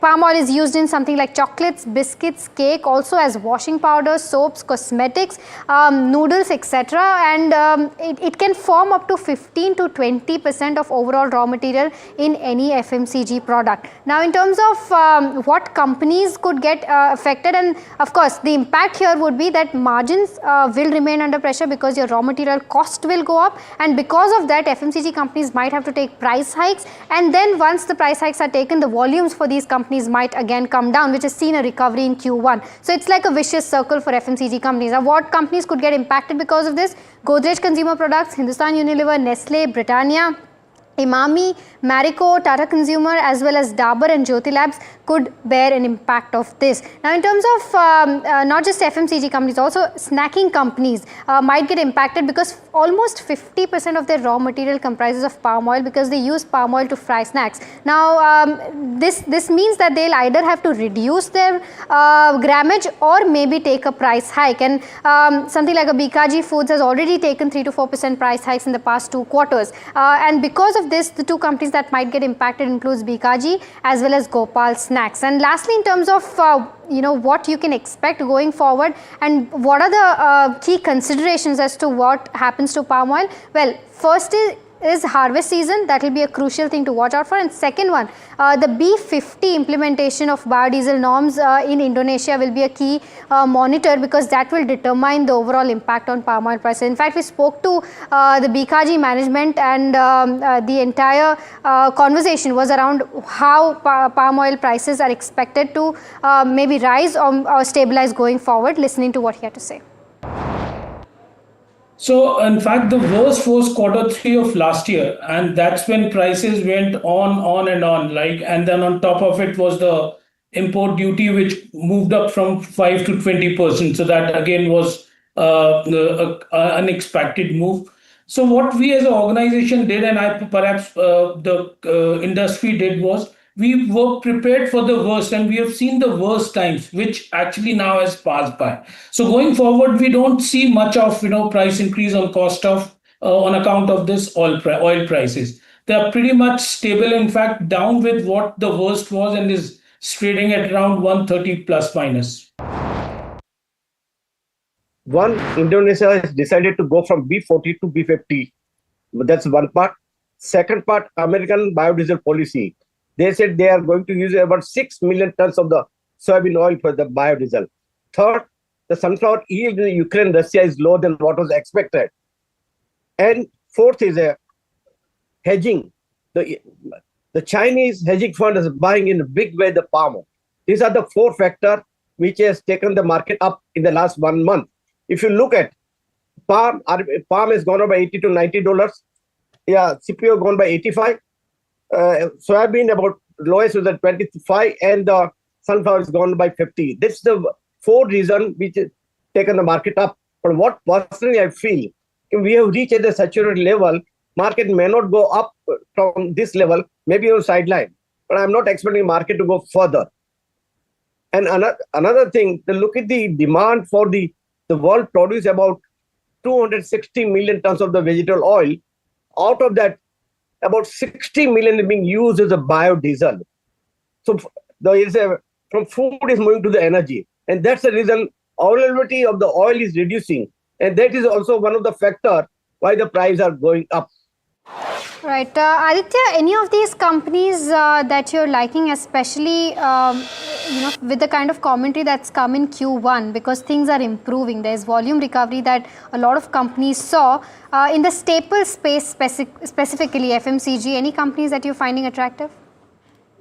So from my perspective, these companies are all clear avoid. They are operating on a very thin margin per se, and on top of this, cyclical premium hikes, cyclical hikes with respect to input costs will then mean that they will obviously reduce the grammage, which then will translate into a temporary slowdown in volumes per se. So from my perspective, valuations leave no margin of safety, be it Gopal, Bikaji, or then Pratap Snacks. All of those companies are trading at a wafer thin margin. I would tend to avoid these companies within the FMCG space. Okay. This morning, Kush, normally your partner in crime, Parag Thakkar, had a couple of stocks on which he was very constructive. Would love to know if they look good from a charts perspective. One of them was Bajaj Finserv, the other one was Astral. How do they look on the charts? Yeah, I did happen to, in fact, catch that commentary, and I was looking at some of these names. I'm not entirely convinced on the structure on Bajaj Finserv, at least from a trading momentum perspective. There was a range that was, being respected, 2,000 on the downside and about 2,075 on the upside. That was broken. Now the stock is trying to regain that. So from a near-term perspective, as long as it enters the 2,000 territory again and sustains above that for some time, I wouldn't really, look at it for a trade. Even then, on the upside, the 2,075 resistance might, just kick in. So perhaps some more, momentum is required to trade it, from a very near to a medium-term perspective. As far as Astral goes, yes, this one, could see, good days ahead. The reason is that there was a sharp fall, from the last about 2.5 months. But for the last 4 sessions, you've seen very good price action, very good volume action. 20-day moving average taken out yesterday, you're looking at about 1,500. If that is taken out, 1,575 kind of move as well. So there is some lost ground that, it could cover in the coming days. Stop loss for this one comes in at 1,380. So again, from a near-term momentum perspective, I would prefer Astral. Bajaj Finserv, as I said, might just have to cover some more ground. Okay, Kush. We'll leave it at that. Thanks so much for taking the time out and being with us. Really appreciate your time. Before we hit that break, though, on the sidelines of FICCI's annual summit, SEBI chairperson said that the regulator is looking into the derivatives contract durations. Also proposed a pilot project for pre-IPO trading. Listen in. See, improving the tenure is really means that, whether we can sort of have longer term, more longer term derivatives. But all this is to be done in consultation. As I said, that in what form, how, we'll have the consultations. So and we'll have a consultation. Yes. Nothing will be on, on this part of the moment. With a booming IPO market, investors are eagerly anticipating what is next. Yet, pre-listing information is often not enough for investors to take an investment decision. Can we think of an initiative on a pilot basis for a regulated venue where pre-IPO companies can choose to trade subject to certain disclosures? Here are some key challenges. Which are the unnecessary processes and pain points that cause avoidable friction in fundraising, disclosures, and investor onboarding, and how they can be removed? Which emerging areas, products, and asset classes can be developed for creating both demand and supply of capital?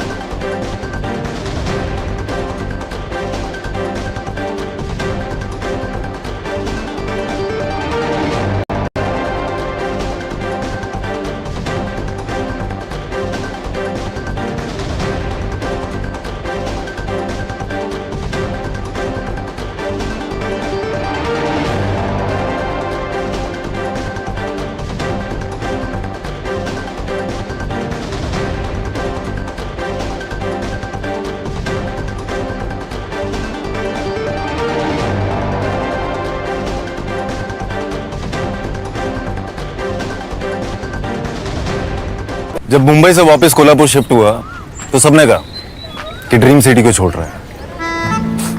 Dream city, तो मैंने कहा dream में तो यही गलियां आती हैं। तो जब ये रियलाइज हुआ कि कुछ बड़ा करने के लिए बड़े शहर में रहने की जरूरत नहीं है, तब लगा कि लाइफ में ग्रो किया। कशी ताई, ऐसे बॉय मिलते मुंबई में? चांस ही नहीं। SIP करो, इन्वेस्ट करो, लाइफ में ग्रो करो। प्रतिभूति बाजार में निवेश बाजार जोखिमों के अधीन है। निवेश करने से पहले सभी संबंधित दस्तावेजों को ध्यान से पढ़ें।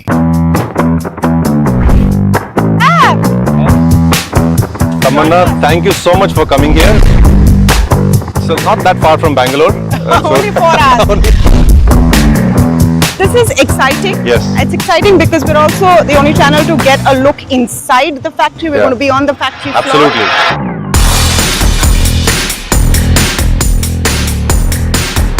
Wow. I'm tired of doing interviews in the boardroom, Ramesh. So good to have you in the manufacturing suit inside a clean room, not a boardroom. To make money, you need the vertical integration, you need the technology development, you need the product portfolio. A big concern right now is rare earth. Yes. And I think we need to focus a bit on what you are trying to do to solve that problem. Global OEMs, Western OEMs are increasingly testing rare earth free motors in their batteries. And Ola Electric is the first Indian company to do this. This is the output that comes here, Tamanna. You can see this is a cell. Oh, wow. Yeah.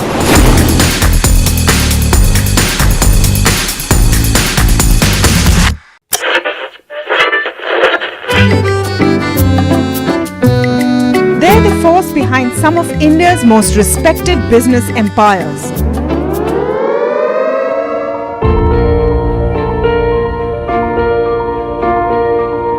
But you've rarely heard them speak. Now, for the first time, these leaders open up on succession, conflict, governance, and inheritance.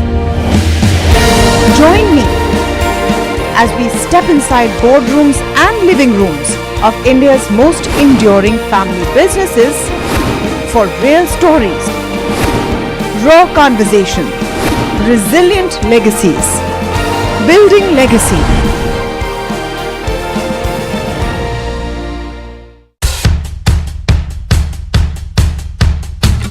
Markets move fast. And so should your portfolio. Expert insights, real-time stock picks. Do I buy Ola? Should I hold CDSL for the long term? Buy, sell or hold. The answers you need, straight from the experts. Callers from India and across the world. Connect live, ask, decide and invest wisely. Your portfolio, your future. Ask Profit.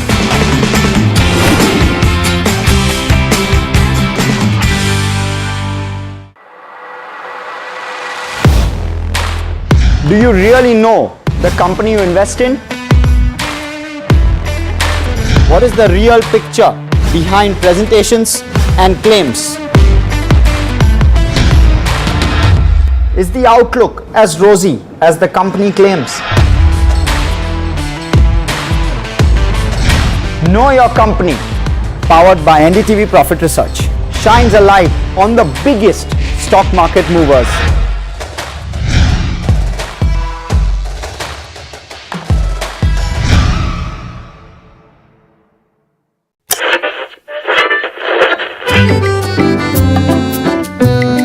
They're the force behind some of India's most respected business empires.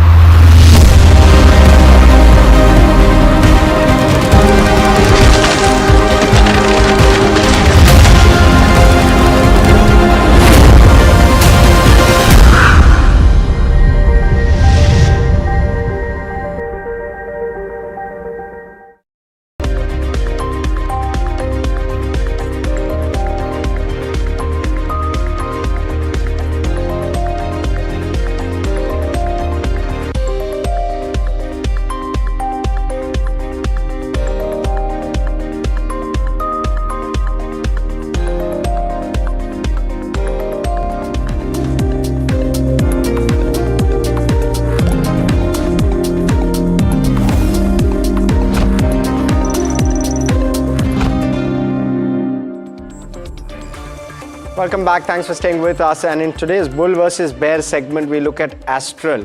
Puneet is here with the Bull versus Bear segment. Puneet, take it away.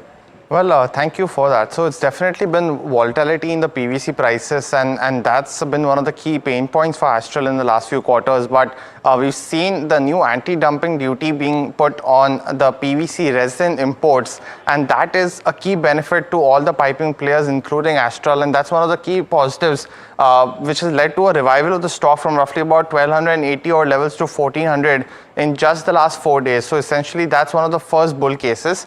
We've seen Q1 volumes being very weak because of the volatility in PVC prices. They've also reported inventory losses of 25 crores in Q1, and hence that'll be something to watch out for, because the transition for almost the first half of Q2 has also seen some volatility in PVC prices. So it'll be interesting of what happens in Q2, whether even if we have a flat performance, I think the street will take it very positively. When you look at the second bull and bear case for this one, expecting both volume as well as value growth arising from anti-dumping duty is what the management had said. They are expecting both of these aspects to come forward in FY26. For FY25 specifically, as well as over the last 5 quarters, essentially, they reported almost 100 crores of losses in inventory because of the volatile PVC prices. So it could subside going forward. That'll be one of the key hopes. And the second aspect, that volume as well as value growth will be driven now that anti-dumping duty is imposed.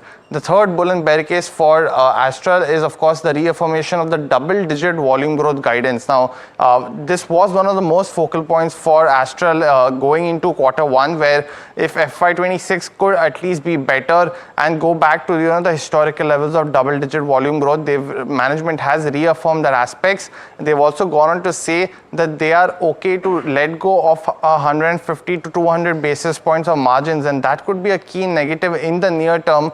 But definitely it's a structural positive, gaining their market share back which they've lost over the last 4 to 6 quarters. And finally on valuations, now here it is it's quite clear that at 53 times price to earnings for FY27, the valuations are quite expensive for Astral. It's also important that someone like a Supreme Industries trades at 42 times price to earnings with a similar business model. So while there are some changes, of course, with Supreme in consumer durables as well, that is one of the key points. But definitely the bull case stands through for Astral for now with the new anti-dumping duty implementation. The one last bit would be the implementation of BIS. If it happens in FY26, that'll be one of the most key positive for all piping players, including Astral. Thank you, Puneet, for breaking that down for us. I'll take this up with Aditya. Lots happening in that space. Plus, Puneet mentioned about management saying that, double-digit volume growth, but that will be, with a hit on margins. And valuations don't look cheap for sure. What's your view with regards to where Astral stands? And if you wanted to play this theme, would this be your pick? Adi, I think you're on mute.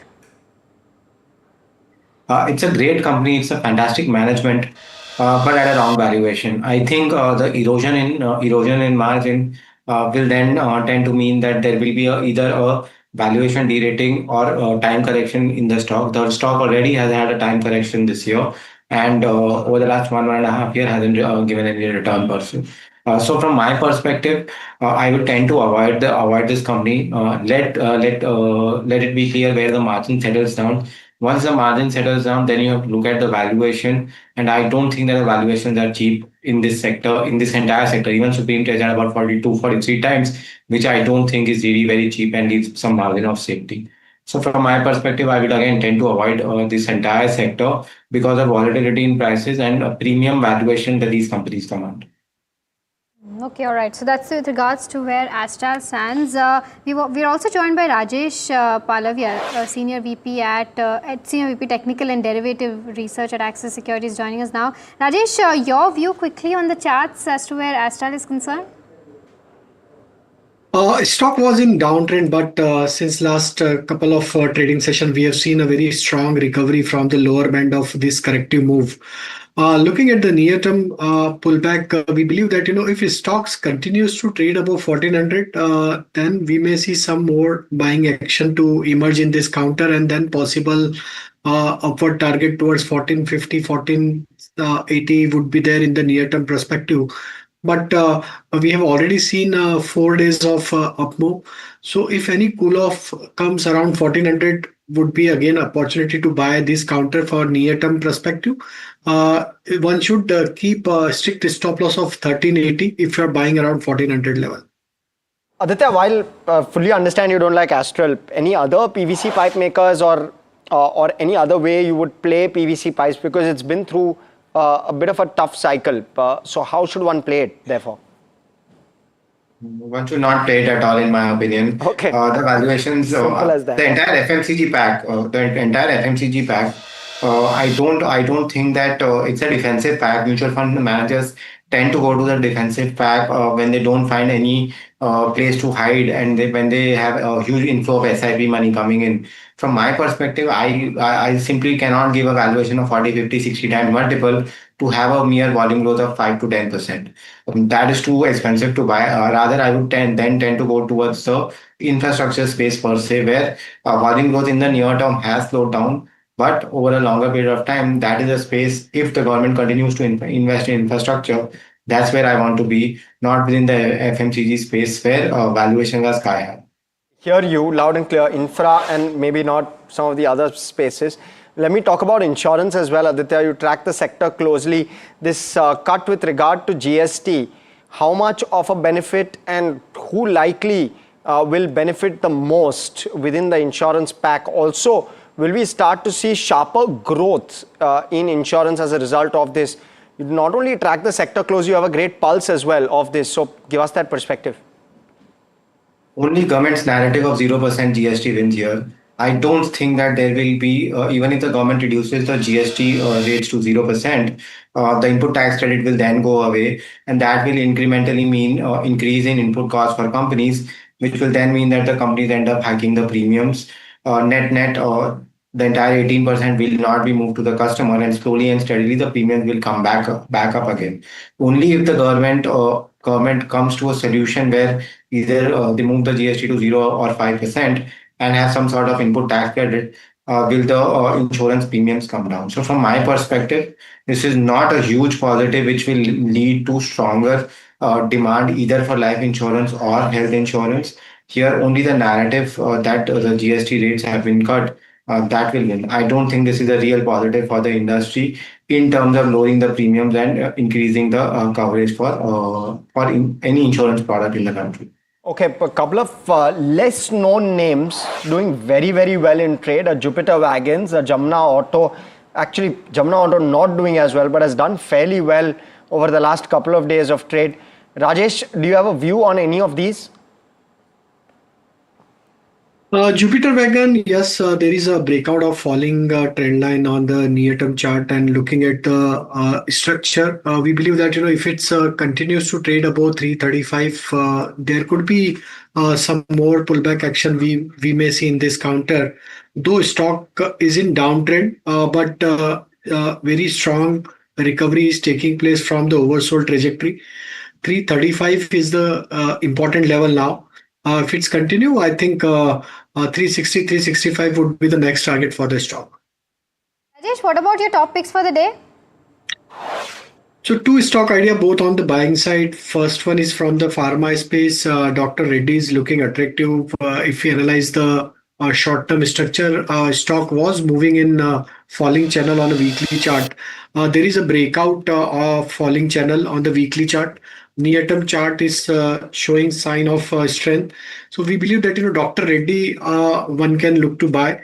Possible upside we may see towards 1330 to 1340. On the downside, 1258 should be your stop loss. Another stock that we like is from the mid-cap basket, that is Sirma SGS. Stock is making higher top, higher bottom formation across all time frame, and stock is almost trading near to its all-time high trajectory. Looking at overall structure, we believe that Sirma SGX can regain strength more, and then we may see further new all-time high trajectory for the counter. 770 we are projecting target for near-term trading perspective, and on the downside 736 should be your stop loss.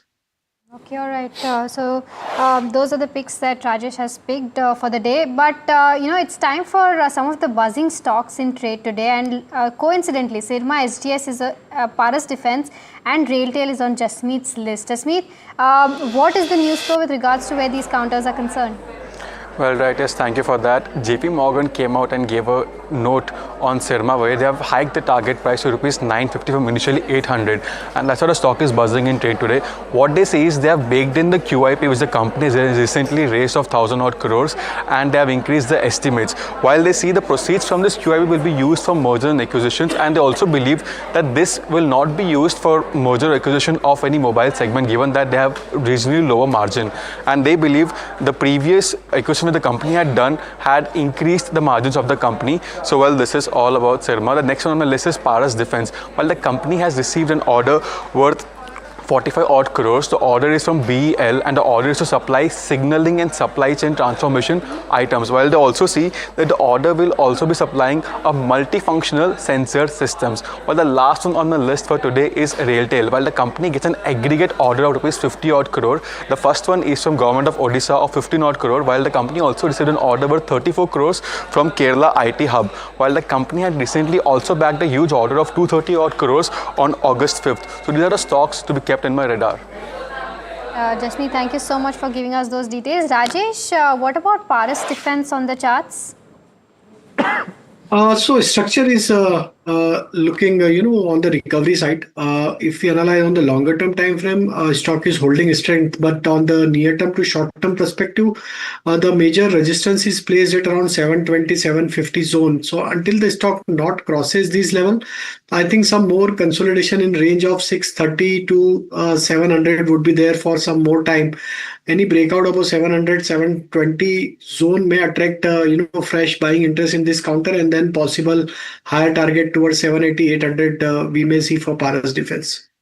Okay, the other one which is also buzzing, and Rajesh, give us a view with regard to an IDBI bank. The stock is up 9%.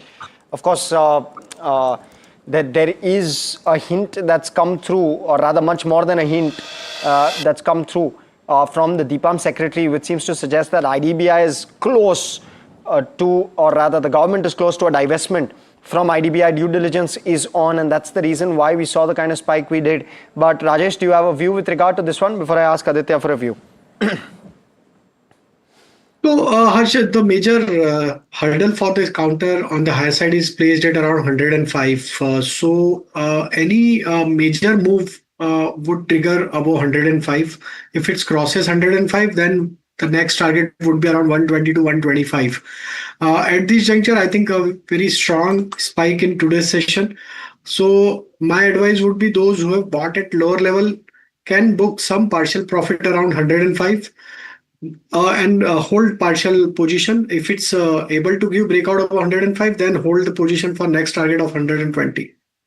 Yeah, do you have a view with regard to an IDBI? Trades at around 1.7 times book, if I'm not wrong, and just early teens in terms of price to earnings, if that's one of the metrics you look at. If I were a bank, I would love to buy IDBI for its liability franchise. It has a fantastic liability franchise. But it's been 4 or 5 years since the government is already talking about IDBI banks, divestment, and it's not really happening. So I don't think IDBI is an investment candidate. It is just a casino. The day the government divests IDBI, the stock will rise through the roof. So from my perspective, I don't know when that is going to happen. Too many promises have been made by the government and it has not been fulfilled. But it is a very, very good candidate for any bank to take over because of the liability franchise. Smart move today for sure. Let's see how this shapes up. Well, we spoke to other experts during the course of the day today. Samit Vartak, of course, said that this market is not in a time zone wherein you have a top-down approach. He believes in being a bottom-up buyer and looks at pockets of value. Listen into what he had to say about pockets of value in the market.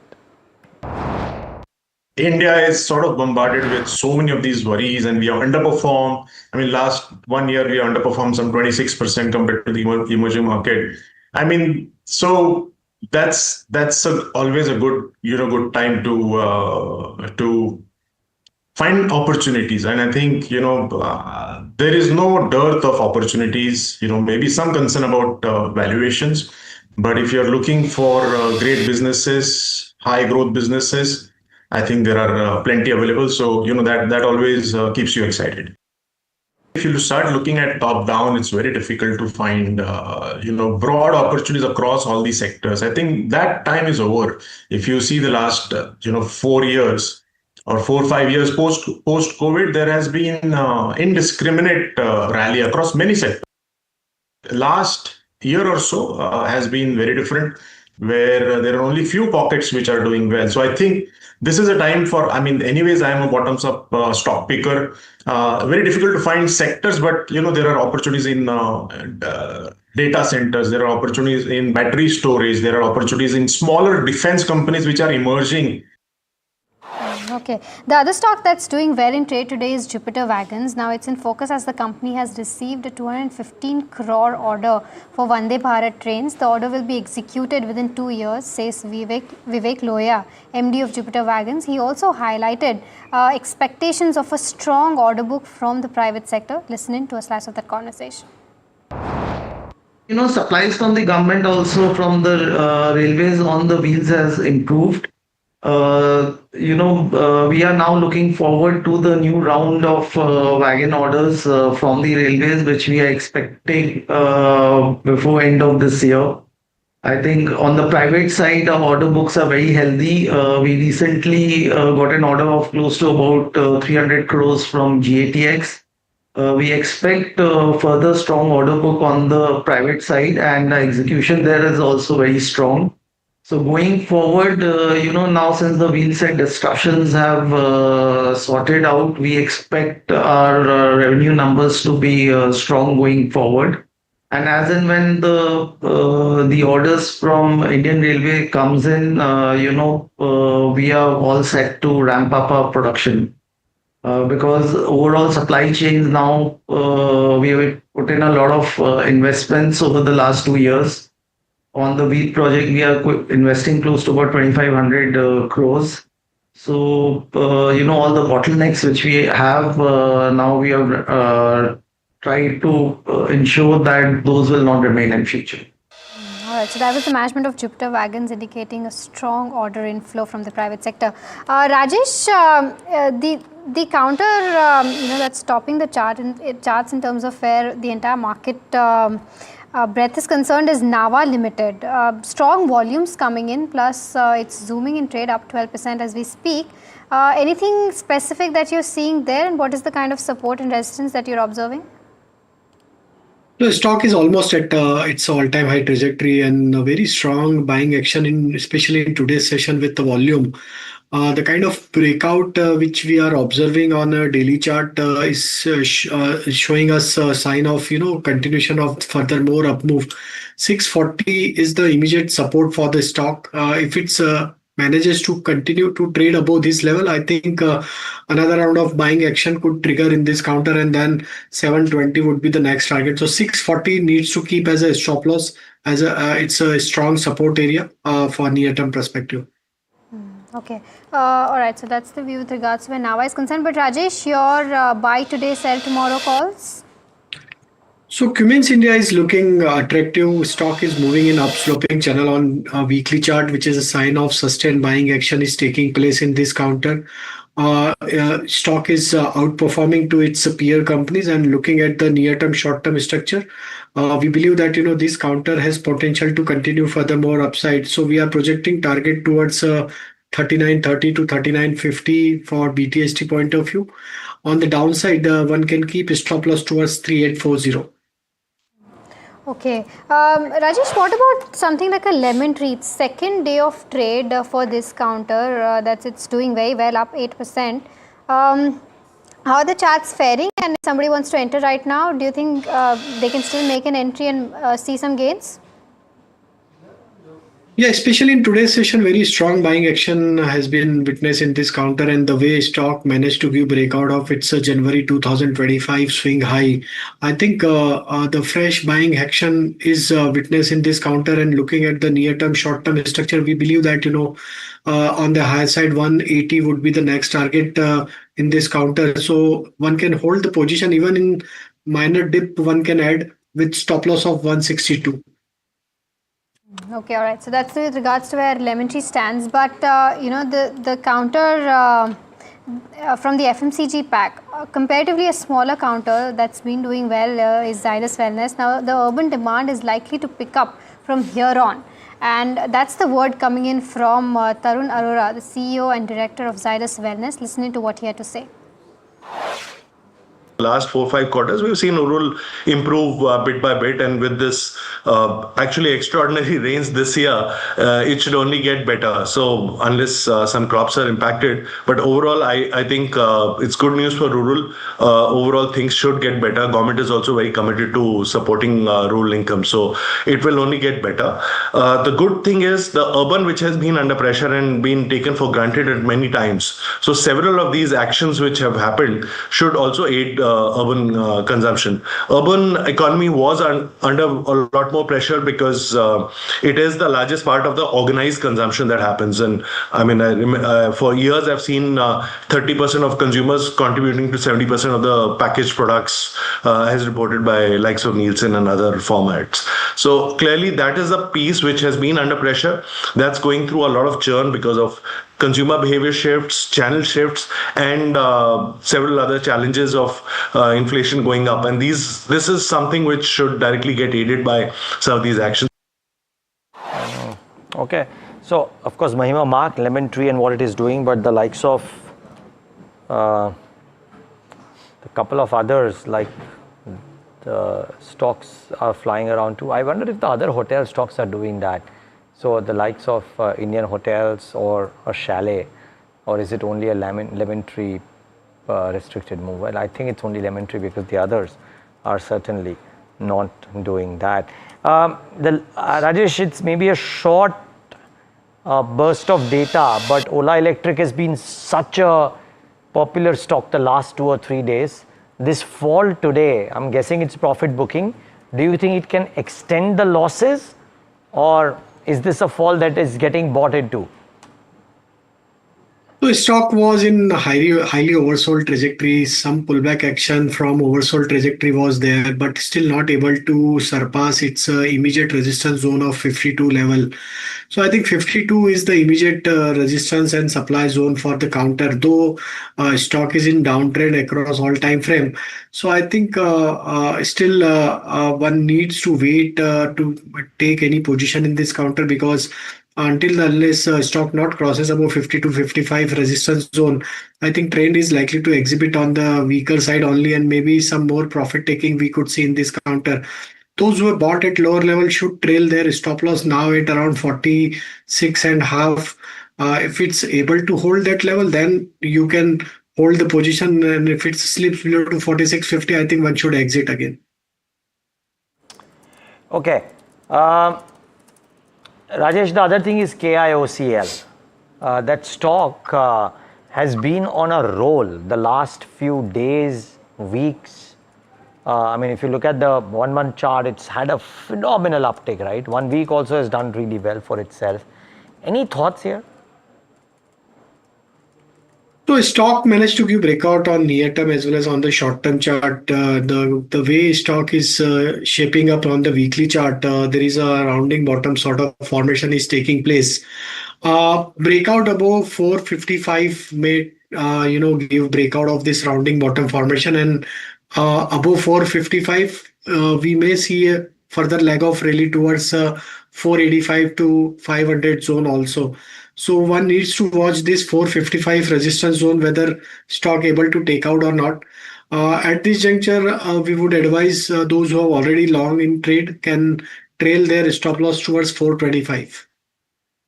Okay, so of course, SEBI, as part of the FICCI event today, suggested that they are planning to raise the tenure maturity of equity derivatives. Of course, this is still not implemented and still likely at a conceptual stage, but UBS has picked up on this, and they've said that they believe that if weekly expiries are removed, this could highly impact BSE's profitability.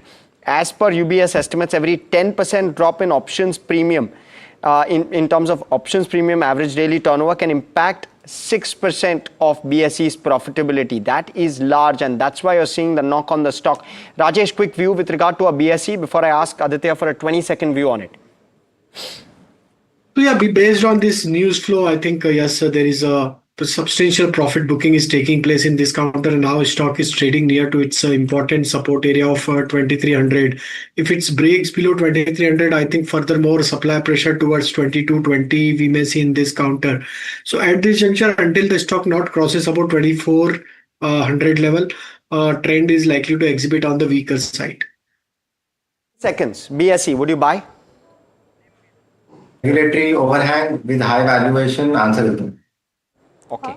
All right, so that's with regards to where BSE stands. But Aditya and Rajesh, thank you so much for taking out the time and giving us those insights. Well, we're just a minute away from market close. Let's try to pull up as to how the markets have done today. Well, Nifty 50 and the Bank Nifty both at the same levels to where we started. In fact, Nifty 50 has slipped now, up only about 0.1%. The Bank Nifty also, closing almost flat in trade today, and very narrow range of trade for both of these counters. Let's try to pull up the heat map and see what counters have done today. Cipla, Dr. Reddy's, both pharma names topping the chart, up 3%. Dr. Reddy's up 2.5%. The Bajaj twins also did well in trade today. Some names like ICICI Bank, Hindalco, Reliance, L&T in the green and topping the chart. But something that did not fare well today is Coal India, down by about 2%.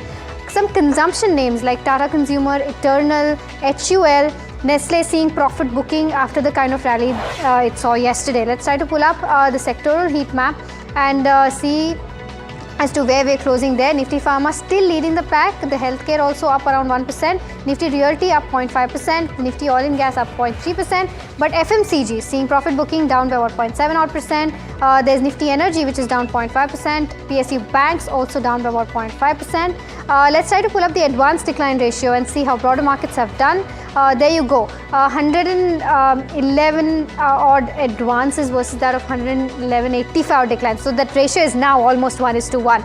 It reversed a bit, in fact, at the end. So that doesn't look pretty at all. And let's pull up the Nifty mid-cap and small-cap indices as well. We saw some of that steam being lost towards the fag end of this expiry session. Let's pull up the small-cap index as well. There you go. Clearly visible there. We've closed at the absolute flat line. The low point of the day, in fact, as well. So something to note that we've lost some strength towards the fag end. Going to be interesting to see how tomorrow plays out.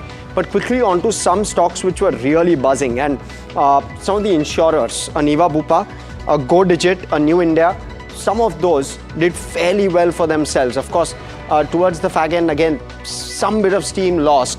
But let's quickly pull those up. Yeah, 2.5%. This one has done fairly well for itself till close. And this one too, decent outing for a New India. Also, then you had the likes of a Jupiter Wagons and India Cements, a Prince Pipes. So those piping companies, including an Astral, were in focus. And they also have done fairly well for themselves.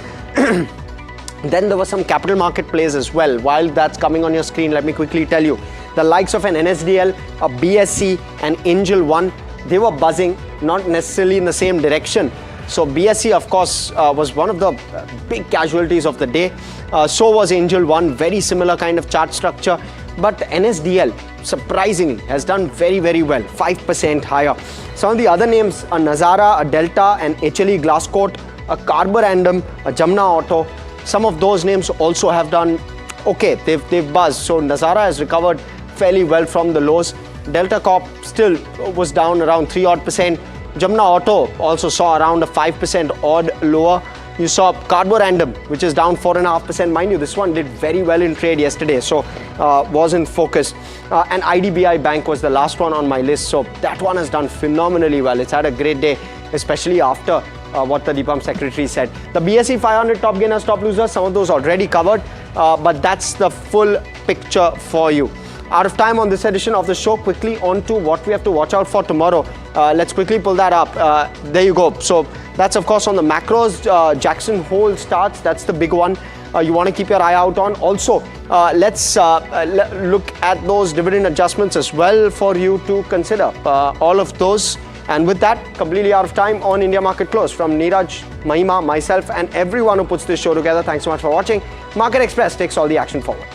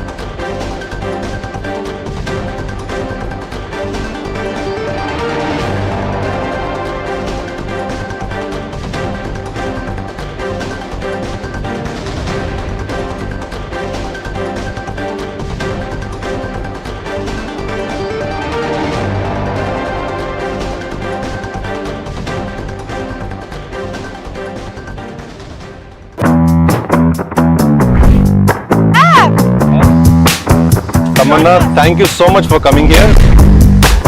So not that far from Bangalore. Only 4 hours. This is exciting. Yes. It's exciting because we're also the only channel to get a look inside the factory. We're going to be on the factory floor. Absolutely.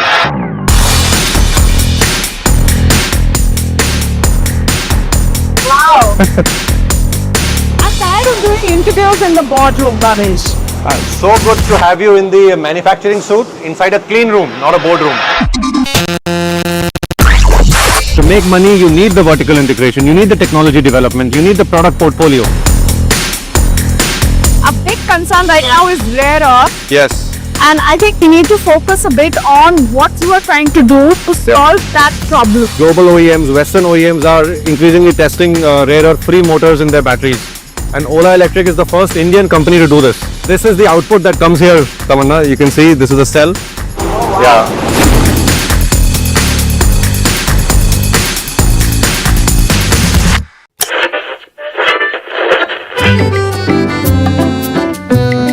They're the force behind some of India's most respected business empires.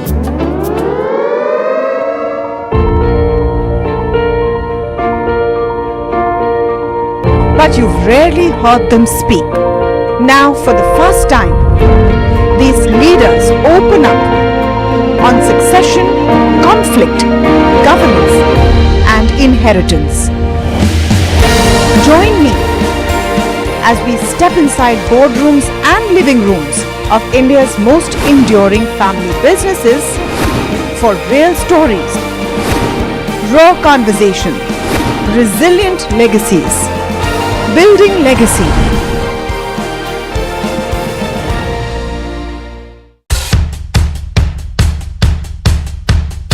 The markets move fast. And so should your portfolio. Expert insights, real-time stock picks. Do I buy Ola? Should I hold CDSL for the long term? Buy, sell or hold. The answers you need, straight from the expert.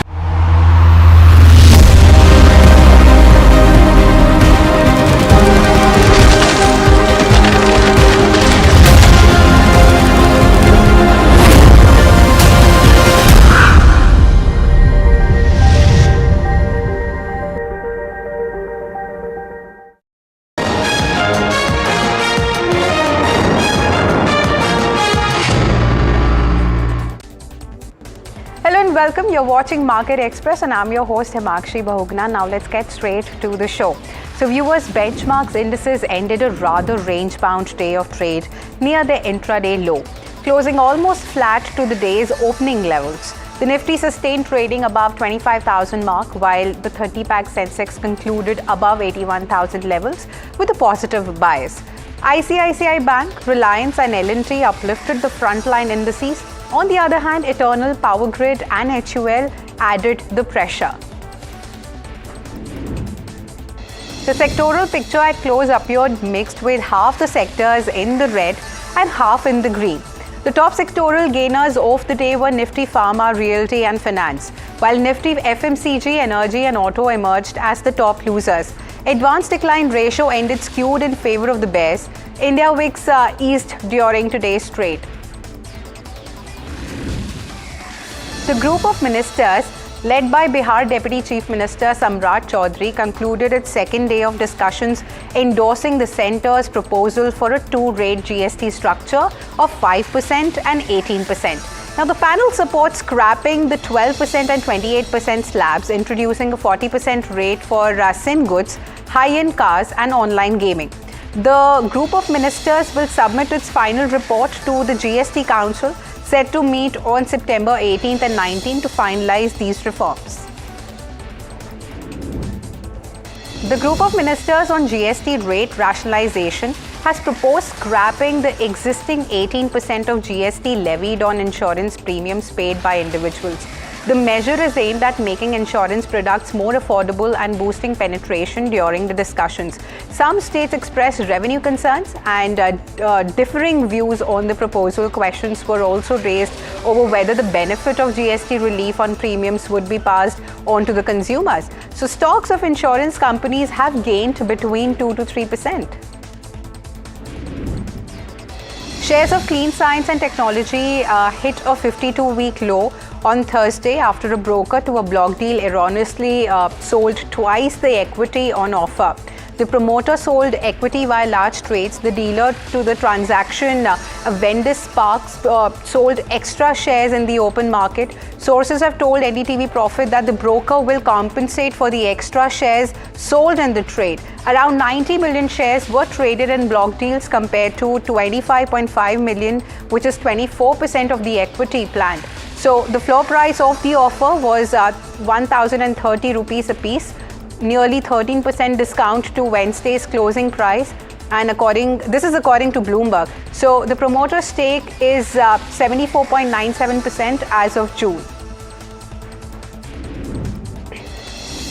SEBI may launch a pilot pre-IPO trading platform, says Chairman Tuhin Kanta Pandey.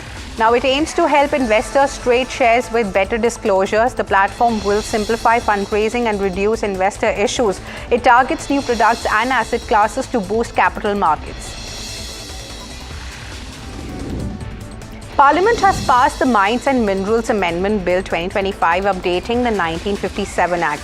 Leaseholders can now add critical minerals like lithium and gold to existing leases without extra cost. The bill removes 50% limit on mineral sales from captive mines. It also sets up an authority to regulate mineral exchanges. This is positive for stocks like GMDC, NMDC and Coal India. Palm oil prices are climbing, with the Malaysian crude palm oil up 16% since May 2025. Weak production in Indonesia has tightened supply, driving demand. Malaysia's improved inventory offers some relief, but prices remain high. The snacking industry, heavily reliant on palm oil, faces margin pressures. Ather Energy surges to number 2 in electric two-wheeler sales. The latest Vahan data reveals a major shake-up in the electric two-wheeler market. Ather Energy has climbed to the number 2 spot, driven by strong expansion in North and West India. TVS Motor retains its leadership with a 25% market share. Meanwhile, Bajaj Auto has slipped to number 5 with a 12% share, while Ola Electric holds a steady at number 3 with 16%. Hero MotoCorp makes a notable leap, securing the number 4 position for the first time. Kaveri Seed stocks surged 7% intraday, boasting 91% gain since listing. In Q1 of FY26, the company reported a 7% revenue rise to 859 crore rupees. EBITDA climbed 14.5% to 338 crore rupees, with margins expanding to 39.4% from 36.8%. Net profit has grown to 12.6% to 326 crore rupees. Growth actually was driven by higher volumes of non-cotton hybrids, with rice, maize and vegetable segments performing strongly. New cotton products are expected to boost the volumes in FY26. Jefferies has projected a 24% potential upside for Bajaj Finserv on initiation, as it regards the company as grooming financial venture. The brokerage has rated the stock buy and given a target price of 2,240 a piece. Bajaj Finserv is also holding the company of the financial business and is set to gain advantage from the lower interest rates and improve profitability in its insurance business. The company is also investing in new businesses like healthcare, mutual fund and technology, which will add option value, according to Jefferies. GAIL expects a pipeline tariff hike to 79 rupees per unit by September. South Korea and China plan to cut petrochemical capacity to boost the margins. Now, these changes could revive the struggling global petrochemical sector. GAIL's petchem business, loss-making in 8 of 12 quarters, may benefit.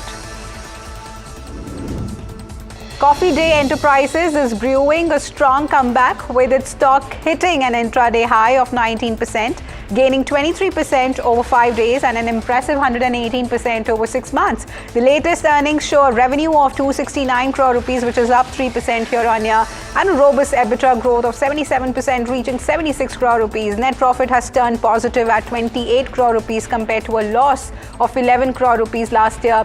This is boosted by 18.58 crore from loan settlements and 16.4 crore rupees from the sale of invoked CDGL shares.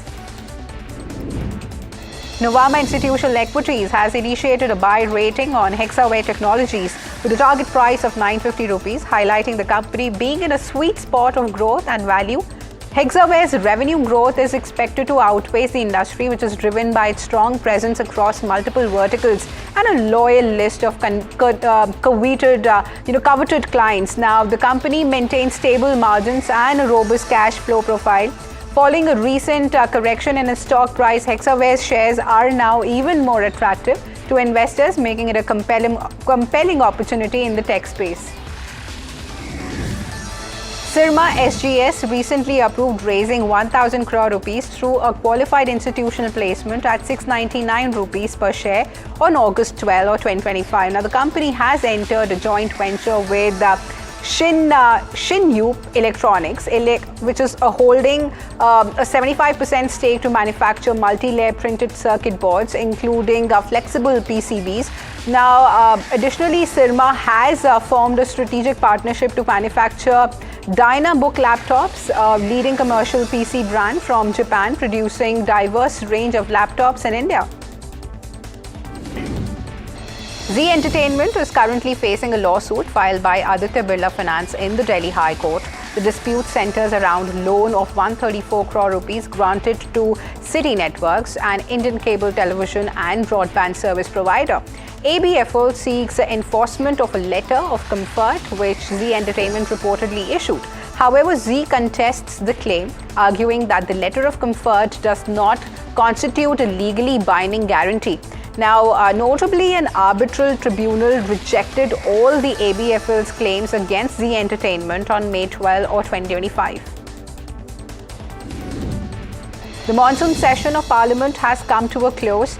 Parliament's monsoon session passed 26 bills despite frequent disruptions. Lok Sabha cleared 12 bills, Rajya Sabha approved 14.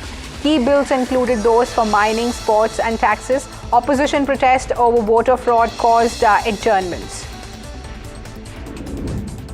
Meta has paused hiring in its artificial intelligence division after bringing on board over 50 researchers and engineers. The company says that this is a routine planning move to build a solid structure for its super intelligence efforts and align budgets. However, reports suggest that the freeze may be due to budgetary considerations and the rapid pace of recent hirings. Air India and Air India Express reported a combined loss of 9,568 crore rupees in 2024 to 25. Now, Akasa Air and SpiceJet also faced losses, while Indigo earned a profit of 7,587.5 crore rupees. Air India's debt has reached 26,879.6 crore rupees, with Indigo's at 67,088 crore rupees. Federal Reserve officials expressed worries about the job market and inflation at the July 2025 meeting, but decided against cutting interest rates, according to released minutes. Two Fed governors pushed for a rate cut, highlighting a split in views among policymakers. The central bank agreed to keep rates steady while closely monitoring economic risk. Policymakers noted rising threats to the economy that would warrant monitoring, though they largely agreed that their current stance was the appropriate way to go forward. The MPC minutes were published a short while ago and show members exercising caution amidst continuing economic uncertainty because of the tariffs, while monitoring transmission of the cumulative 100 basis points rate cut so far. The neutral stance will provide monetary policy the necessary flexibility to respond to the evolving domestic and global economic conditions, according to the minutes of the MPC meeting that was published yesterday. RBI Governor Sanjay Malhotra also said that GDP growth is certainly lower than what we can achieve. Uncertainty in external demand driven by tariff and geopolitical uncertainty remains the major drag on growth, as it also hinders private investment intentions, which is yet to show visible signs of improvement, the governor said. A parliamentary panel has recommended affordable cancer insurance and standardized pricing for diagnostic packages. The panel suggests extending price caps on essential anti-cancer drugs to vaccines, immunotherapy, and oral chemotherapy. It also recommends establishing more cancer hospitals and dedicated screening centers. The goal is to make cancer treatment more accessible and affordable for a wider population. Sony has announced a $50 price increase for all PlayStation 5 consoles in the US effective August 21 of 2025 due to rising cost and a slowing video game market. The PS5 base model will now cost about $499.99, while the high-end PS5 Pro will retail at $749.99. Isabel Tomatis, Sony's Vice President of Global Marketing, cited a challenging economic environment driven by fears of US tariffs on Japanese goods, currently at 15%. Accessories remain unaffected, with no further price hikes planned for other markets. Other companies like Nintendo, Microsoft, Home Depot, Adidas, and Nike have also raised prices due to tariffs. The Cabinet Committee on Security has approved the procurement of 97 light combat aircrafts for the Indian Air Force. The aircraft will be manufactured by Hindustan Aeronautics. The procurement includes associated equipment and will boost the Indian Air Force combat capabilities. The move is part of India's efforts to modernize its defense forces and enhance national security. Delta Airlines and United Airlines have been sued by passengers who claim they were charged extra for a window seat but found themselves sitting next to a blank wall. Now, the lawsuits filed separately against the US carriers seek millions of dollars in damages for more than 1 million of customers of each airline. They said that the companies do not flag that the seats are windowless during the booking process, even when charging a premium for them. Russia has launched hundreds of drones and missiles on western Ukraine overnight in one of the heaviest bombardments in recent weeks, Ukrainian officials have said. Strikes were reported in Zaporizhia, Dnipro, Petrovsk, and Lviv, where one person was killed and others injured. Foreign Minister said that strikes highlighted why diplomatic efforts to end the war and stronger air defenses were critical. It comes as Ukrainian President Volodymyr Zelensky suggested Switzerland, Austria, and Turkey as possible ventures for potential peace talks with his Russian counterpart Vladimir Putin. A federal appeals court has ruled that President Trump's administration can terminate temporary protected status for over 60,000 immigrants from Nicaragua, Honduras, and Nepal. The U.S. Ninth Circuit's decision, made without legal reasoning, allows the government to end these protections while a legal challenge continues. Protections for Nepalis ended August 5, with Hondurans and Nicaraguans losing theirs by September 8. Now, the Department of Homeland Security claims this restores immigration system integrity. Critics call it a power grab. Big news from Indian cricket. Shreyas Iyer has been named the new ODI captain, set to replace Rohit Sharma. The stylish middle-order batter, known for his leadership in the IPL with Kolkata Knight Riders and Punjab Kings, is poised to lead India in the 50-over format, potentially starting with the Australia series in October. With Shubman Gill focusing on Test and T20 duties, Iyer is seen as a long-term choice to steer India towards the 2027 World Cup. Newcastle United's pursuit of Brentford striker Yoane Wissa has hit a snag as their £40 million bid, including £35 million up front, was rejected. Brentford are holding firm at a £60 million valuation for the 28-year-old who scored 19 Premier League goals last season. Wissa, keen on a move to St James Park for Champions League football, missed Brentford's recent defeat to Nottingham Forest. Hockey India has announced an 18-member squad for the 2025 Men's Asia Cup, set to take place in Bihar from August 29 to September 7, with veteran drag flicker Harmanpreet Singh as captain. The tournament, a qualifier for the 2026 FIH World Cup, sees India in Pool A with China, Japan, and Kazakhstan. The balanced squad aims to secure a direct berth in the World Cup, with matches starting against China on August 29. US celebrity judge and social media star Frank Caprio died at the age of 88. Over a 40-year career in Rhode Island, he famously used compassion and humor to make judgments that took into consideration the personal circumstances of the people in the dock. Videos of Judge Caprio presiding over cases on his hit TV show Court in Providence have had billions of views on social media, earning him the title, the nicest judge in the world. Well, with that, viewers, it's a wrap on this edition of Market Express, but please don't go anywhere and stay tuned to NDTV Profit.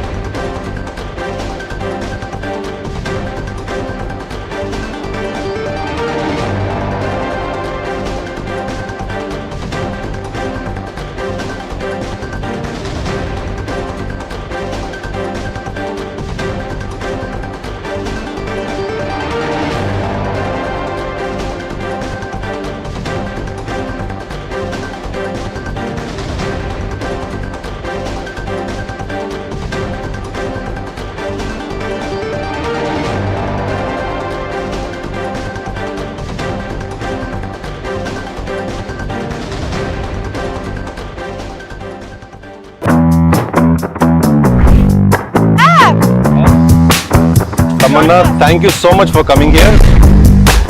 So not that far from Bangalore. Only 4 hours. This is exciting. Yes. It's exciting because we're also the only channel to get a look inside the factory. We're going to be on the factory floor. Absolutely.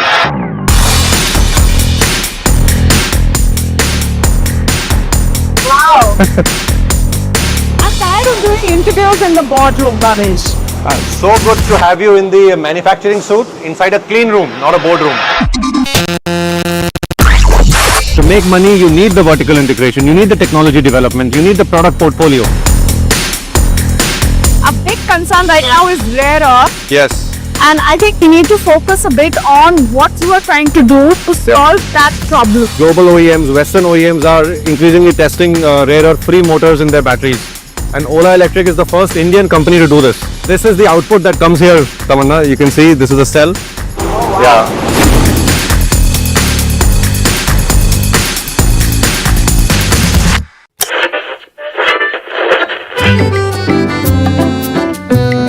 They're the force behind some of India's most respected business empires.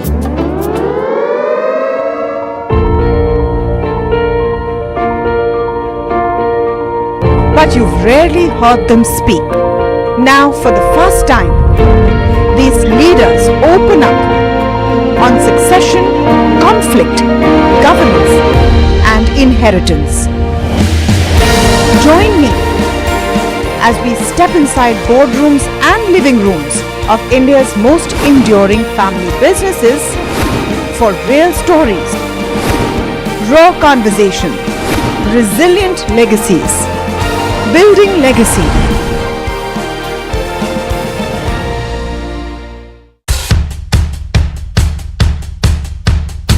The markets move fast. And so should your portfolio. Expert insights, real-time stock picks. Do I buy Ola? Should I hold ICL CDSL for the long term? Buy, sell or hold. The answers you need, straight from the experts. Callers from India and across the world. Connect live, ask, decide and invest wisely. Your portfolio, your future. Ask Profit.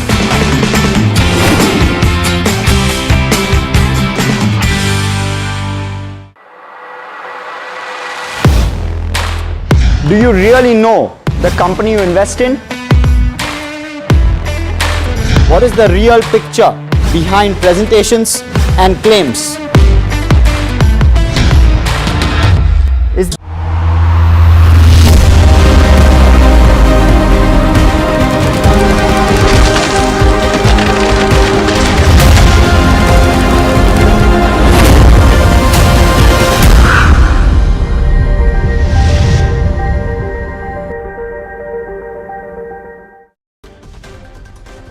Benchmarks rise for the sixth straight session to clock the best winning streak since April. Broader markets and sectoral indices end mixed. Nifty Pharma finishes as the top gainer. Group of Ministers favours the two-slab structure for GST at 5 and 18% as the centre proposes to scrap 12 and 28% slabs. The final report to be presented to the GST Council. Clean Science loses over 1% at close after hitting a 52-week low on Avendus Spark erroneously selling double the equity on offer in a block deal. The company then bought back the extra shares sold. SEBI chairperson Tuhin Kanta Pandey says the market regulator is looking to improve tenure and maturity for equity derivatives. Also hints at a pre-IPO trading platform where companies can trade with necessary disclosures. The decision on LIC's minority stake sale will be made in consultation with SEBI and the life insurer, says DPAM Secretary Arunish Chawla, adding at an interministerial group and investment bankers are working on the process. Ramdeo Agarwal bets big on Diwali dhamaka as he expects markets to touch record highs around Diwali, seeing GST rate cuts boosting corporate profits. Astronaut Shubhanshu Shukla reflects on his experience of visiting the International Space Station, says it will be useful for the Gaganyaan mission.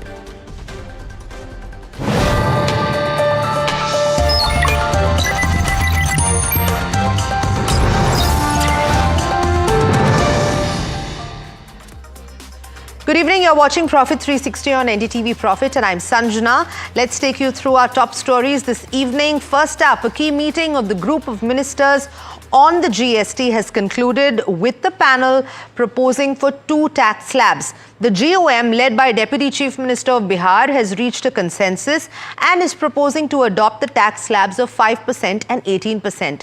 This could mean the scrapping of the existing 12 and 28% slabs as proposed by the centre.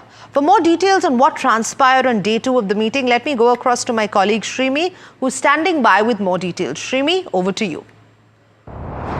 Clearly a significant development. A crucial meeting of GOM on GST rate rationalization on Thursday ended with states agreeing to centre proposal to restructure the GST tax system by reducing the number of slabs to 5% and 18%. In fact, the 6-member GOM chaired by Bihar Deputy Chief Minister Samrat Chaudhary accepted the centre plan to replace the current 4-tier structure of 5, 12, 18 and 28% with two rates, that is 5% and 18%. And along with that, the higher 40% special tax rate will remain for certain items, including tobacco products, etc. Now, the panel, what we are also picking, that recommended that high-end car, the luxury car, online gaming, maybe a high-end motorbike should be also taxed under this 40% special rate which centre recommended. Now, what will happen now? The move will see, of course, 99% of item in the 12% bracket reclassified to 5%, while nearly 90% of the goods which is currently in the 28% bracket will move to 18%, which has some, aspirational goods, white goods, etc. That will see rate reduction for sure. While on cars specifically, centre proposed keeping small car in 18% and high-end car in the 40%. In fact, two-wheelers also mostly move to 18% from currently 28%. So it's a distinction between the small cars and the big and high-end car. Now, Finance Minister, if you remember, addressing the GOM earlier, said the rate rationalization will provide, greater relief to common man, farmers, MSMEs, and while ensuring that a simplified, transparent, and growth-oriented tax regime will shape up after this overhaul. Now, GOM has also reviewed centre proposal to exempt GST on the health and life insurance for individual, which could lead to some revenue impact, but most states actually also, back that plan as well. So with all these recommendation of GOM on both rate rationalization, compensation cess as well as insurance will be now sent to GST Council, which is expected to meet on 18th and 19th September, where they are going to discuss, and we will see perhaps a major decision coming in the upcoming council meeting. Right, Shrimi, thanks so much for that. And these new GST proposals are drawing very sharply divided responses from state ministers. Bihar's Deputy Chief Minister, who heads the GST panel, has confirmed the group's recommendation to eliminate the 12 and 28% tax rates. Uttar Pradesh's Finance Minister Suresh Kumar Khanna welcomed the centre's move, asserting unanimous state support. But in contrast, we're seeing West Bengal Finance Minister Chandrama Bhattacharya demanding an amendment to permit an extra levy above the proposed 40% slab for sin goods. Let's hear what they all had to say.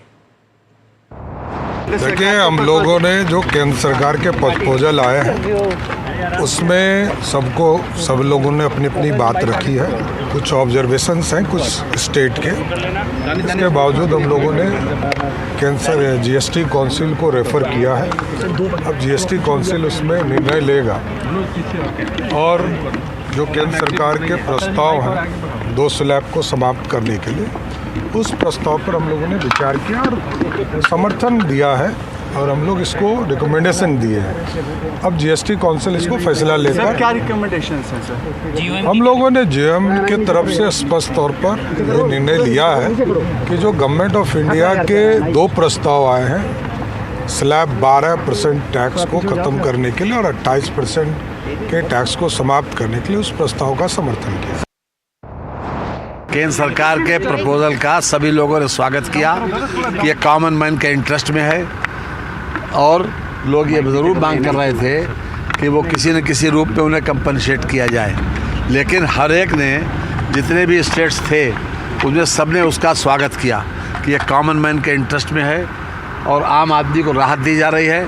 मैं प्रधानमंत्री मोदी जी को विशेष रूप से बधाई देना चाहता हूँ कि उन्होंने कॉमन मैन की इस भावना को समझते हुए इस प्रकार का प्रपोजल लाए। को कॉम्पनसेट कैसे किया जाएगा? स्टेट को कैसे कॉम्पनसेट किया जाएगा?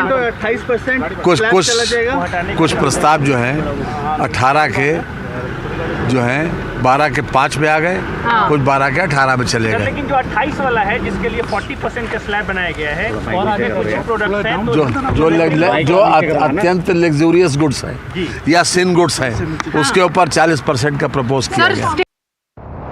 ये जो रेट रैशनलाइजेशन के लिए जितना लॉस हो रहा है, सेंटर का ये प्रेजेंटेशन के जरिए हम लोग ये नहीं जान पाए हैं कि ये कितना लॉस हुआ है।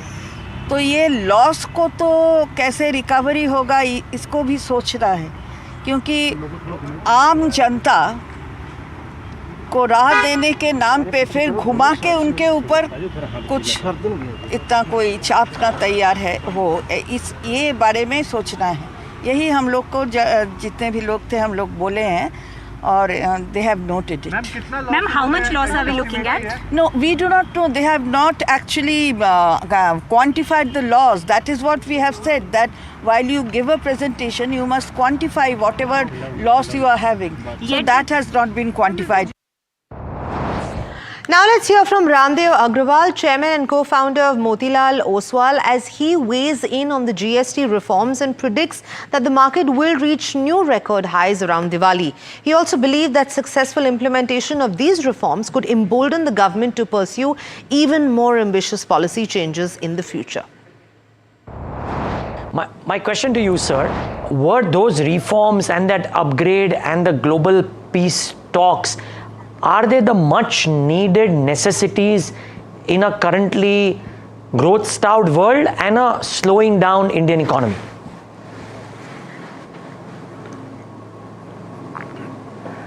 Yeah, Neeraj, good morning. I think Indian economy itself is slowing down in relation to what it was doing last year. If you look at the lot of high frequency data, there is a slowdown in the economy, and it needed to be kind of brought back into the right track. Say so I think it started with the monetary policy. Sorry, it started with fiscal, with the budget giving a bit of a boost.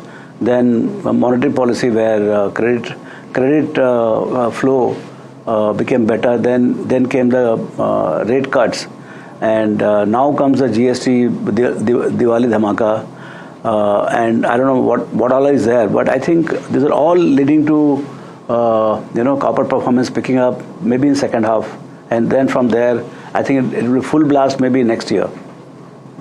Got it, sir.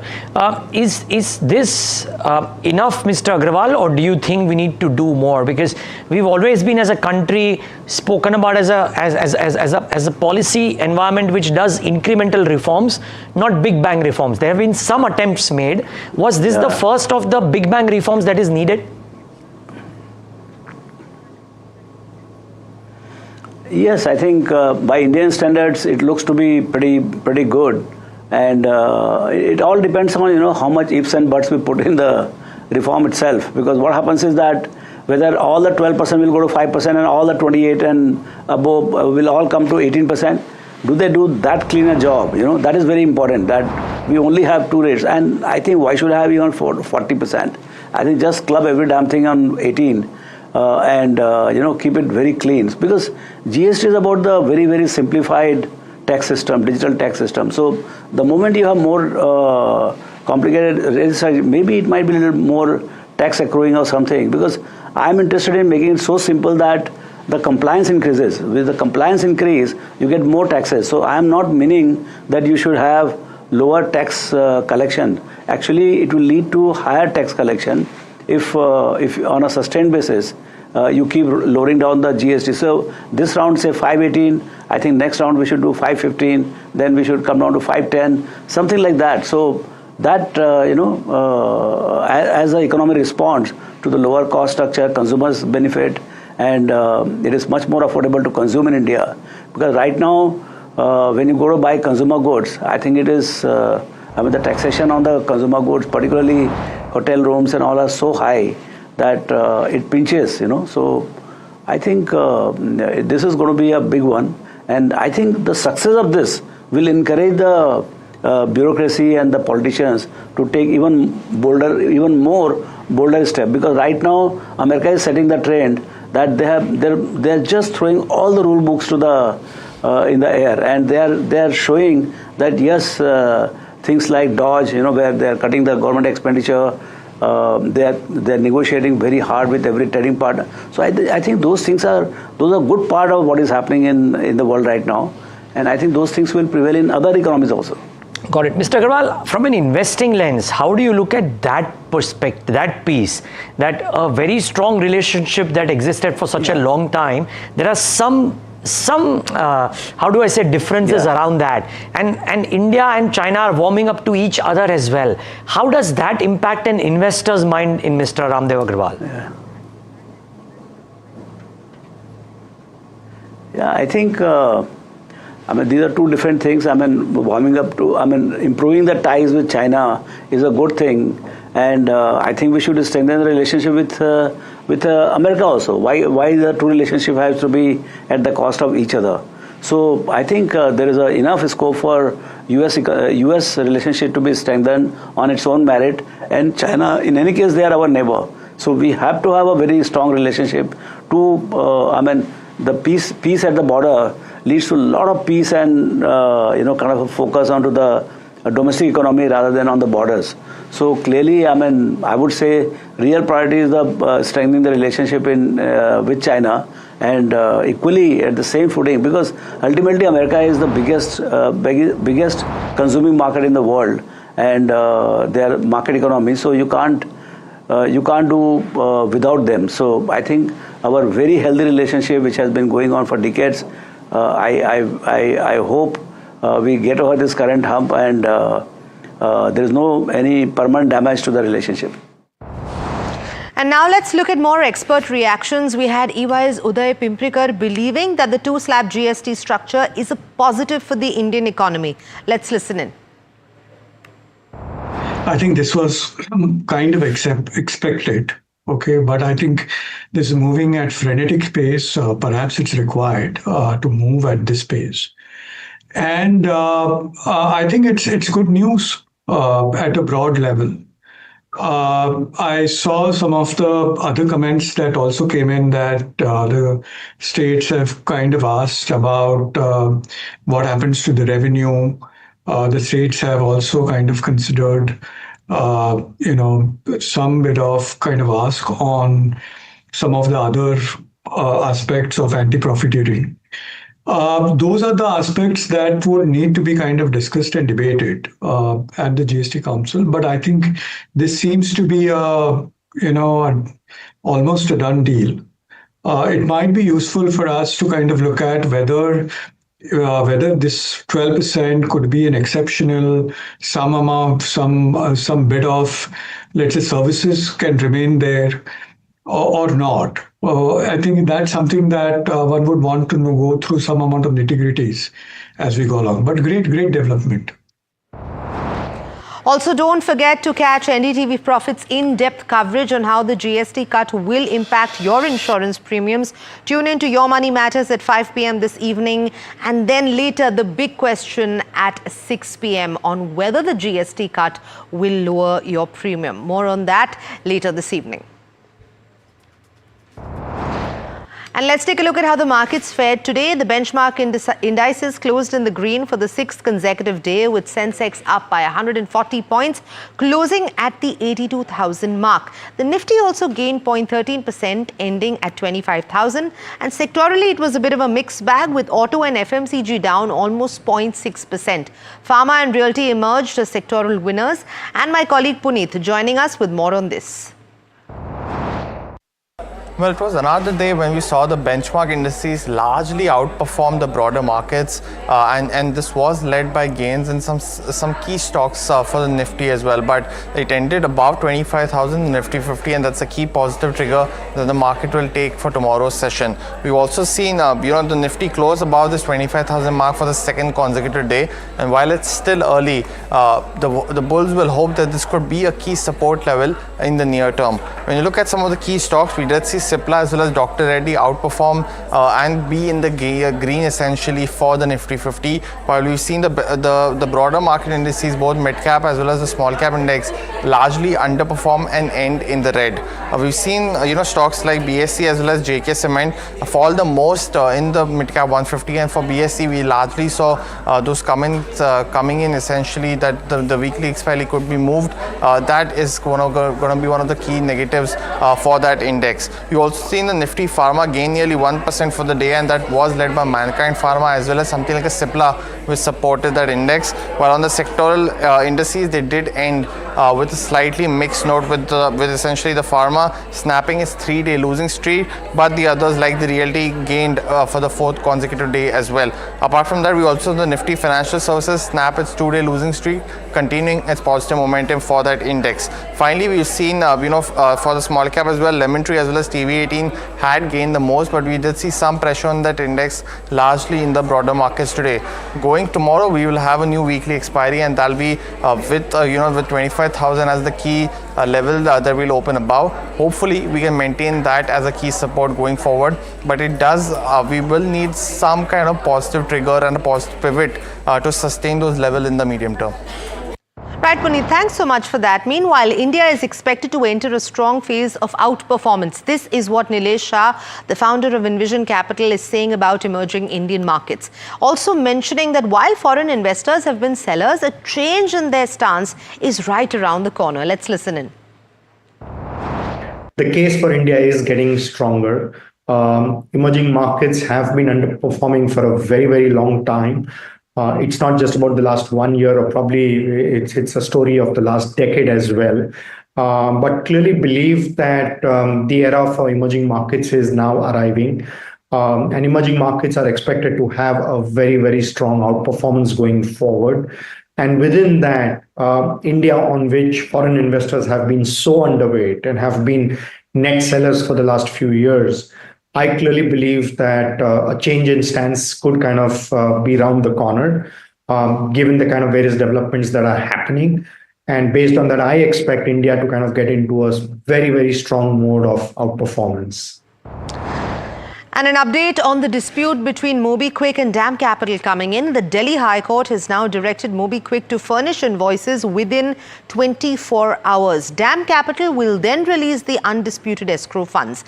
The disputed amount, remember, of 1.5 crore rupees will remain in escrow. Now, the court has ordered both the companies to submit compliance reports on September the 2nd. And moving on, the DPAM secretary has stated that the decision on LIC's minority stake sale will be made through a consultative process involving SEBI, LIC and other key stakeholders. An interministerial group is already examining the matter, with officials noting that LIC's market capitalization remains substantial. Regarding the IDBI State Bank sale, IDBI Bank stake sale, the secretary has confirmed that the expression of interest process has concluded, due diligence is in process and documentation is being finalized. Let's listen in. We monitor both corporate performance, sustained capital investment, fair dividends, as well as strategic disinvestment. We have undertaken a review of all the listed public enterprises, and wherever we, are above the minimum public shareholding norms, we are in touch with the regulator, and we have done our homework. We have appointed the merchant bankers where necessary, and depending on the market conditions, the liquidity, the market appetite, the volume weighted average and market research, we'll be coming out with both OFS and FPOs and during the course of the year, and we've already completed one major transaction in the last few months, and we'll be hopefully coming out with a few more, and you will hear it at the right time. And speaking on the sidelines of FICCI's annual summit, the SEBI chairperson has revealed that the regulator is reviewing the tenure of derivatives contracts and has also proposed a pilot project for pre-IPO trading. Let's listen into that. See, improving the tenure really means that, whether we can sort of have longer term derivatives. But all this is to be done in consultation. As I said, that in what form, how, we'll have the consultations. So and we'll have a consultation. Yes. Nothing will be on, this part of the. Meanwhile, SEBI whole-time member Anant Narayan added that the framework for the derivative segment will be developed through an analytical and consultative approach. He emphasized that the market regulator's focus is on deepening the cash markets. SEBI's approach to arriving at the optimum regulatory regime around derivatives has been and will continue to be analytical and consultative. On one hand, we are looking to deepen the underlying cash equities market. Indeed, average traded volumes in equity cash markets have grown rapidly by over 25% compounded annual growth rate over the past 5 years to well over 1 lakh rupees of trading volumes per day today. However, there is more to be done, particularly given the even sharper rise in short-term derivative volumes. On the other hand, we are considering ways to improve the tenor and maturity profile of derivative products so that they better support sustained capital formation and foster all-round trust in the ecosystem. This may also need to be achieved in a calibrated manner, giving the system adequate time to adjust. Now on to the monsoon session of Parliament, which ended in chaos. 19 bills were passed, many without discussion or debate, as opposition MPs staged relentless protests over the Bihar voter list controversy and explosive allegations of voter fraud in Karnataka and Maharashtra. Among the bills that were bulldozed through Parliament were two landmark proposals: a sweeping overhaul of the Income Tax Act of 1961 and a constitutional amendment enabling the dismissal of ministers facing criminal charges. The online gaming bill too was passed in both houses. Government sources tell NDTV that the opposition's refusal to engage led to minimal scrutiny of these critical reforms. But now let's turn to my colleague Danish Anand for a detailed report on the bills that have been successfully cleared in Parliament and those that are still pending. Over to you, Danish. If we overall look at the monsoon session, it was rather disappointing because there was a lot of opposition stir, which we noticed in both the houses, and there were various political reasons. Because of that, we saw a lot of productivity being hampered by back-to-back protests. But like you mentioned, that this particular session saw at least 15 to 19 bills that were discussed, and certain bills were also returned back. But if we look at the major bills that were passed, the online gaming bill was a recent one, which is really big, and we saw that both the houses passed it within a span of 1 day, and we are seeing that the disruptions that are happening in both the houses of the parliament, it is something which has become a thing for every back-to-back parliament session, and overall, if we see, this impacts the overall productivity of the entire parliament, and ultimately the important discussions that is supposed to take place on certain bills, that doesn't really happen, because we see that the opposition usually walks out. But when it comes to important bills, even at that time, even like just yesterday, when the Lok Sabha had passed the online gaming bill, the opposition had created a bit of ruckus, but still that bill was somehow passed. But I have some important aspect which has been released by the deputy chairperson of the Rajya Sabha, and he has clearly indicated that how disappointing it is that the overall house functioned for just 38.6 hours, and the Lok Sabha, on the other hand, functioned for just 36.1 hours. So getting back to you, it was this monsoon session was extended by a week, but still there were like 15 bills that were taken back to the parliament, and certain bills were returned to the president. But overall, if you see, the productivity of both the houses of parliament was not as much as it was expected earlier. Thanks so much for that. These bills, like you rightly said, have been passed amid Parliament chaos, and that it puts an end to the monsoon session of Parliament amid a lot of chaos. That's all the time we had on this edition of Profit 360. Stay tuned to NDTV Profit for more news and updates.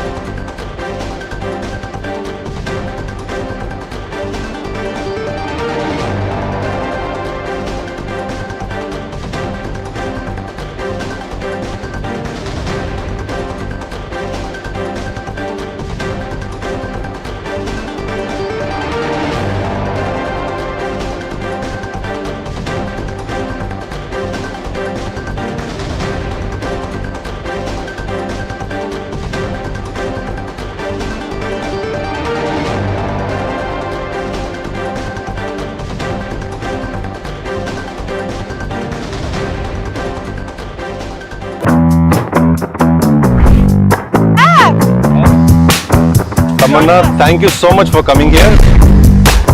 So not that far from Bangalore. Only 4 hours. This is exciting. Yes. It's exciting because we're also the only channel to get a look inside the factory. We're going to be on the factory floor. Absolutely.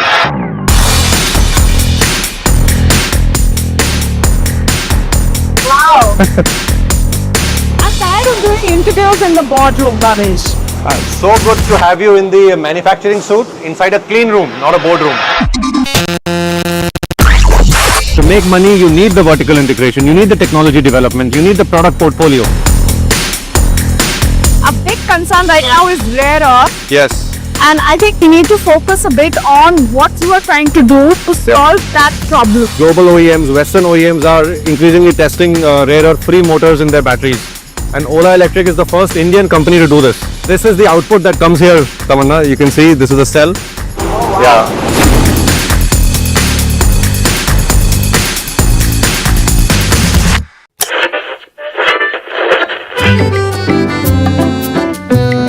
They're the force behind some of India's most respected business empires.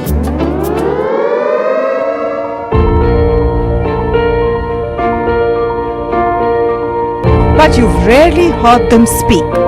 Now, for the first time, these leaders open up on succession, conflict, governance, and inheritance. Join me as we step inside boardrooms and living rooms of India's most enduring family businesses for real stories, raw conversation, resilient legacies, building legacy.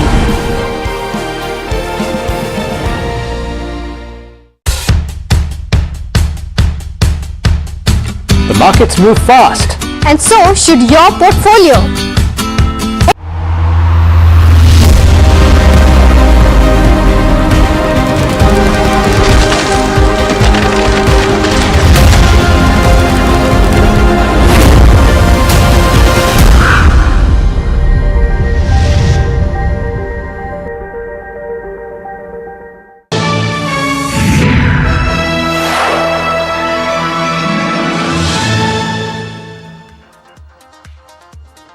Hello and welcome. You're watching KYC. I'm Harsh Saita. With me is Varsha Chandani, and we're going to talk about a company which has done 30% or given a 30% return over the last 2 trading sessions. Of course, today it's down 6%. So that's still a very healthy 25% return all through this week. We're talking about HLE Glasscoat, and it's on the back of an acquisition which they've done. But they had done this back on the 14th or the 15th of August, if I recall right. So it's quite a few days back. But the stock has been on a tear since that point. Omeras is what the acquisition is that we're talking about. Now it's a company which gives presence or a footprint to HLE Glasscoat in Europe, or a larger footprint if I can call it. Now what I want to know from this Omeras transaction is, what do you expect from an Omeras in terms of top line, margins and bottom line? It's a loss-making company. It's a company which is in equivalence in an IBC situation or a bankruptcy situation in Europe, which HLE Glasscoat has acquired. It's a 270 odd crore rupee acquisition which HLE Glasscoat has done, and HLE Glasscoat itself is around a 3400 crore market cap company. So it's a decently large kind of acquisition for the kind of size that HLE Glasscoat is. And therefore, the second piece I want to understand is, how are they funding the acquisition, and whether any further capex on Omeras is required or not. Mind you, Omeras' top line in 2024 shrank versus the earlier years, and it's actually a loss-making entity there. So I want to understand whether there is any change to the way they are doing business, and what will that likely change be. In terms of any other additional capex required also will start to hurt the balance sheet, because they've got a reasonably sized debt already sitting on the balance sheet, which they were planning to pay back. But this transaction may well change the metrics. So a lot of those guidances may change, and I'd want to know all of that. How does the acquisition aid the existing business? Mind you, this gives tailwind to the existing business as well. You have a footprint in Europe. Not only does this add to the product arsenal in terms of new products, but the existing products in terms of selling it to Omeras' existing customers, those will get added very well to an HLE Glasscoat, and that may aid the top line.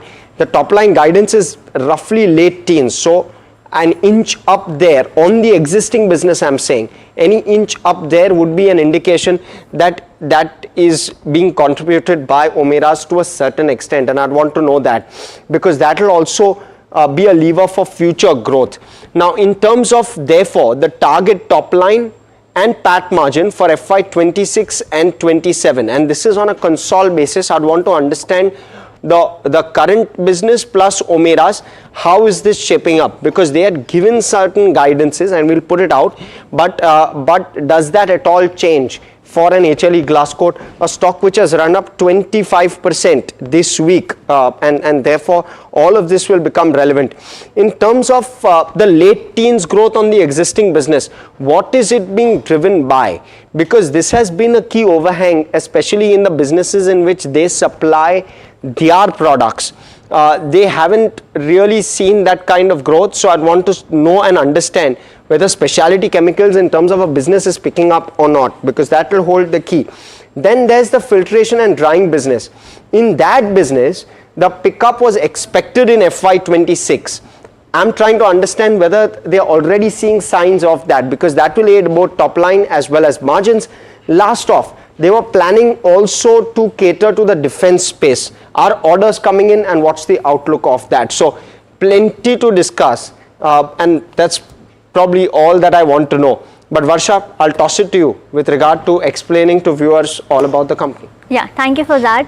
HLE Glasscoat. So what it does is they manufacture glass line equipment, filters and dryers equipment for various industries. So be it chemical industry, pharma industry, talking about the business segment, let us start with filtration and drying division, which contributes almost 40% to the overall revenue, and glass line equipment division, if you see, contributes almost 46%. Now, what are the uses of this glass lined equipment? If I were to talk about, they are used in chemical manufacturing for highly corrosive reaction. They are also used in pharma. To maintain product purity and prevent contamination. Also used in agrochemicals and pesticides and specialty chemicals. The third business segment that they have is heat exchange equipment, which contributes almost 13% to the overall revenue as of Q1 FY26. Over here you have shell, tube or plate transfers heat, which is used in the chemical process. So basically they manufacture in a very easy language, they manufacture certain equipments, glass line equipments, which are used in your agrochemicals, in the specialty chemicals and in pharma segment. I'll just pause or just interrupt you here for 1 minute. First one, with regard to your filtration and drying equipment, just trying to probably ease it up for viewers. It's basically a filter which allows the separation of solid and liquid post a process. So that equipment is the filtration and drying equipment which allows that separation. So that's on the filtration and drying piece. On heat transfer equipment, it basically transfers heat in chemical processes which is required. A portion of this business comes from Kinam Specialty. That's another acquisition that they had made in 2024. Some of the guidances of Kinam have turned out to be okay, not up to absolute scratch, and that is the other piece which will likely drive numbers as well going forward if that were to play out. Of course, the glass lining equipment, I believe Varsha covered, but it's basically corrosion resistant vessels and largely used in chemical pharma processes and in the manufacturing of API and pharma. So a lot of that is linked to the chemical and the pharmaceutical business. If the chemical business does well, the HLE Glasscoat business will do well. If not, then you will see a drag with regard to business. So very, very linked with regard to the chemical business. Sorry, Varsha, please go ahead. Sure. I was just speaking about the revenue mix. Then moving on, let's see, 68% of revenue comes from India and rest comes from international business. So you have, mainly Europe, US, wherein 32% of the business comes. This is just a revenue breakup. For example, from for API and pharma. So 65% of their business is coming from API and pharma, 23% from specialty chemicals, 4% from agrochemicals and 8% from others. So if something happens in pharma industry or specialty chemical industries, that's going to affect them, and that really happened. If you see in the last 3 years, we'll of course speak in income statement, the growth has not been that fantastic because of the slowdown that was seen in the specialty chemical segment, and which management has also highlighted in their con call. Well, moving on, let's talk about order book detail, because this is important. This gives us a revenue visibility for the future quarter. So order book as of June 25 stand at around 738 crore, and this gives a revenue visibility of 8 months for international business and 6 months for India business. So they have quite a good order book which will take care of the future quarters. Now but broadly this is normal, yes. Viewers. So if you feel that this is something which is low, not really. It's fairly normal in their line of business to have this kind of revenue visibility. Sorry, Varsha, please go ahead. Then talking about clients, who are the clients for this company? You have Bayer, you have UPL, Sun Pharma, Atul, BASF. So mostly chemical and pharma companies and agrochemicals companies are their clients. You have PNB Industries, SRF, Zydus and Sanofi, who are the clients for this company. Now the important segment of this company is Omera's acquisition, which Harsh was speaking about. So they've acquired Omera's assets, so Omera's is into glass lined tanks, facade cladding and animal panels. So basically what HLE does is similar kind of business this Omera's has. And so what is in business for HLE Glasscoat, if I were to talk about this, there's an immediate diversification to infrastructure, renewables, and opportunity to cross sell. So now see, so we all know that chemical sector and pharma, so mainly problems in chemical sector has affected HLE Glasscoat. Now because of the diversification into renewables and infrastructure, this overhang will go away. This pressure because of some user industry will go away, and maybe we can see good numbers going forward because of this Omera's acquisition. So basically they've done this acquisition just to diversify their portfolio from chemicals and pharma. And let's analyze the key metrics now. Yeah, exactly. Let's start off with that. We're gonna look at income statement, balance sheet, cash flow, return ratios, shareholding, street cred. There's no street coverage, so we will look at valuations and outlook, and thereafter we'll speak with the management who will join us very, very shortly.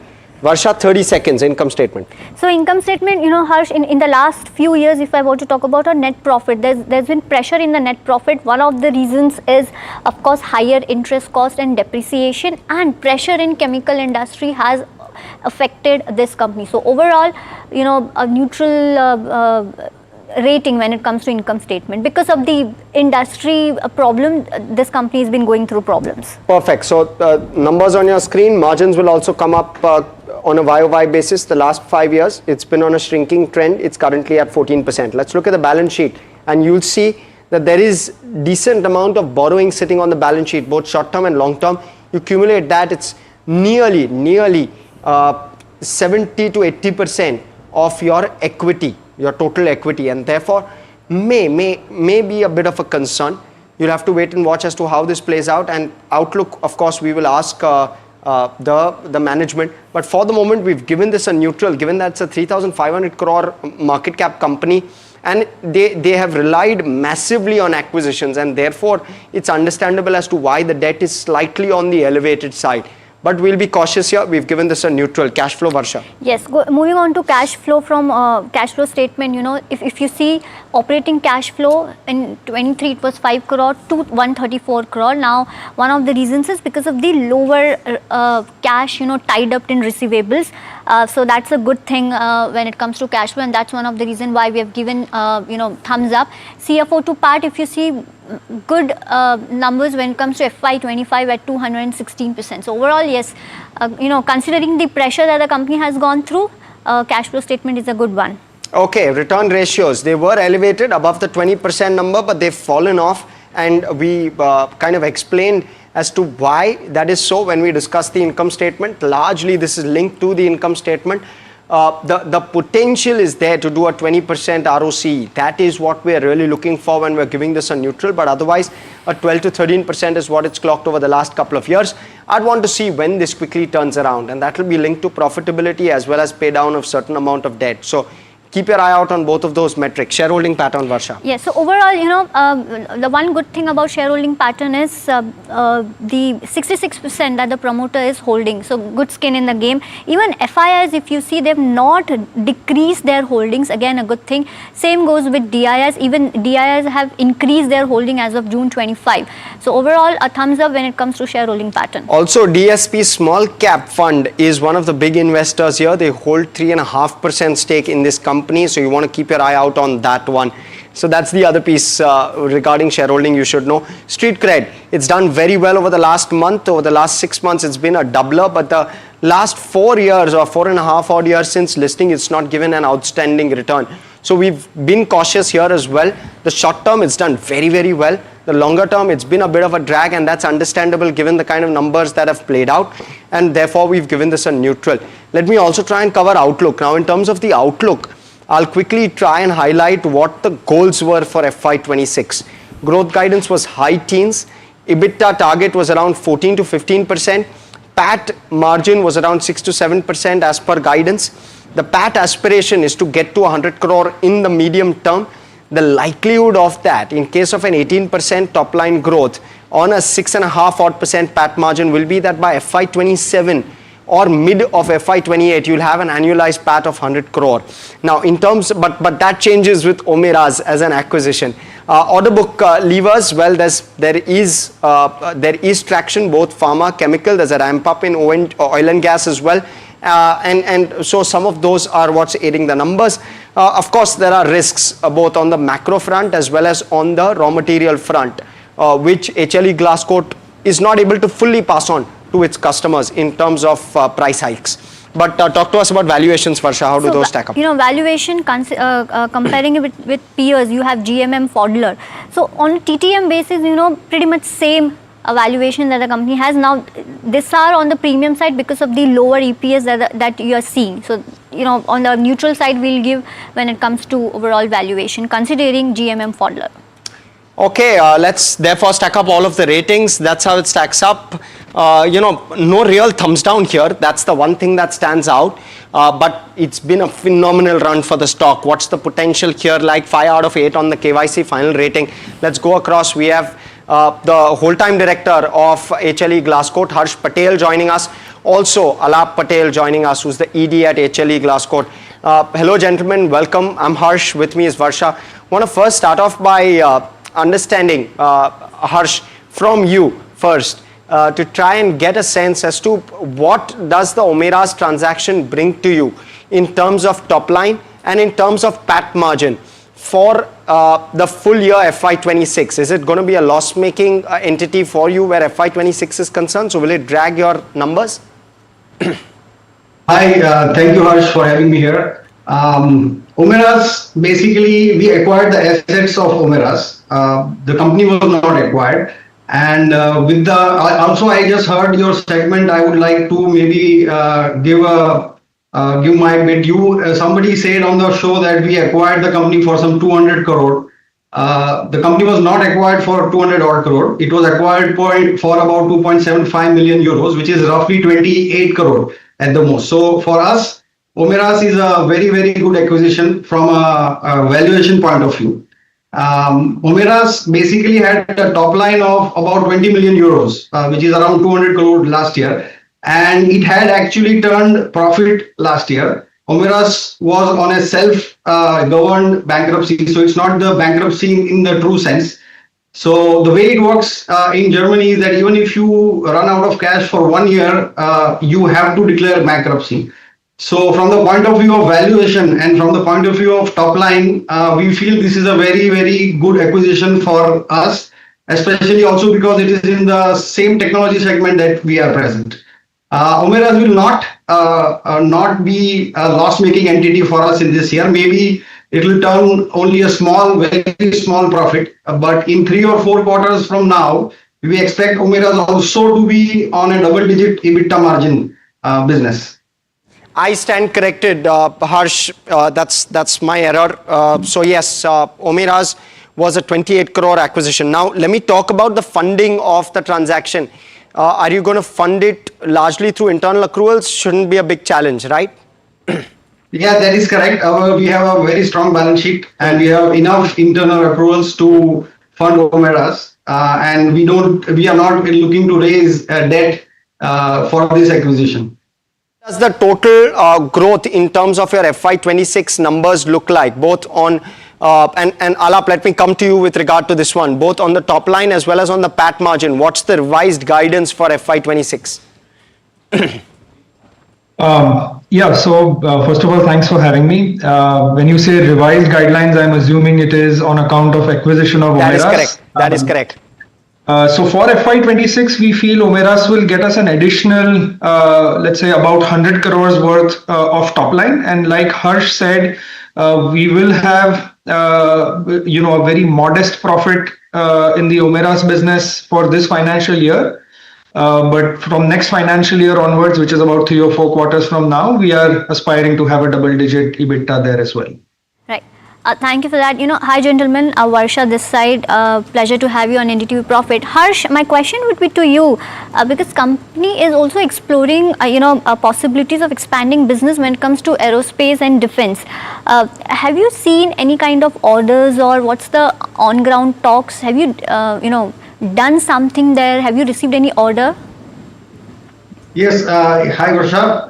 Yes, we have been working on certain projects on defense. We have made headways on some defense projects. Unfortunately, I may not be able to divulge much details, but yes, we have taken some initial steps in the defense. Of course, everybody knows that 2 years ago we delivered some diving vessels for the Navy, which were then installed in the Nazara vessels, which were then launched from Visakhapatnam. So that is already done. We are continuing to service such more inquiries, but we have also made headways in the army, in the vehicle segment. So you will see some action in future. Right now, I have not much to say there. Understood. And also, Alap, coming to you, if you could give us sense on how chemical and pharma sector, especially chemical sector, is evolving, because we know that currently the industry is under pressure. But talking to your clients, are you getting a sense that is there a growth, volume growth, or has pricing pressure settled? Anything on ground reality that you're getting? Yeah. So as you very rightly said, the chemical sector was struggling to a large extent for the last 6 or 8 quarters. What we are seeing now is that a lot of projects which were on hold for many quarters at a stretch, they are now all coming through. We have finalized quite a bit of these orders which were not moving at all. What we are also seeing is a revival in demand, in the sense that our reliance on a few large inquiries or projects has gone down. So maybe even in months where we don't have any large or very large project orders in the pipeline, we are still meeting or exceeding our revenue booking targets, as is evident from our order book. So to that extent, we are seeing let's say a revival of demand in the chemical sector as well. And as you know, pharma is doing quite well. Pharma is kind of the growth driver for us at the moment, both a demand and a growth driver for us at the moment. What is the kind of strength in that recovery? Are you seeing extremely strong demand, or are you expecting that? Is that what your customers are telling you? What's the expectation like? So I think we are definitely seeing an uptick in the demand and the sentiment both. I would still not call it an extremely strong demand. And what about filtration and drying? That business was expected to do well or pick up well in FY26. Are you seeing green shoots there, Alap? Yes, absolutely. Absolutely. Okay. And is that on course? Is that in line with what you were penciling in when you gave that guidance at the end of Q4 FY26? Yes, it is very much Yes, it is very much in line with our expectations. Understood.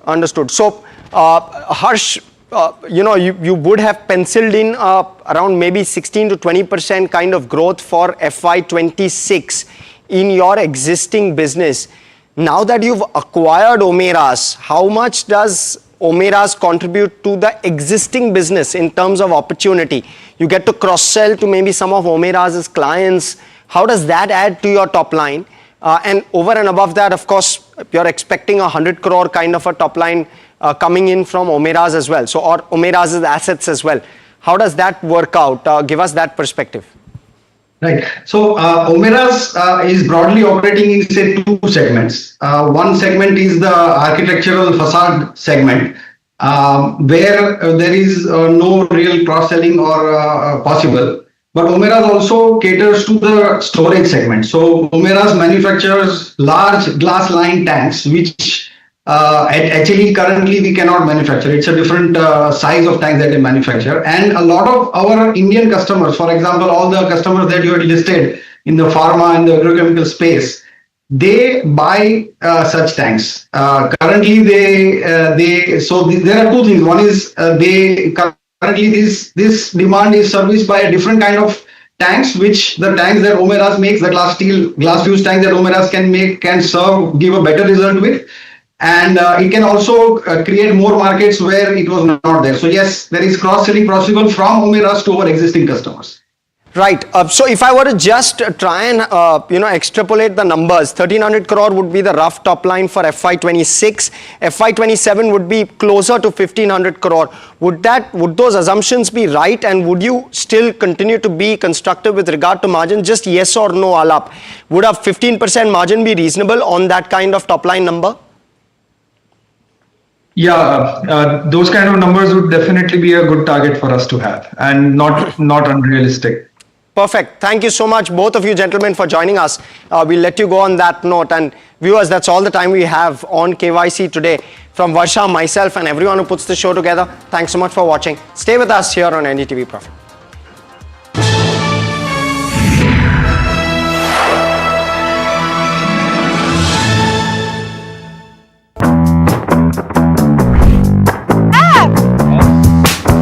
Tamanna, thank you so much for coming here. So not that far from Bangalore. Only 4 hours. This is exciting. Yes. It's exciting because we're also the only channel to get a look inside the factory. We're going to be on the factory floor. Absolutely.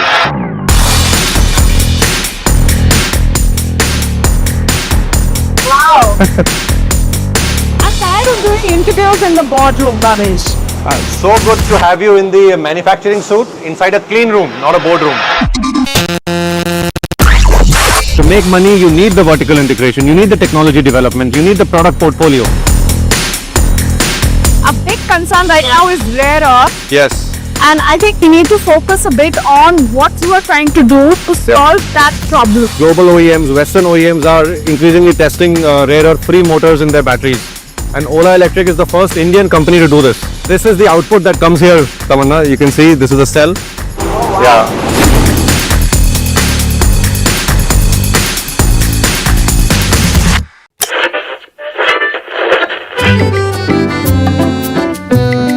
They're the force behind some of India's most respected business empires.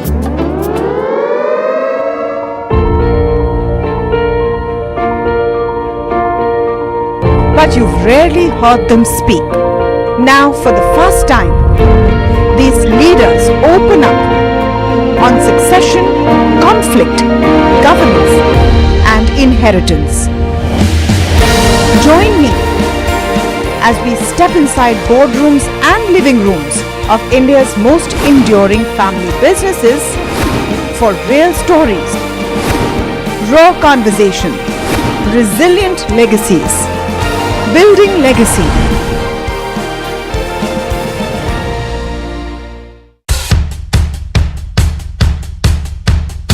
The markets move fast. And so should your portfolio.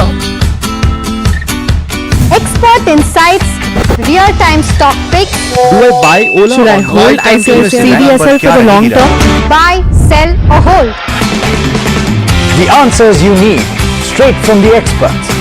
Callers from India and across the world. Connect live, ask, decide and invest wisely.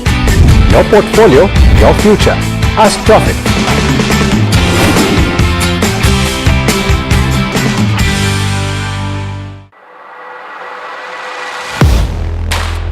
Do you really know the company you invest in?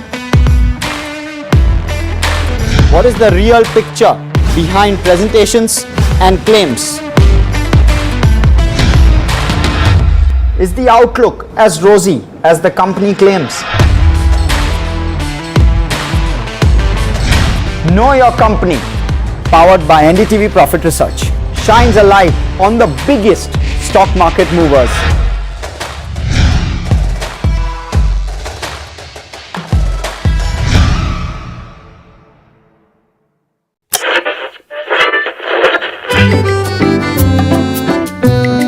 They're the force behind some of India's most respected business empires.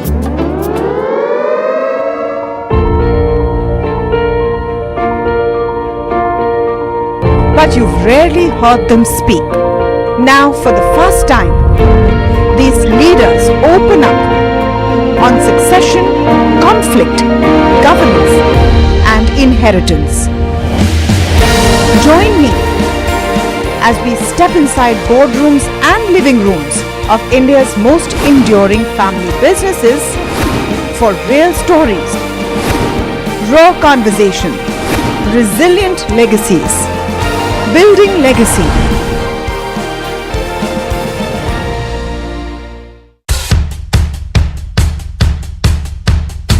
The markets move fast. And so should your portfolio. Expert insights, real-time stock picks. Do I buy Ola? Should I hold?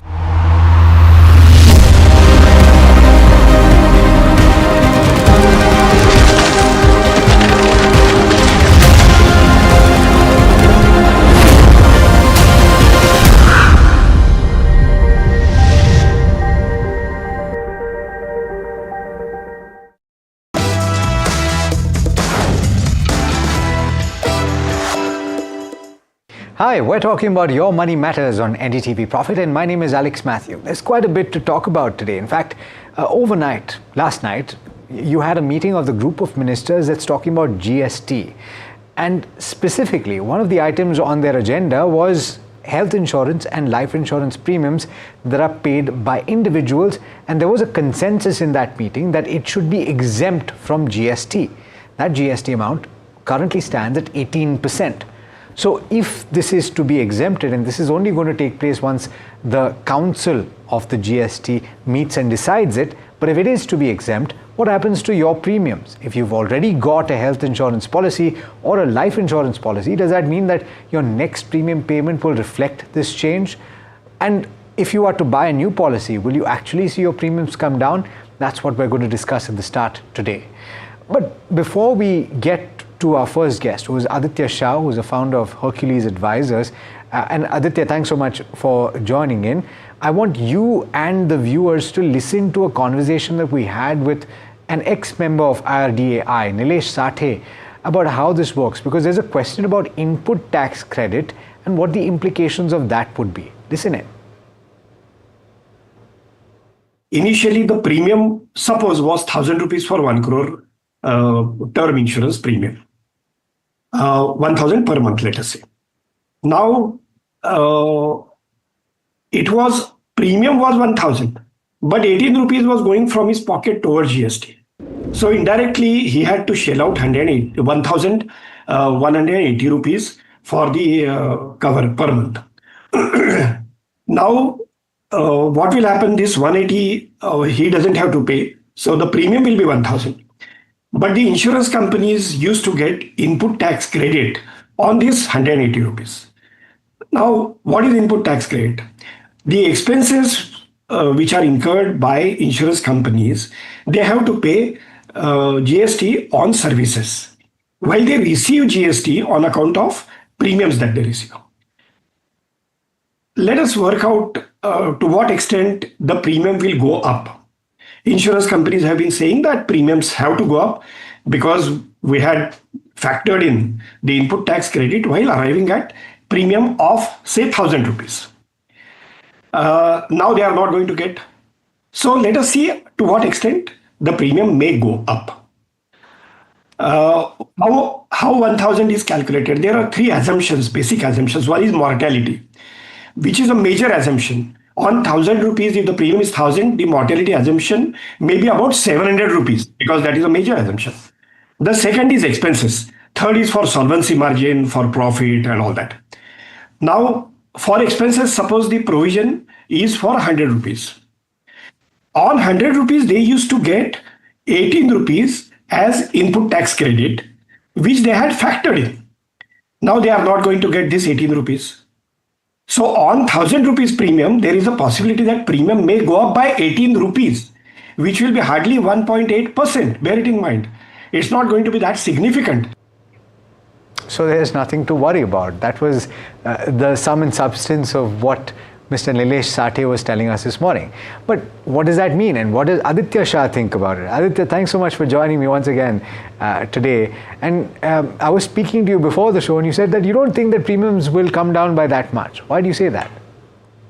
As the other gentleman was explaining, the input tax credit, as I said, as he also said, input tax credit will not be available for companies And if input tax credit is not available for the companies, there's no material calculation as to how much that will affect the expenses of the companies. And if the expenses of the companies continue to increase each year, ultimately what will happen is the premium will then tend to be equal to what the premium is today, or maybe even higher. So a smarter solution would be to either put insurance at about 5 or 12% GST, and then take an input tax credit, so that at least 6 to 7% of that premium increase is passed on to customers. I don't think at 0 or 5%, 5% GST, there will be a material decrease in the premium that users end up paying. And mind you, this is very, very significant for senior citizens, because senior citizen premiums are tending to go towards 1.5 lakh rupees for a 10 lakh cover, and there a GST reduction was immediately needed. So from my perspective, this is good news for the industry, but I don't think the full 18% impact will come to the consumers. It will be somewhere close to 5 or 7% is what my guess is. So at this point, we don't know the nitty-gritties of it. So you have a more conservative estimate than a lot of other people, Aditya. And some people are saying that a 15% reduction could potentially take place, because 18% is going to zero. It may be less than that, as you pointed out. So, but in a range of 7% to 12 to 15%, let's call it that, right? So how is this going to work? Is it going to only reflect on new policies, or will it also reflect on existing policies where you're paying a premium, say, every month or every year?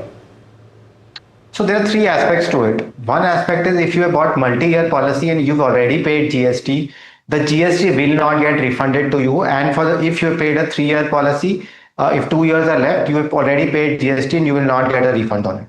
The second aspect comes from here on, from the day the GST change is implemented. From there on, all existing and new policies will have to move to a newer tax regime. And if that is 0%, then your existing premium will also get readjusted for GST. So in every policy, there is a component. Premium will not get revised. It will only get revised if the taxes are revised. So here, if taxes are revised, all new and existing policies which come up for renewal after the effectiveness of the tax cut will get the new policy. But at the same time, insurer will also have the right to increase the premium if they see the expenses moving up.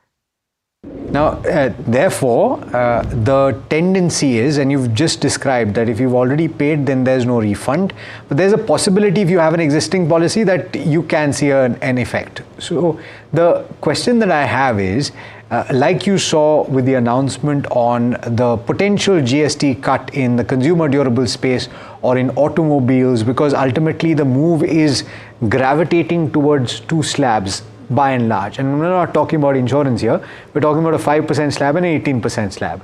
So the tendency or the desire would be to get a better rate down the line, to say, I will defer my purchase. If I was in the market for a car right now, let me see if I get the benefit and a fall from 28% to an 18%, if at all, because that's a pretty substantial drop.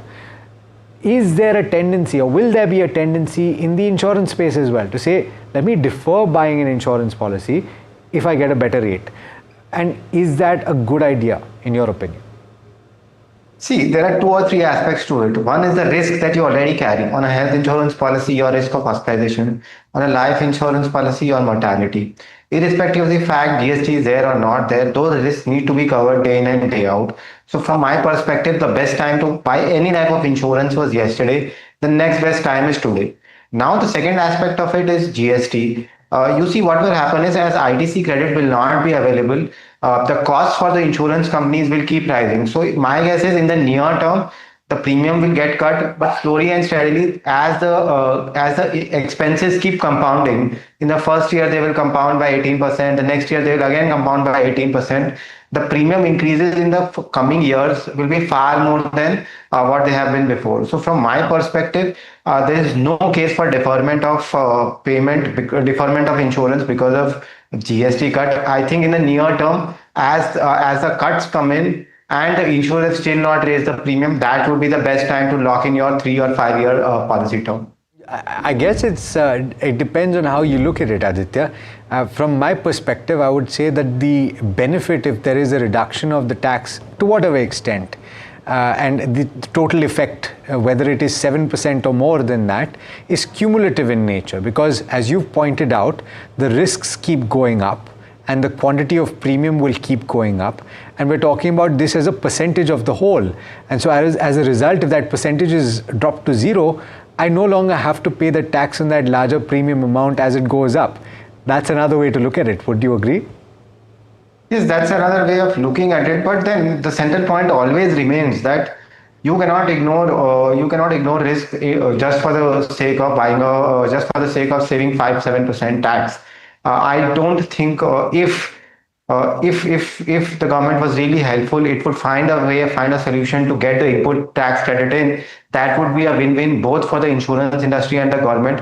In the near term, the government will lose out on some amount of revenue, but in the longer term, it will increase the penetration. So from my perspective, what I think is people should continue as normal with their insurance buying as per se. But I think whenever the tax cut becomes effective, 1 year from there on would be a great time to buy insurance policies, because after that, if the ITC is not available, the compounding of the costs for the companies will come in, and the companies will be forced to increase premiums. Important points that you're making. Aditya, thanks so much for joining in and for clarifying these aspects. The bottom line, of course, is that you shouldn't defer your purchases, irrespective of what is happening on the GST.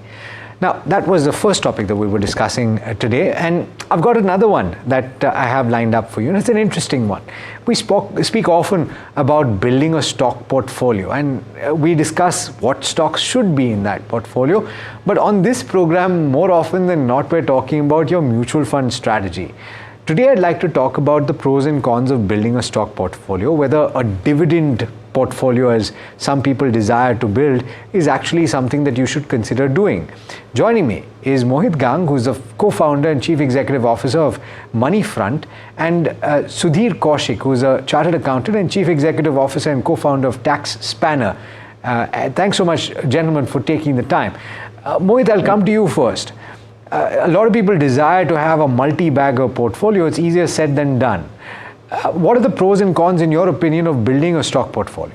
Thank you, Alex. Thank you for the opportunity. Always a pleasure. Look, I'll just start with a small analogy. If you go out in the market and pick up a fruit for yourself, you need to know the right contents, the right nutritional value, the right seasonality, the right thing, the ripeness of the fruit to pick it up. If you think you can't manage all that, then you perhaps rely on an expert who can serve you a fruit bowl or a fruit salad, and then you might just not like a few things in it, but you will still on a whole be satisfied with it. So that's the difference between a stock picker and a mutual fund guy. It's a crude analogy, though it serves the purpose in a sense that if you understand the nitty-gritties of what drives the market, liquidity, emotions, fundamentals, valuations, everything, then yes, by all means, you should have a direct stock portfolio.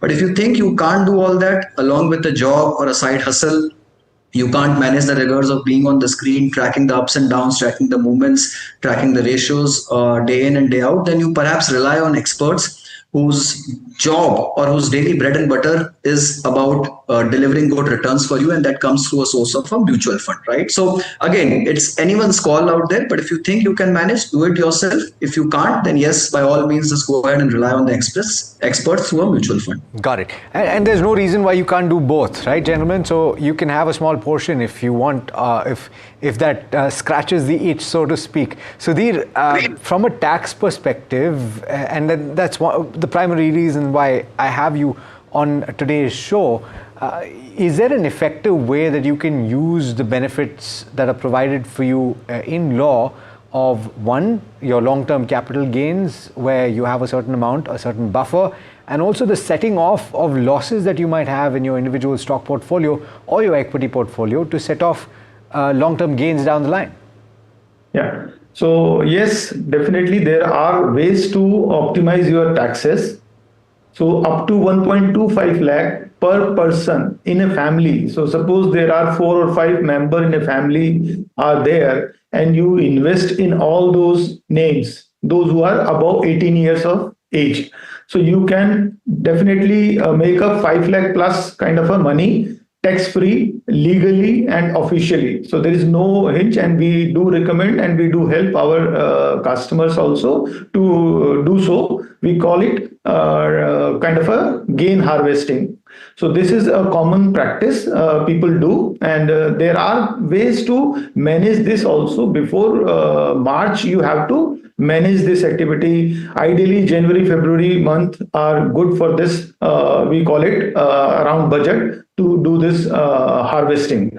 The second thing is this SWP, which has come up over the years for the people, those who are in the retirement stage and they need regular income, they can also leverage this income of up to 1.25 lakh, which is exempt, and thereafter also 12.5% is the tax rate, which is now very, very lucrative. It was earlier 10%, but 12.5 is comparatively low if you see the income distribution and capital withdrawal comparing 30% tax if you are in a higher bracket.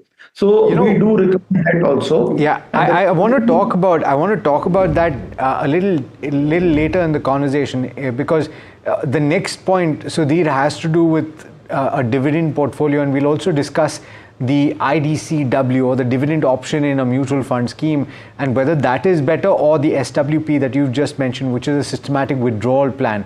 But we'll come to that in just a bit, even from the tax perspective. But Mohit, a dividend portfolio, this is something a lot of people have dreamt of, have thought of, have aspired to have, because the dream is to have a stock portfolio that pays you regular dividends, and this takes care of all of your requirements in a year.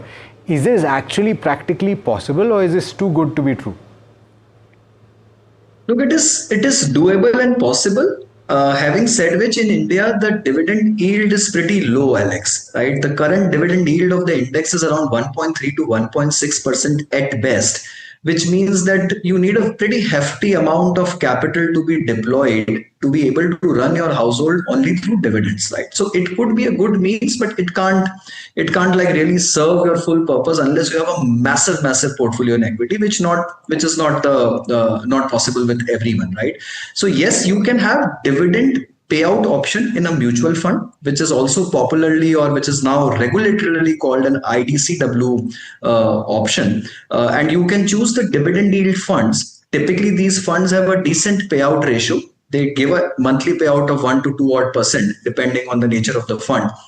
And the whole mandate is to invest in high dividend yielding stocks which have a high dividend payout. And per se, the fund will also give a regular dividend, though it's not a mandatory condition. It's not an obligation on them to pay out dividend. But yes, the endeavor is to give dividends every month. So technically possible, but practically it's very difficult to build a solely dividend yielding portfolio in a country like India, which still is a growth economy, and there are more growth companies than dividend paying companies. Points that you're raising, and so just very simply, if you put a number to it, if you're talking about 1.5 to 2% dividend yield, if you have 1 crore portfolio, every year you can expect to have 1.5 or 2 lakhs that you receive, which is not necessarily very much if you think about it. Sudhir, the other aspect to consider is the tax, right? So what is the kind of tax treatment on dividends, both from your stock portfolio and IDCW, which is your dividend option of mutual funds? Well, nowadays this has been simplified. It would be taxed as per your slab. So up to 12 lakh if your income is low, so you can opt for dividend option also. But those who are in the higher bracket, we don't recommend them to choose dividend option or ICDS. So we don't recommend that also, income distribution, sorry. So we don't recommend as such, because the tax level makes your returns of post-tax. You have to calculate post-tax returns. Yeah. Right? 30% versus 12.5%. So clearly we can see there is a 2.5% kind of a difference in the return. So just to simplify this further, if you don't have a regular source of income and you are looking at this dividend as a primary source of income, if you have up to 12 lakhs of earnings, then it's beneficial because you're not paying any tax then. But there is an element of advanced tax, isn't there, Sudhir? If you're earning dividends above a certain threshold, you have to pay advance tax. Is that right? So yes, if the income overall is not taxable, up to 12 lakh, there is no tax, no? Yeah. And Thereafter also, if you are saving some ATC or other investment up to 12 lakh in new tax regime, but those who have home loan, other things, we have to see overall tax liability. If it is more than 10,000 tax liability, then you have to pay advance tax. So if the overall liability on the dividend that you receive is more than 10%, 10,000? No. Overall tax liability. Yeah, so on the dividend that you receive, right? Total income of an individual. If it is only dividend income, then of course dividend only, but generally people do have interest income also, sometimes they have salary also, they have pension also. So the total income tax liability is about 10,000, then once tax liability comes. Got it. Okay, so fair point. All right. So let's talk about the other options, since the sense that I'm getting, Mohit, and also what I've heard in IDCW, which is your dividend option. I keep saying that interchangeably because a lot of people keep thinking about this as a growth and dividend. They call it the dividend option, but it's called IDCW now, which is income distribution cum withdrawal. But in that second option, Mohit, is it guaranteed that the mutual fund will give you a dividend on a regular basis? Alex, it's a promise. It's not a guarantee. There is no guarantee in the world of mutual funds. In fact, I think the regulators hate the word guarantee. So there is no guarantee in any of the products which are financial products which are available in the market. So yes, it's kind of a unsaid thing from the fund houses that they will give a regular dividend at a fixed frequency. Having said which, if they run huge losses in the scheme, they are under no obligation to pay the dividend. Only dividends can be paid out by the fund houses only from the profits on the scheme, right? So and typically they have some profits always, so they are in a position to pay regular dividends, but there is no guarantee, and investors should be well aware of the fact that even though they are applying into an IDCW option in a very high dividend paying fund, there is a chance or a potential risk that they might not get dividend for a few months or for a period of time. Okay, so therefore, the sense that I'm getting from both of you gentlemen is that the SWP, or the systematic withdrawal plan option, is better from a mutual fund portfolio to pay yourself a regular salary, especially when you don't have a source of income. So Mohit, first to you, how does this work and what are the benefits? How do you arrange for this? Is it better to go towards an equity mutual fund or like a hybrid fund with equity taxation when you're looking to pull money out on a regular basis down the line? Look, Alex, I think it will depend on a lot of variables in your portfolio. It will depend on your age bracket, the kind of portfolio you have constructed. There is no harm in putting up an SWP option from an equity fund or an hybrid fund or a liquid or a debt fund, right? So it all depends on the profile of the final investor. Let's say if I take an investor who is about to retire, let's say you are at age 55, 56, your complete portfolio, or let's say bulk of your portfolio is equity, and you are about to retire in next 2 to 4 years, you might gradually want to shift that portfolio to more conservative options, and from those conservative options, and primarily that conservative option could be a balanced advantage fund or a hybrid fund. From there on, you can set up an SWP, which is a monthly redemption of your units, and take out the amount of capital plus profits, whatever you need for your monthly sustenance. The good part about an SWP is that when you redeem some portion of capital and some portion of profit both. So you're not paying full taxes on the entire amount of redemption. Let's say if you redeem 100 rupees, there could be 80 rupees or 70 rupees of capital and 30 rupees of profit. So that 12.5% long-term capital gain tax will only be paid on your capital gains, and that too after 1.25 lakhs every year, basically. So there is a lot of tax saving element involved out here, rather than taking a dividend option, which in case you were in the highest tax bracket, then you would have got it clubbed into your marginal tax rate and you would be paying a full tax on that. So SWP is a great option. You have a great tax advantage. The choice of fund will totally depend on your profile, risk appetite, the age cycle, and multiple other variables. Yeah, but important fact. Sudhir, from a tax perspective, for those people that are in the know, it's called FIFO, what Mohit just spoke about, first in, first out. And that's one of the biggest advantages of the systematic withdrawal plan. You were making a point earlier about this very fact, I think. You want to make that point now?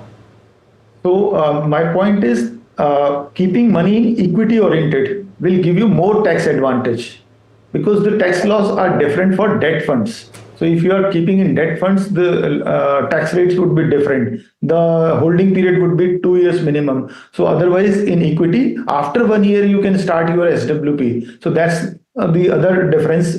And generally people have a kind of a fear of equity market. The better returns if we can get in long term, 5 years, 10 years, 20 years, money has to be there because life is not going to be end after 55 or 60. We have to live, generally people live 70, 80 years. So why look for a safer or I would say suboptimal return? So just leave that fear out and take benefit of equity, and SWP makes that kind of a risk also reduced because you are using your capital growth. Important point. Just to close out this conversation, Mohit, incidentally, I must inform you that we had a conversation yesterday about equity savings schemes, and a lot of mutual funds have the use of equity, pure equity. They use arbitrage as well to complete that equity component of the equity saving scheme, and then they use fixed income. But you get that 65% and you get that equity taxation. And so would you say something like this is okay to consider for somebody who's relatively risk averse? Oh yes, absolutely. Look, equity savings fund, aggressive hybrid funds, balance advantage funds, asset allocation funds, these are great choices for having your STPs going through. A, it gives the advantage of equity taxation, which Sudhir was alluding to. And B, it is more a conservative and a relatively safer way of parking your funds, because look, your ultimate objective is to have regular stream of income, and that regularity with some safety, some conservative allocation can only be ensured with this category of funds. Full safety and full conservative allocation, then you go to debt, but you lose the tax advantage. So to get the tax advantage with some safety, then this is by far the best choice. Great. I think it's been a fabulous conversation. Mohit, Sudhir, thanks so much for joining me today. Pleasure speaking with both of you. And that brings us to the end of this edition of Your Money Matters. Let us know what you think, and also don't forget to tell us what you'd like to hear on this program. From myself and the team that put the show together, thank you so much for watching, and this is NDTV Profit.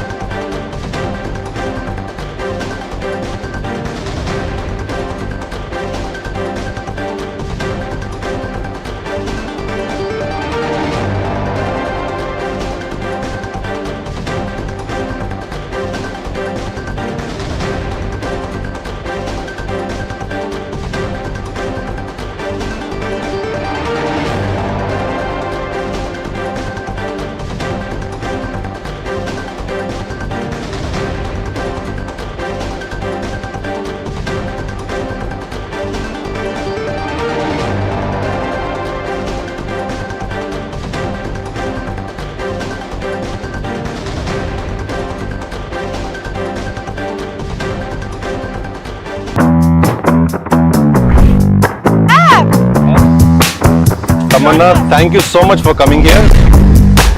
So not that far from Bangalore. Only 4 hours. This is exciting. Yes. It's exciting because we're also the only channel to get a look inside the factory. We're going to be on the factory floor. Absolutely.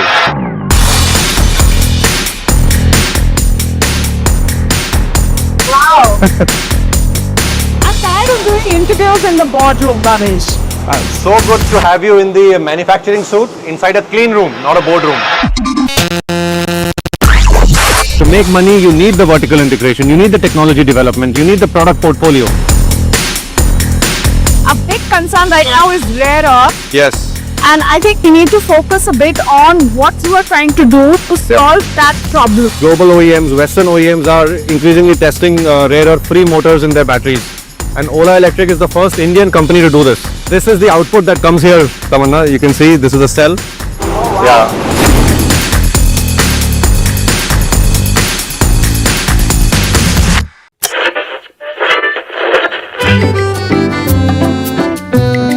They're the force behind some of India's most respected business empires.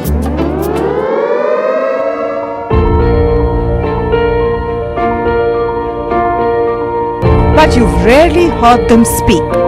Now, for the first time, these leaders open up on succession, conflict, governance, and inheritance. Join me as we step inside boardrooms and living rooms of India's most enduring family businesses for real stories, raw conversation, resilient legacies, building legacy.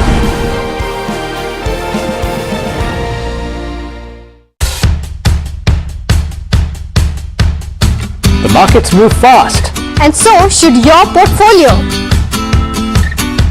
Expert insights, real-time stock picks. Do I buy Ola? Should I hold CDSL for the long term?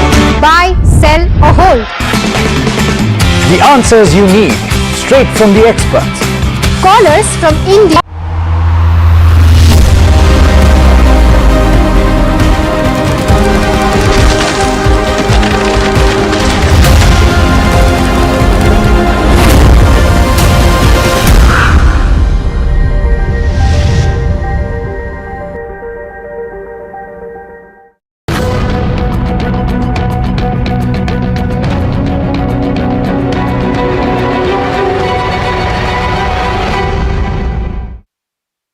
Well, thanks everybody for tuning in to yet another episode of Profit Insights, and it's absolute delight to have Mr. Ramdeo Agarwal speak to us today.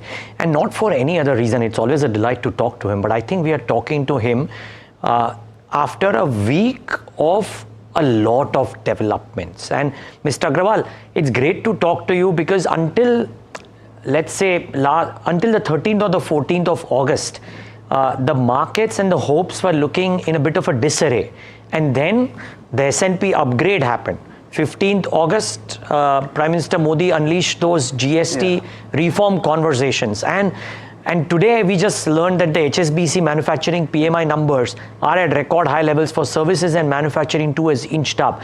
My question to you, sir, were those reforms and that upgrade and the global peace talks, are they the much needed necessities in a currently growth-starved world and a slowing down Indian economy? So, I think Indian economy itself is slowing down in relation to what it was doing last year. If you look at the lot of high-frequency data, there is a slowdown in the economy, and it needed to be kind of brought back into the right track. Say like, so I think it started with the monetary policy. Sorry, it started with fiscal, with the budget giving a bit of a boost. Then monetary policy, where credit flow became better. Then came the rate cuts, and now comes the GST Diwali dhamaka, and I don't know what all is there, but I think these are all leading to corporate performance picking up maybe in second half, and then from there I think it will be full blast maybe next year. Got it, sir. Is this enough, Mr. Agarwal, or do you think we need to do more? Because we've always been, as a country, spoken about as a policy environment which does incremental reforms, not big bang reforms. There have been some attempts made. Was this the first of the big bang reforms that is needed? Yes, I think by Indian standards, it looks to be pretty good. And it all depends on how much ifs and buts we put in the reform itself. Because what happens is that whether all the 12% will go to 5% and all the 28 and above will all come to 18%, do they do that cleaner job? That is very important, that we only have two rates. And I think why should I have even 40%? I think just club every damn thing on 18 and keep it very clean. Because GST is about the very, very simplified tax system, digital tax system. So the moment you have more complicated rates, maybe it might be a little more tax accruing or something, because I'm interested in making it so simple that the compliance increases. With the compliance increase, you get more taxes. So I am not meaning that you should have lower tax collection. Actually, it will lead to higher tax collection if on a sustained basis you keep lowering down the GST. So this round, say 518, I think next round we should do 515, then we should come down to 510, something like that. So that, as the economy responds to the lower cost structure, consumers benefit, and it is much more affordable to consume in India. Because right now, when you go to buy consumer goods, I think it is, the taxation on the consumer goods, particularly hotel rooms and all, are so high that it pinches, So I think this is going to be a big one.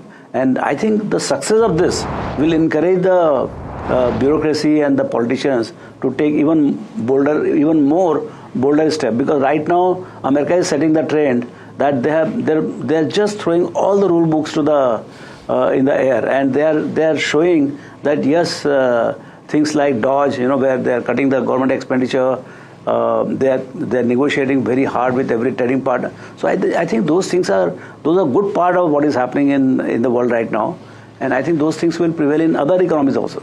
Got it. Mr. Agarwal, from an investing lens, how do you look at that perspective, that piece, that a very strong relationship that existed for such a long time, there are some how do I say, differences around that, and India and China are warming up to each other as well.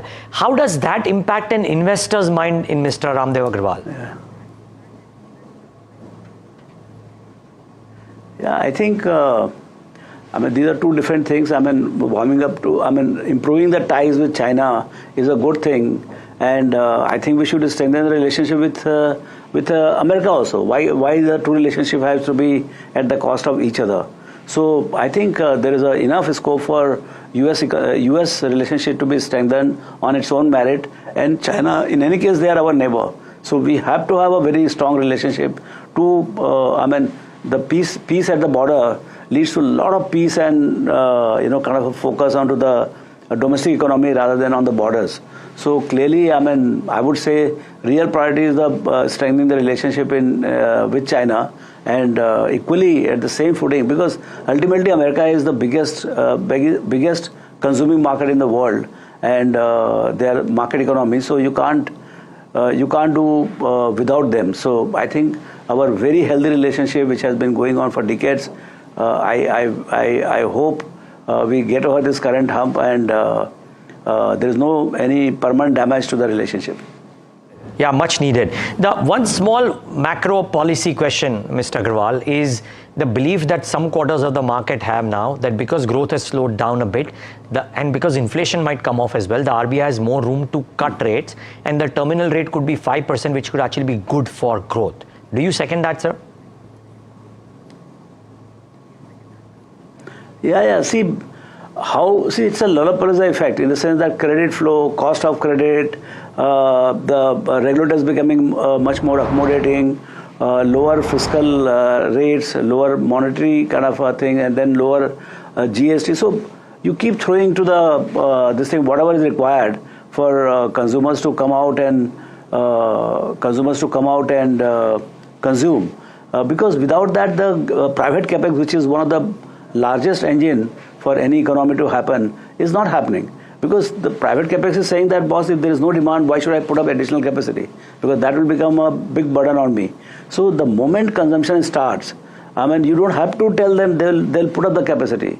So I would think that it's a start of the engine, and I hope this GST is a good starting point, and as much as they can do it in this, since Prime Minister has already said that he is going to give the Diwali bonanza.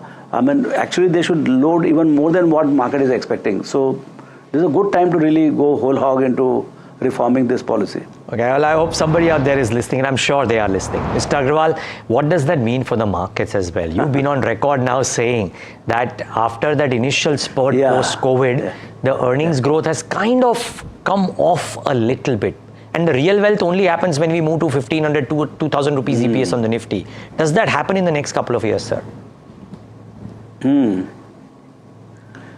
Yeah, so we are at about 1,000, 1,100 kind of EPS, 1,100 rupees EPS. Now so I think we are stagnating at about 9-10%. This quarter actually is better than what the analysts they expected. That is, at my end, our analysts were expecting about 6-7%, and actually turned out to be 9-10% of the earnings growth. So clearly, analysts are really little behind the what to expect. And as you said, PMI and other things are somewhat better. Oil is holding out at 65, 67. So I think there are a lot of backdrop is very good. Just that little bit of push in from the credit growth particularly, that will lead to the better consumption. But credit growth is yet to pick up, and there is no reason why it will not pick up. As the RBI and even the finance ministry, they are on the job to see that credit growth picks up, and at a lower rate and lower prices of the products, I think consumption will pick up. So, but then we have to have patience. 6-7 months it might take. But so my sense is, by the time it is third or fourth quarter, you will really see impact on the earnings growth. But then markets will be smarter, because companies will be working 3 months, 4 months in advance. So the mood is going to be much better. So I won't be surprised if the markets start going to new highs more just around Diwali time. And once, I think on the day of announcement of GST, actually, when you say that, okay, from today onwards, instead of 28, it is 18, I think numbers will be very different. The index will be very different. Now, where it will go, how much it will go, domestic flow is so strong, and foreigners are kind of not interested in India. And I don't think they'll be interested, because for whatever reason, global reasons, they may not be interested in India because the valuations don't fit into their scheme of things. And they'll keep missing out on India, because India's domestic flow is so big that we'll be able to take the market ahead on the back of earnings growth. In the past, you've told me, Mr. Agarwal, that जो फिरंगी बेच के गया वही ऊपर के भाव में लेगा. Can that happen over the next 3 years? Yeah. It looks like, because we are running ahead so fast that they want to catch up. Whenever I go to Singapore, Hong Kong, they all tell me that they love India. They have whatever little they have invested. Some guys, they have left. How do we re-enter? I said, India is a decadal story. It's a compounded story. And bereft of any kind of recessions and all. There is a slowdown, but there is never a recession kind of situation. So it's a market which is very compounded, anywhere between 10 to 15% per year, and with a very limited drawdown unless there is some global problem. So, but then you can't be in and out, because when it will explode, nobody knows. So I think they will come back. Of course, they sold at 20,000, 25,000. I think they have to come. If this earnings blast happens post-Diwali, I think they may relook at it. But looking at the kind of underweight they are in, I believe there was some note that 60-65% of the FIs are underweight on India. So that is also creating another bazooka kind of situation, that whenever they turn, everybody will turn positive. And at that point of time, domestics also want to buy, and foreigners also want to buy. So what is going to happen?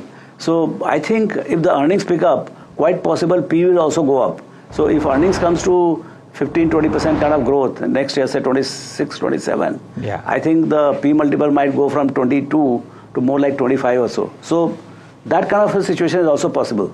Wow. Well, it will be amazing. Okay, so viewers, the first half of the show, we've discussed the macro and Mr. Agarwal's view on what shapes up the environment going ahead. He's clearly constructive on the GST cuts and the monetary policy actions that have been taken. I would love to know from Mr. Agarwal how to play this as well. Mr. Agarwal, the common lamenting that people do when it comes to India, that there is no AI story. There are very few globally competitive stories in that sense. So do we look to create NVIDIAs and Googles, or do we search for our versions of NVIDIAs and Googles? Yeah, so see, basically NVIDIA and Google means what? They have a very high rate of earnings growth. Okay. So that's why I ended up saying that our NVIDIA could be, say, Zomato kind of a company. See, one thing is that internet is a magical thing, and internet is there in full force in India. Whether there will be internet technology companies or internet using companies. So, because internet is very democratic, it is spread across and it is a real time. Kashmir to Kanyakumari, you can do it in a kind of flash. There is no gap. So, it has that tendency to create businesses or accelerate the businesses very, very fast. So, basically, if you look at NVIDIA, which is the most valuable company and most, I didn't know the name 3 years back, and today it is the company. it has grown about 35-37% in last 25 years. It is almost 5,000 times from the issue price. So what I'm saying is that is there a company or is there a business in India which can grow at more like 40-50% and with a massive TAM, in the sense that the addressable market is very large. And that's where I see the quick commerce or all the internet businesses, where actually it's a value migration from a traditional source to the new source of delivery or buying through internet platforms. So in that case, what happens is that large opportunity get satisfied by these new platforms, and hence the growth rates can be 100%. I mean, all these quick commerce companies are growing at close to 100% per year, and it looks that they can grow, forget about it, 100% for a very long time, but at least 50, 60, 70% they can grow for next 3, 4, 5 years till they become 10% of the total grocery market. Now, if that were to happen, right now they're not making money, but when they start making money from 0.5% to 1% to 2%, 3%, I think the earnings growth will go at more than 100%, 200% because of operating leverage. So we are into a massive, so for me, NVIDIA doesn't mean internet company, AI company or whatever. Every country will have a different business which will grow at a very rapid pace. Somewhere it might be banking, somewhere it might be quick commerce, somewhere it might be tech companies, somewhere user of the tech. So what really matters in investing is where is the tailwind? Where is the tailwind which can propel the company at a very rapid pace for many years to come? So that's where I think India will have opportunity of building internet's best businesses the way it is in US and all. I think in next 10 years out of top 10 companies, at least 4-5 of them will be digitally oriented companies. And Mr. Agarwal, just, I mean, there is no telling what will those be, but you reckon that from amongst the listed crop of internet-backed or internet-based companies, there could be some of them which could be in the top 10 companies over the next 10 years? Yeah, I don't have any doubts about it. It will be. It will be, and they will lead the pack. Right now, since they are ahead, they are large, they are capitalized well, and they are consumer facing, so they have a great chance. I mean, high probability that 99.9% they have the chance to be in the top 5-10 of India's market cap as we go forward. And how exactly India's market cap will grow at about 18% per year for next 10 years? I mean, this will be led not by my old businesses. It will be led by these businesses, because they not only grow the top line, they also grow the bottom line. So I think the complexion will change. Say private sector banks in 95, there were no private sector banks. Today, large market caps are coming from private sector banks. Like that, in next 10-15 years, you see digital companies coming from various businesses will dominate the market caps. Viewers, I must recommend, Mr. Agarwal had recommended me to read Value Migration by Adrian Slywotsky to prepare for a show on value migration.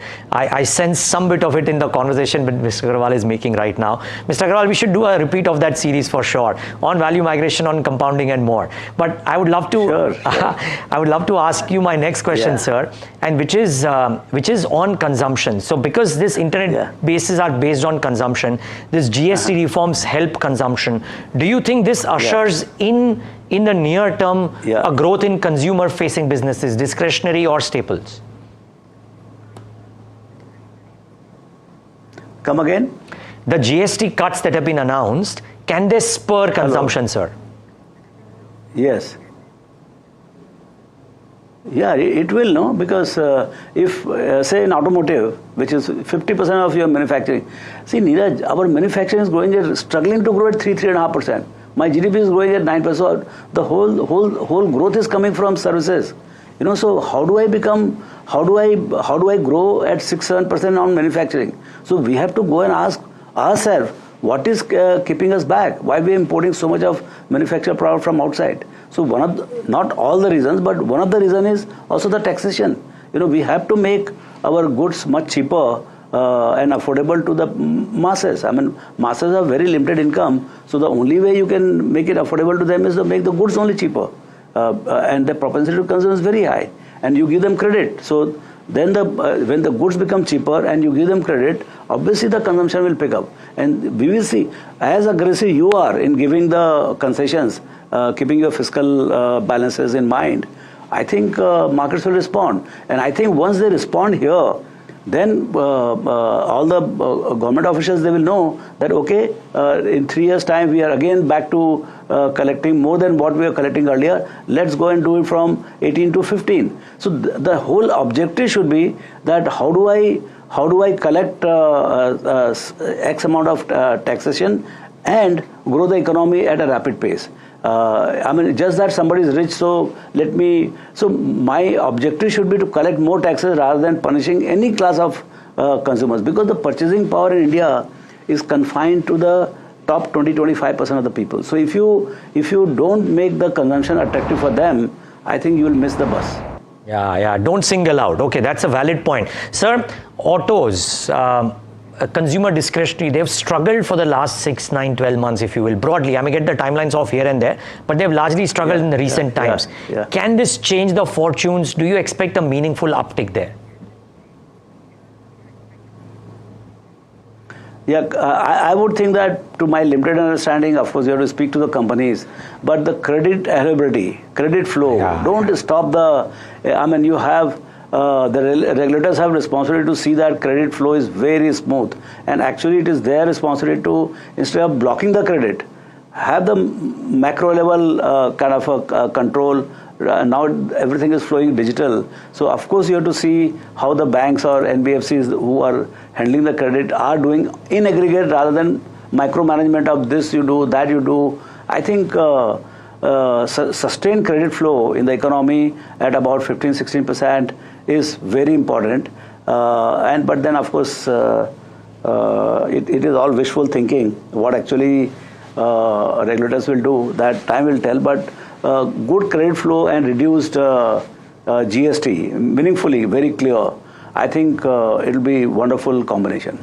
Mr. Agarwal, the other question is on whether you would believe that the portfolio, your portfolio or an average portfolio, should be more domestic oriented currently because the global piece is a bit unknown, or do you find value in the exporting sectors? Exporting sector. So I would be giving more value to the domestic oriented profit than export oriented profit, particularly to the US, because now the policies are such that we don't know which way the wind is going to blow. I mean, there could be a breakdown for at least a quarter or something, or there could be, because I don't see tailwind. It is how much is the headwind? Is it going to be the same or headwinded? We don't know. Right now it is headwinded. So we don't know what is going to be happening in next 2, 3, 4 years. So I would, in my mind, 100 crores coming from Indian consumers and 100 crores coming from, say, US consumers. For me, 100 crores coming from Indian consumers is almost 1.5 times more valuable than US consumers. Wow, okay. The other thing is, sir, because you look at cycles and the profit pools so consciously, if the last 25 years were dominated by banks, IT services, and some others, do you think, while you are constructive internet, but non-internet IT or banks, pure play banks, do the profit pools and their weightages in the Indian markets change decisively? And are there other sectors beyond internet-backed businesses that could become larger as a pool over the next 5-10 years? Yeah, I think bank and financial services and now capital market services, Dheeraj, people are undermining. I'm telling you, this capital market services, you might club it wherever you want to be, it will become very large. Right now, approximately, see, the way to think about it is 0.5% of the total market cap. So market cap is about, say, 5 lakh crores or say, 480,000 crores. So the total addressable services brokerage or commission and fees is about 160, 170 on the free float. Actually, our free float is about 2/3. So on the free float, the revenue base for the industry is about 0.5%, which is about 155, 160,000 crores. Now free float is growing at So the market cap is growing at about 15-16%. But since promoters are selling, now that's the only block left to be sold to the investors who are coming in day out. So now promoters blocks are coming. You might be seeing so many promoters blocks coming. So promoters are selling a little more. So I think the free float market cap in India is growing at about 18%. So in 4 years flat, it will double. So the addressable commission or addressable market is growing at about 18%, which goes from 1.5 lakh crores to 3 lakh crores in 4 years flat. And it is the nature of the business of the capital market is very consolidating. I mean, you have only about 10-12 meaningful brokers. 10-12 brokers have 80-90% market share in asset management, in wealth management, in the broking, and in other market intermediaries, there are only 1 or 2. So it's very, very consolidating. So, and asset light, very, very asset light. So I think there is going to be a lot of wealth creation from this particular segment also. And sir, if I can just, last question here today, and which is that in this cohort, because it's a wide cohort now on the listed side as well, are the service companies a better bet, or are the ones which are giving those platforms, if you will, and those services a better bet? So if you were to, do you pick and choose, or do you believe it's good to buy the entire cohort of businesses? No, then you have to get into kind of entire value chain, figure out who is good in manufacturing, who is good in distribution, and who is good in integrated kind of thing. But even just pure distribution, but very powerful distribution companies are also going to be very valuable. So I think you have to see who is good at what level. And so my sense is that this is the era, like the next 10-20 years, this will give birth to one local Morgan Stanley, one local Merrill Lynch, one. So I think we have created world quality, world size, and world class, global size banks. Yeah. I think now the time is to create world class asset management companies, world class broking companies, and I think you need a lot of support from the regulators for that to happen. Of course, they have been very helpful, and that's why we are seeing some emergence of this large houses. But as we go forward, I think we can see emergence of few very large companies. Well, and we'll be here talking about that with you. I have no doubt your company would be one amongst those, because of the kind of feedback that I get from people who interact with your firm in various capacities. And we love talking to your firm as well, sir. But thank you so much for talking to us today. And we are at 21st of August, Mr. Agarwal. Diwali is 2 months around. I'm sure we'll get a chance to talk to you once more ahead of Diwali. Yeah. Sure. Thank you, sir. Thank you so much for talking to us.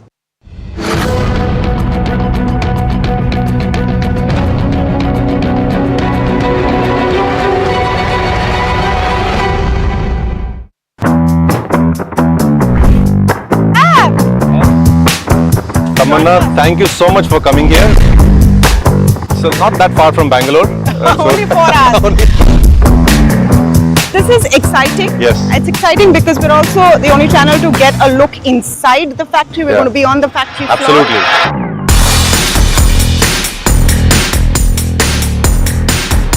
Wow. I'm tired of doing interviews in the boardroom, Bhavesh. So good to have you in the manufacturing suit inside a clean room, not a boardroom. To make money, you need the vertical integration, you need the technology development, you need the product portfolio. A big concern right now is rare earth. Yes. And I think we need to focus a bit on what you are trying to do to solve that problem. Global OEMs, Western OEMs are increasingly testing rare earth free motors in their batteries. And Sula Electric is the first Indian company to do this. This is the output that comes here, Tamanna. You can see this is a cell. Oh, wow. Yeah.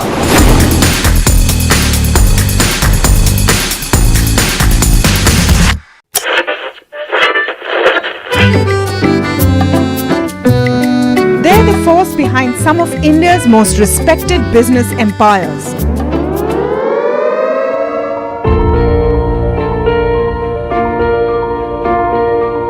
But you've rarely heard them speak. Now, for the first time, these leaders open up on succession, conflict, governance, and inheritance. Join me as we step inside boardrooms and living rooms of India's most enduring family businesses for real stories, raw conversation, resilient legacies, building legacy.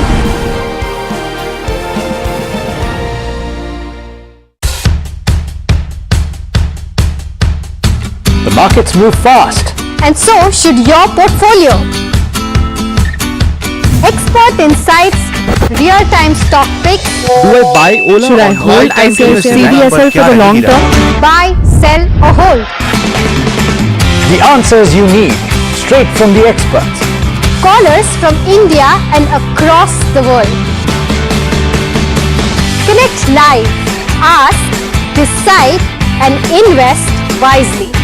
Your portfolio, your future. Ask Profit.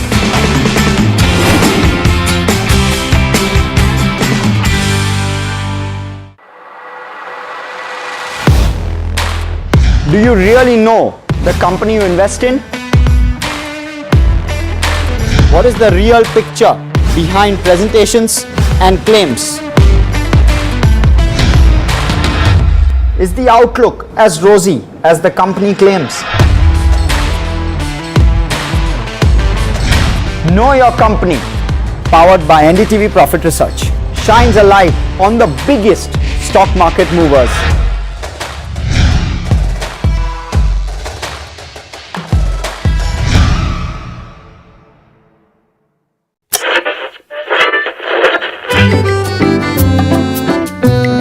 They're the force behind some of India's most respected business empires.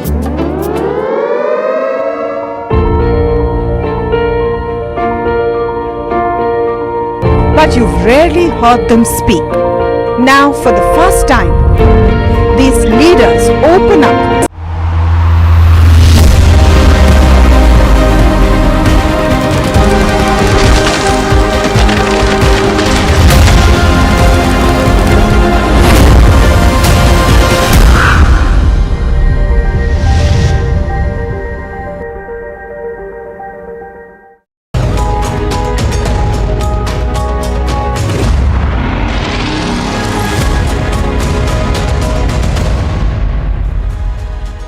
Good evening, you're watching The Big Question. I'm Sanjana. Now, as you're probably aware, we've been reporting this last week about the government's proposed GST 2.0 structure. Now, this one promises to simplify slabs and cut costs across sectors. But one of the biggest potential winners, you and me, the policyholders. Because health and life insurance premiums, currently taxed at 18%, could soon be fully exempt. Now, on the surface, that looks like a 15% drop in what you pay for protection. But here's the catch. If insurers lose their input tax credit, they may pass on hidden costs in other way. There's another crucial question that consumers are asking, and we're asking it too this evening. If the exemption, say, starts October 1st, will it apply to only new policies or also to renewals? For term and health insurance, which are renewed every year, the renewal date will decide the benefit. So that could mean real savings for millions already insured. So this evening we ask, GST exemption on insurance, true relief for families or a hidden burden for the future? To discuss this, I'm joined by Najib Shah, former CBIC chairman, Narendra Bharindwal, president of the Insurance Brokers Association, and Kanan Behl, founder of FinGrowth Media. Thanks so much for joining me. Welcome to NDTV Profit. Let's start with what everyone watching actually wants to know, including myself, whether premiums will actually come down and who benefits first. Kanan, as a consumer finance expert, do you see this translating into immediate savings for families, especially since renewal dates are deciding eligibility?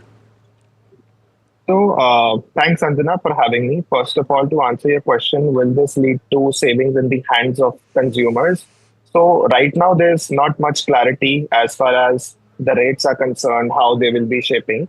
But there's one critical thing that we need to understand, that is the inverted tax duty rate structure, which you already mentioned. Correct. There's this, if you look at the tweet from the Ministry of Finance, there's one reform that is being talked about, which is, not being talked about on the internet at all. They are saying that the reforms will correct inverted duty structures to cut input tax credit accumulation and boost domestic value addition. So we can really hope that this problem gets solved of the inverted tax rate duty structure, which will help eventually the insurance companies in passing on the benefits of the reduced rate to the consumers. All right. Narendraji, from the industry side, is there clarity yet on whether the exemption applies only to new policies or renewals too? What are you hearing? Thank you, Sanjana, for having me today. See, any government reform that is initiated, it is generally prospective in nature, not retroactive in nature. So assuming hypothetically the Honorable Prime Minister on his Independence Day message and speech had said, so we are hoping that it's going to be prospective, and from the data, assuming that from 1st November it's going to be implemented. So all new policies that policyholders are going to buy and all renewals post 1st November, all policyholders will get this benefit of reduced GST, reduced or zero GST, whatever it is going to be. All right. Coming to input tax credit, so we need to look at holistically. See, the IRDA has got a 30% expense of management regime for insurance companies in place. So if an insurance company is collecting 100 rupees in premium in a year, they can spend 30 rupees on all their expenses. The remaining money goes into the loss reserves for paying claims and goes into investment income for getting investment incomes. So these two things are there. So I don't think that for every rupee of GST collected by insurance companies, 100% input tax credit is availed by them. This is a significant portion which goes as payment of GST to the government of India. So this is going to have, we have to look at this from standalone health insurance companies' point of view and general insurance companies' point of view. Standalone health insurance companies, their revenue is pure health insurance premium. So, of course, if assuming government makes zero GST on health insurance, it will impact them. So whatever input they were taking, that is going to marginally increase the premium for the policyholders. We believe still after this, policyholder will get at least 12 to 14% reduction in price because the 18% GST will straight away go away. And for general insurance companies, since they have got a significant book of non-health premium on which they collect GST, they can get the input tax credit over there. And there, I don't think the impact of input tax credit is going to be major if they are not getting input tax credit on health insurance premiums. All right. Okay. Very well explained. And I'm actually going to prod you a little bit more. But before that, I'm going to get a quick word in from Najib sir. From a policy making lens, do you think that we potentially need a little more clarity? And I'm sure that we'll get that once there's a formal announcement. But just to avoid any kind of misleading expectations. Thank you. The excitement which has been caused by the Prime Minister's announcement across the trade and industry is phenomenal. And mind you, this is a proposal which has gone through to the GOM, and the GOM from today's feedback one gets has recommended to the GST Council. Now, obviously, there's going to be a lot more debate and discussion in the GST Council. And from the state's perspective, there'll be serious concerns about revenue. They would like to be assured by the center, which I'm sure the GOM has had occasion to look at. They will need to be assured by the center that revenue will not be seriously impacted because of these reductions proposed. Having said that, there's no doubt that these recommendations of the Prime Minister and the GST Council are very, very welcome. This is something which the industry was asking for it. And now that it has come, I think we should just be a little more patient for the GST Council meetings, which will happen very soon, I'm told. And thereafter, it goes to the center for the necessary formulations, which is when we will get to know the finer details. And in all these matters, the devil always lies in the details. Okay, so I think the consumers, so what I'm understanding is that the consumers may cheer, but like all of you are saying the same thing, that the fine print obviously matters. So I want to now turn to the insurers themselves. The technical worry is that without this input tax credit, insurers are facing new costs that could cancel out some of the consumer benefit. Narendra, how big a dent will this ITC loss, if it happens, create for insurers? Will they be forced to hike base premiums later? See, generally, insurance companies, when they arrive at the underwriting price for health insurance or the premium, they factor in to a certain extent the input tax credit that they are receiving. So now, if let us, the hypothesis is that 0% GST on health insurance. So for, as I said, for standalone health insurance companies, yes, it's going to impact because there'll be no ITC available. But we have to see that all premiums collected by insurance companies don't go in expenses. There's a cap of 30% of EOM by the regulator. So only 30% of the premium earned can go towards management expenses and other costs on acquisition of business and everything. The remaining 70% is for loss reserve, payment of claims, investment and getting investment income so that they can honor the future claims and everything. So for standalone health insurance companies, I believe there is going to be between 4 to 5% cost that they will transfer to the policyholder in due course. Immediately, the day this is announced, assuming that 1st November is going to be the date of implementation, all policyholders, whether new or renewing, will get this 18% reduction. Insurance companies will go back to their drawing boards and understand what's the impact on the ITC and then calibrate their premium pricing, which will come into effect hopefully in the next financial year and not in the current financial year. Okay, all right. So then, Najib sir, in your view, does the council then, or even, those that are creating and actually raising this policy, do we risk creating distortions in the market by going for a 0 instead of a lower slab like a 5%? Look, the industry always wanted lesser slabs, lesser rates, and now that you've got it, or apparently you seem to be getting it, other concerns we're poking holes in it. Okay. Yeah, absolutely. And mind you, the challenge which another friend had mentioned earlier in the program of input tax credit is precisely this.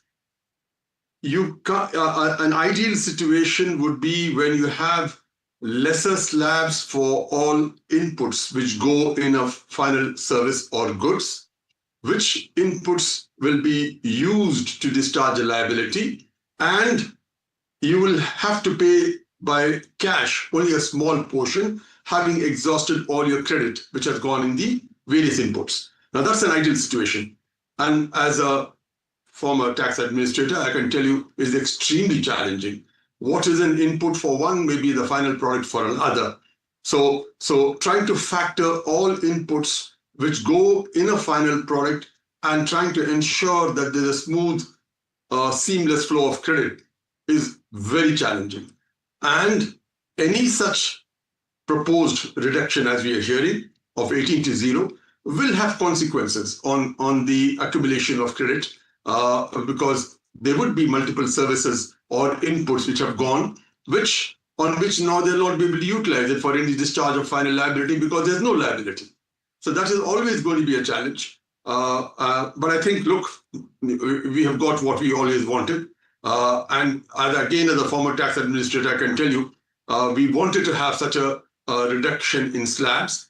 But when the GST itself was being formulated, obviously the revenue concerns were far too serious for us to look at this sort of collapsing of slabs. It has happened now. We should welcome it and wait for the GST Council and further developments. Absolutely. I think everybody is keeping their eyes and ears peeled. But Kannan, could this affect efficiency in the system? I think that's also something that Najib sir rightly raised, and it's bound to happen, right? When you announce something new, there is going to be the teething issues. There is also going to be everybody trying, getting used to it and getting the relevant knowledge. But could this affect efficiency in the system with slower claims, reduced product innovation, if insurers then are absorbing too much of a cost? So, like Mr. Narendra said, right, it would be largely available on the general insurers, which are offering other products than health insurance as well. So, for example, if I have to take an example of a general insurer which offers health insurance as well as, say, marine insurance or home insurance and other kind of insurance products, So we need to understand this, that eventually the input tax credit would be available to the insurer, and the cost can be passed on to the customers. While in the case of standalone health insurers, this can become a challenge for them to pass on the cost, considering the competition as well. Now, as far as inefficiency is concerned, obviously, when initially a few changes are brought in, there are hiccups in the system as to how it is changed. But I don't see, like, it is a very competitive market. I don't see anything becoming lesser competitive because of a tax rate structure in terms of claims and other innovations. All right. Okay. Well, I would say that's reassuring. Let me just zoom out a bit and talk about the broader picture and what this says about India's tax policy and how we compare globally. And Najib sir is nodding because I'm going to raise the same issue, because most countries don't go to zero. The EU, South Africa, I believe, Mexico, all levy between a 5 and 20% on insurance. So should India really take that exemption route? Najib sir, as somebody who shaped tax policy, then do you see this as a bold move for inclusion, or what is the risk with something like this? Look, it's obviously a very, very bold move. I don't think anybody anticipated such an announcement. Right. We all thought there'll be some reduction in rates and a reduction in slab, but not such a dramatic announcement.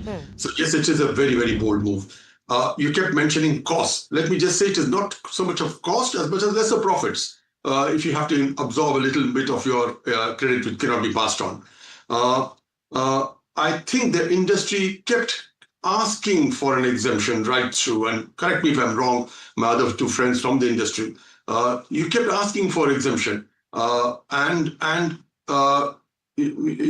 stating that health is a very critical factor, which is a very critical aspect of every single individual and family. So health insurance, everybody felt, should not be levied to any such GST. And, you know, as a general policy in tax administration, every exemption distorts the flow of credit. Because what happens if there's an exemption? It means that whatever credit has been accumulated till that point of exemption gets accumulated. It cannot be utilized. So again, from a tax policy perspective, all exemptions are bad because they distort the entire flow of credit across the value chain. Because remember, GST is a tax on every value increase which has taken place along the chain. So I think we are jumping the gun. We need to be a little more patient because there is so many unknown factors here. We do not know how the GST Council will look at it. It may say that, look, don't bring 18 to 0, bring it to 5. I don't know. I think we just need to be a little more patient. All right. And I think that is useful because it will definitely serve us to just wait and watch, because the formal announcement is around the corner. Narendra, will a GST exemption truly deepen insurance penetration, or is there a potential of it backfiring if base prices creep up again? No, certainly this GST reduction is going to enable insurance penetration. There's no doubt about that. Specifically, if you would see the senior citizen segment, because of this GST component, many senior citizens decided not to take insurance because it became very expensive for them. So from our association, it has been constantly been asked in the past that reduce GST on health insurance, and if possible, at least exempt GST for senior citizens, because that will be a great service for the senior citizens, because they can plan their insurances, health insurances appropriately and take increased cover for them, because that's the time when they need increased cover for themselves. So this reduction in our waiver of GST, we strongly believe is going to make it more affordable and penetration is going to increase. The need of the hour is that all the industry partners create proper awareness and take it to the policyholders.